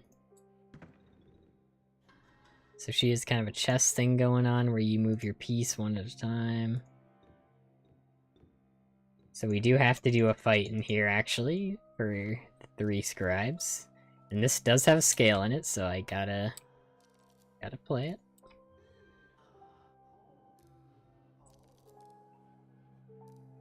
Plays a 1-1. The skeletons have fragile, and nothing I can do about that. So this is a skeleton deck, right? Yep.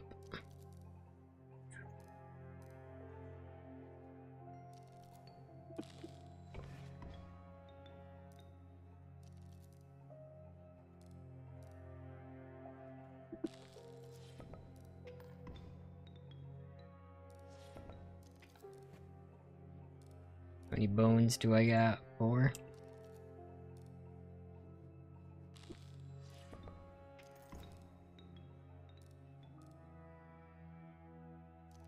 What else is in here? Another grave digger, yeah.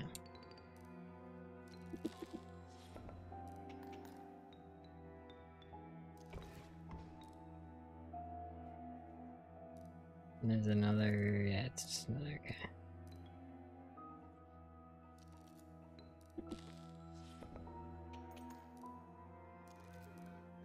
It is Luke, right? Yeah, you caught me. I'm actually Luke the whole time. Yeah, the whole time on YouTube I've been Luke. Now we get to see this awesome pirate boss. Get ready for this. This battle's a real treat. This is actually the highlight of the run right here. So this fight has a lot of mechanics. We've got these cannons going out.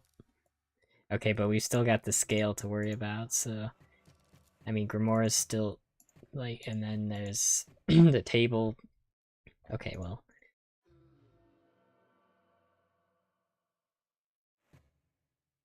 Yeah, I seen the secret video, PO3, yeah. Super definitely not a lie. Hey, love your vids, never seen a stream though. Keep up good work. Thanks, Tan Games. Welcome to stream. This isn't a real run, we just did a practice run, starting in Act 2, by the way, so otherwise this would be near the end of the run. Got 2 fights left. So this, I think it always gives you your Act 1 deck that you ended with, but since I didn't actually end with an Act 1 deck, because I didn't play Act 1 on this particular file, it's giving me like a random deck. But fine. Play this here.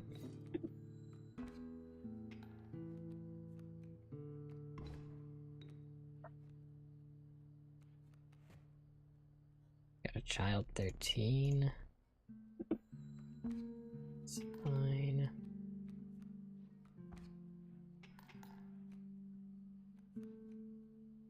Got a grizzly bear? Dang! Do I even... No, I play the grizzly next turn then.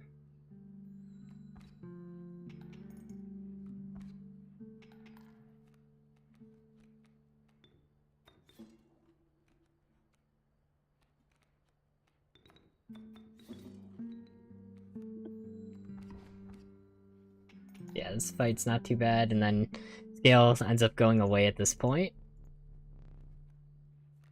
You can actually still lose this fight technically, though. But now that Scale's gone, it doesn't matter what happens. Because you can't take scale damage if there's no scale.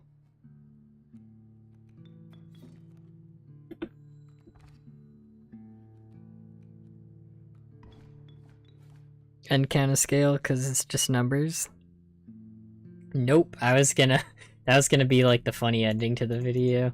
Like when I made this challenge, when I thought of it, I was like, oh, the scale can't tip left. Yeah, that makes sense. That's a challenge you can do in this game. And then when I got to that part, I was like, oh dang. Like, how do I actually beat Magnificus? The last fight in the game is impossible. And then it's like, oh, wait a second. Nope, you can actually do it. So yeah, once the scale's gone, it doesn't matter. Because you'll see he actually, I think he remarks about the scale disappearing. So if he can remark, then so can I.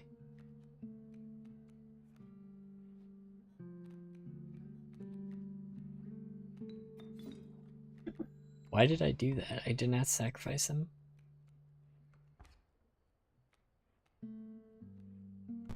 Doesn't matter. That's why. That literally doesn't matter. I wasn't thinking because it doesn't matter, because there's no scale. Oh, I can't even have my turn anymore.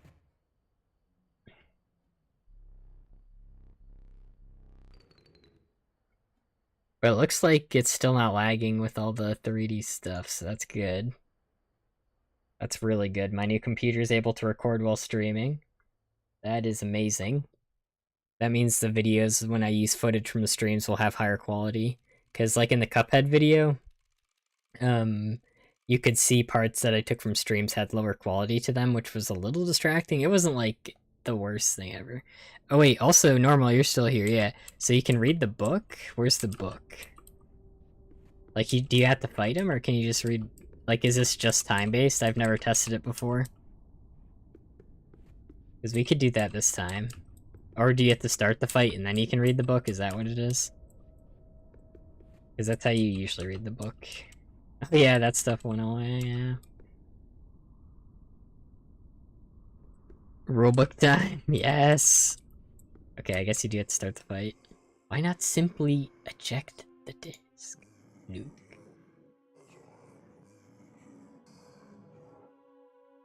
When fight starts, gotcha. So this goes full Yu-Gi-Oh right here.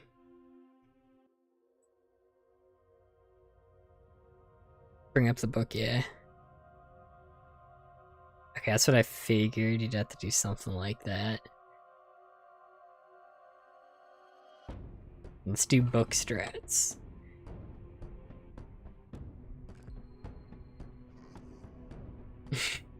Such as that.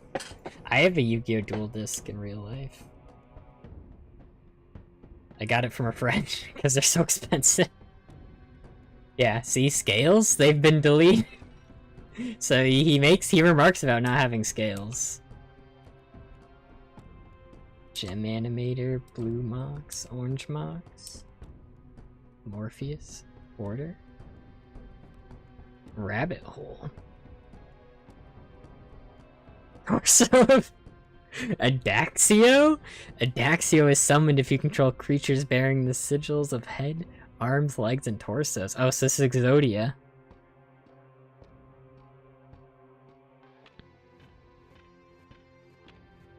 This is good. Never let him have his turn. Good, that's hilarious. Book strats, let's go.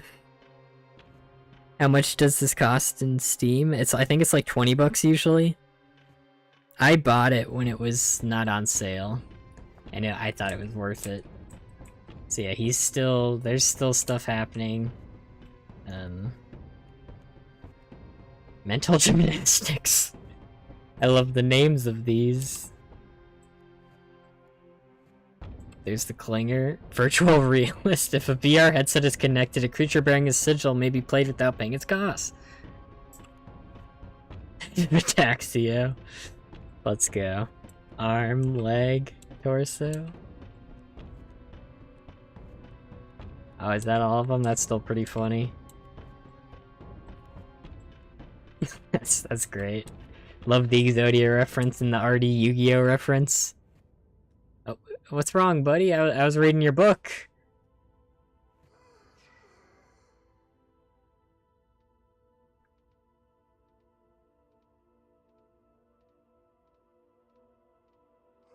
The creation erased.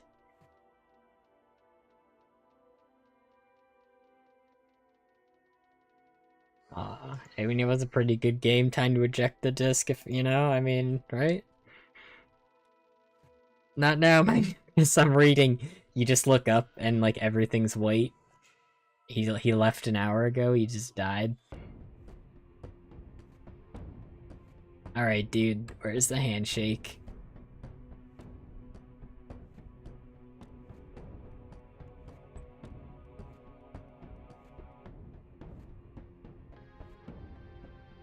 Oh, you're still going? Okay, I mean, I can keep reading.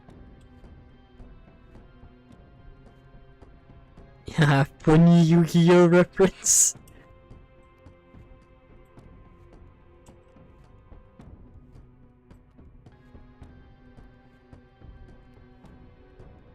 Strats. Yo, reading's kinda lame. I wish I was gonna die like you. Oh, bad timing. Sorry. Okay, no, you're good. You're good.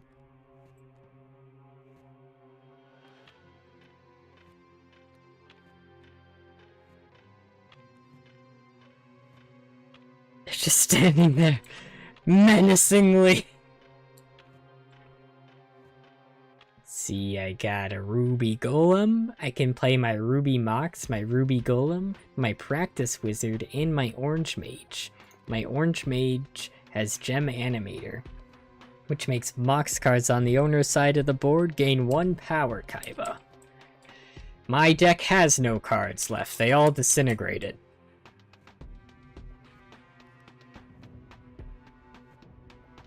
Contest. Alright, who would win? I mean, Magnificus has some pretty crazy eyes. Oh, there's the scissors. Oh, those are really good. So, what do you eat around here?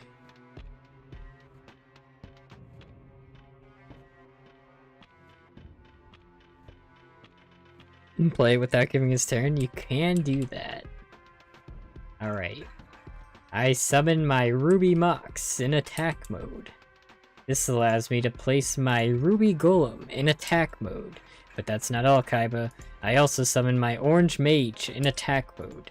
And I summon my Practice Wizard also in attack mode. Should have been defense mode.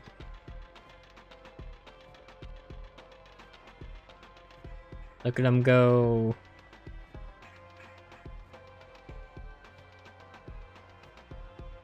Yeah, I've done Casey's mod. I actually did a stream of what's it called? The Skull Storm achievement.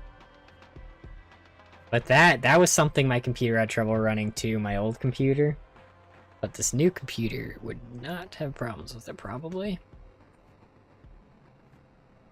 Ah, I activate my field spell, Clear World.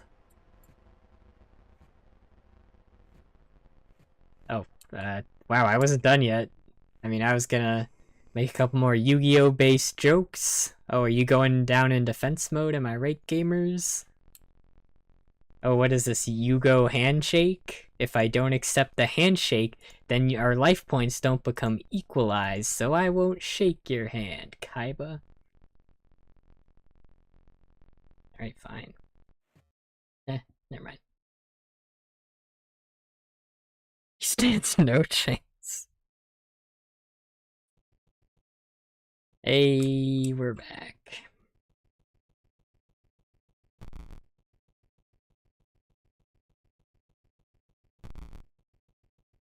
Hey. This was an Easter egg in Act 2 you could find.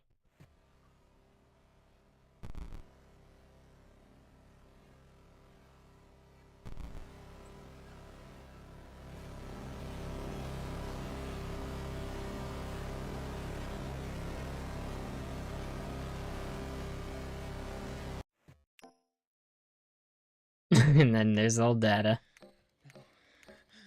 Oh guys, you're finding all my secret files! These are all my secret files.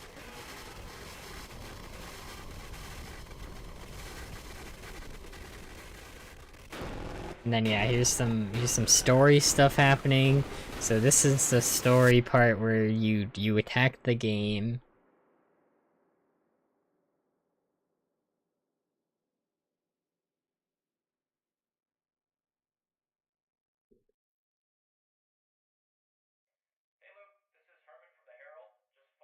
Super fun ask question. Oh, that's so cool. I didn't know about that. So yeah, that's the end of the game, by the way. This is just story stuff. But that's where the challenge officially concludes.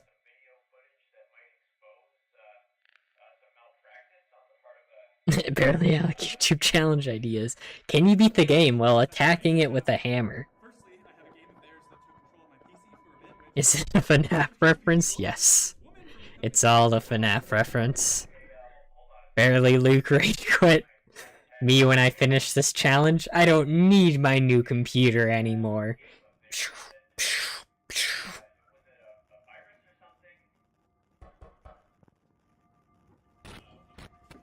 Rage after spending hours on Beppy streams. Someone proposed to her. One sec, guys, I'm supposed to be dead.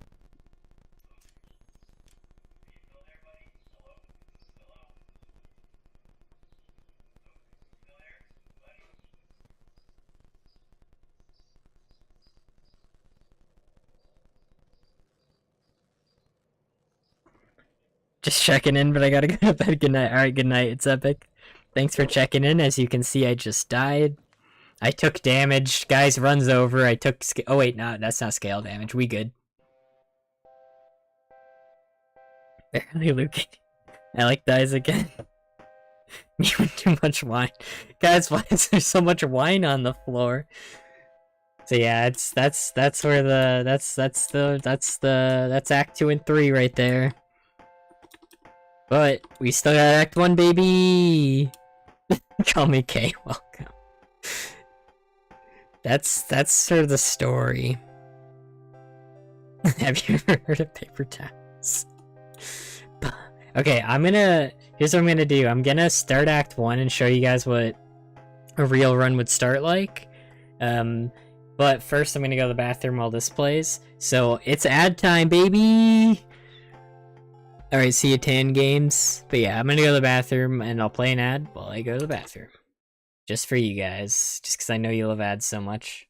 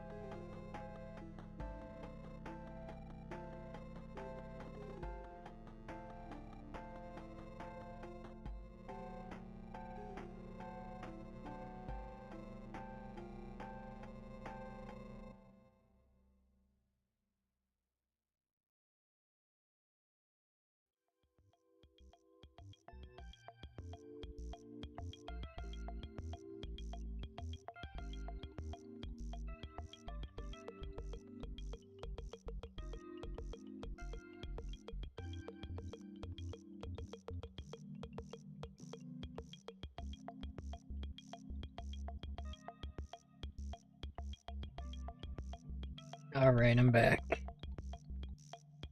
Getting Ned. Haha, I skipped my ass. So you got back to this quicker. Real only wizard screen time.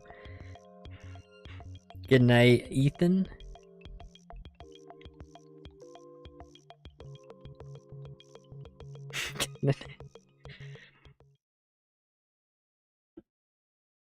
Oh. Oh yeah, the game closes, right?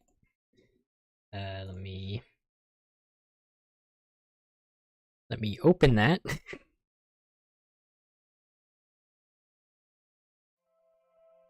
Oh, it is actually getting late. Do you guys want me... I should probably just do Act 1 next time and do a real run. Probably at this point, because it is real. I didn't realize how late it was getting. Because it is a weekday. So I'll stream this tomorrow and we'll do a real attempt. I think is the call. Because yeah, it's getting late. My chat breaks after watching an ad. RIP? I heard that Alec doesn't wash his hands. Whoa, who told you that? Whoa.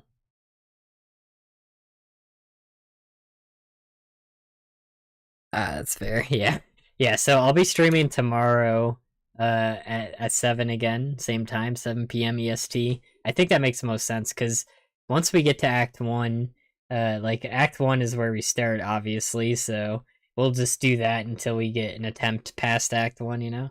And honestly, since I already have everything planned out, Act 1 shouldn't be that bad. It's the most random. There's the least amount of stuff you can control, but it's not too bad.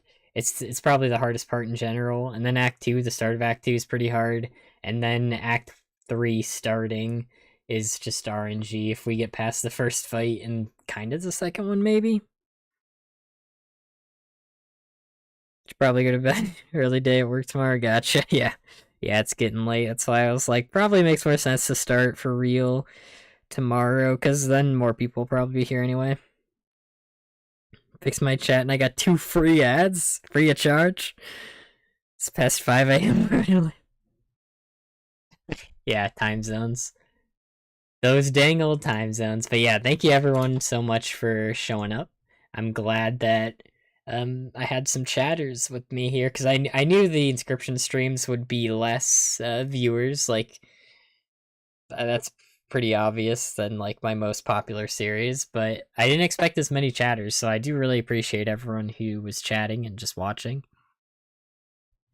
And I'm not I'm honestly pleasantly surprised that much because like I said, some people were like, oh, it's a lot less than Cuphead, but I mean, still a good amount considering a lot of my subscribers of Cuphead. So yeah, speak now or forever hold your peace. Gonna be like PO3 where you're dead. Fake fans. SMH, everyone should just always watch me all the time so I get more money. When did all the chatters get so attractive? Happy to have been here? Happy you were here. Always happy to have some chatters.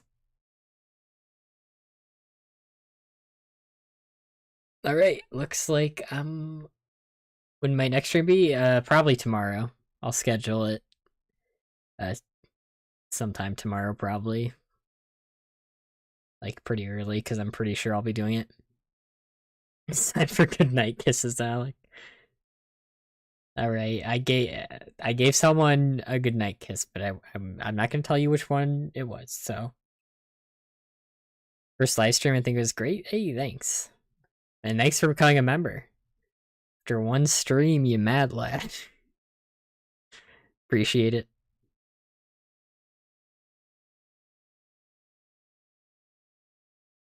Thank you for the stream. See you tomorrow then. Likely. All right. I hope to see you tomorrow too. I know you're the big Inscryption guy. Hey, everyone says it's normal. The Inscryption guy. Yeah, because the plan is to get this video out by the 20th, because that's when Mario Rabbids Sparks the Hope comes out. So I want to finish the challenge pretty quick, and I already have it planned out, so should be pretty easy. Homo, welcome. We're just about to end the stream. You're right on time for the end of the stream. It's always funny when you see people popping in, because you see a lot of people pop out because the stream's about to end, and then you see a lot of people like pop in. Always kind of funny.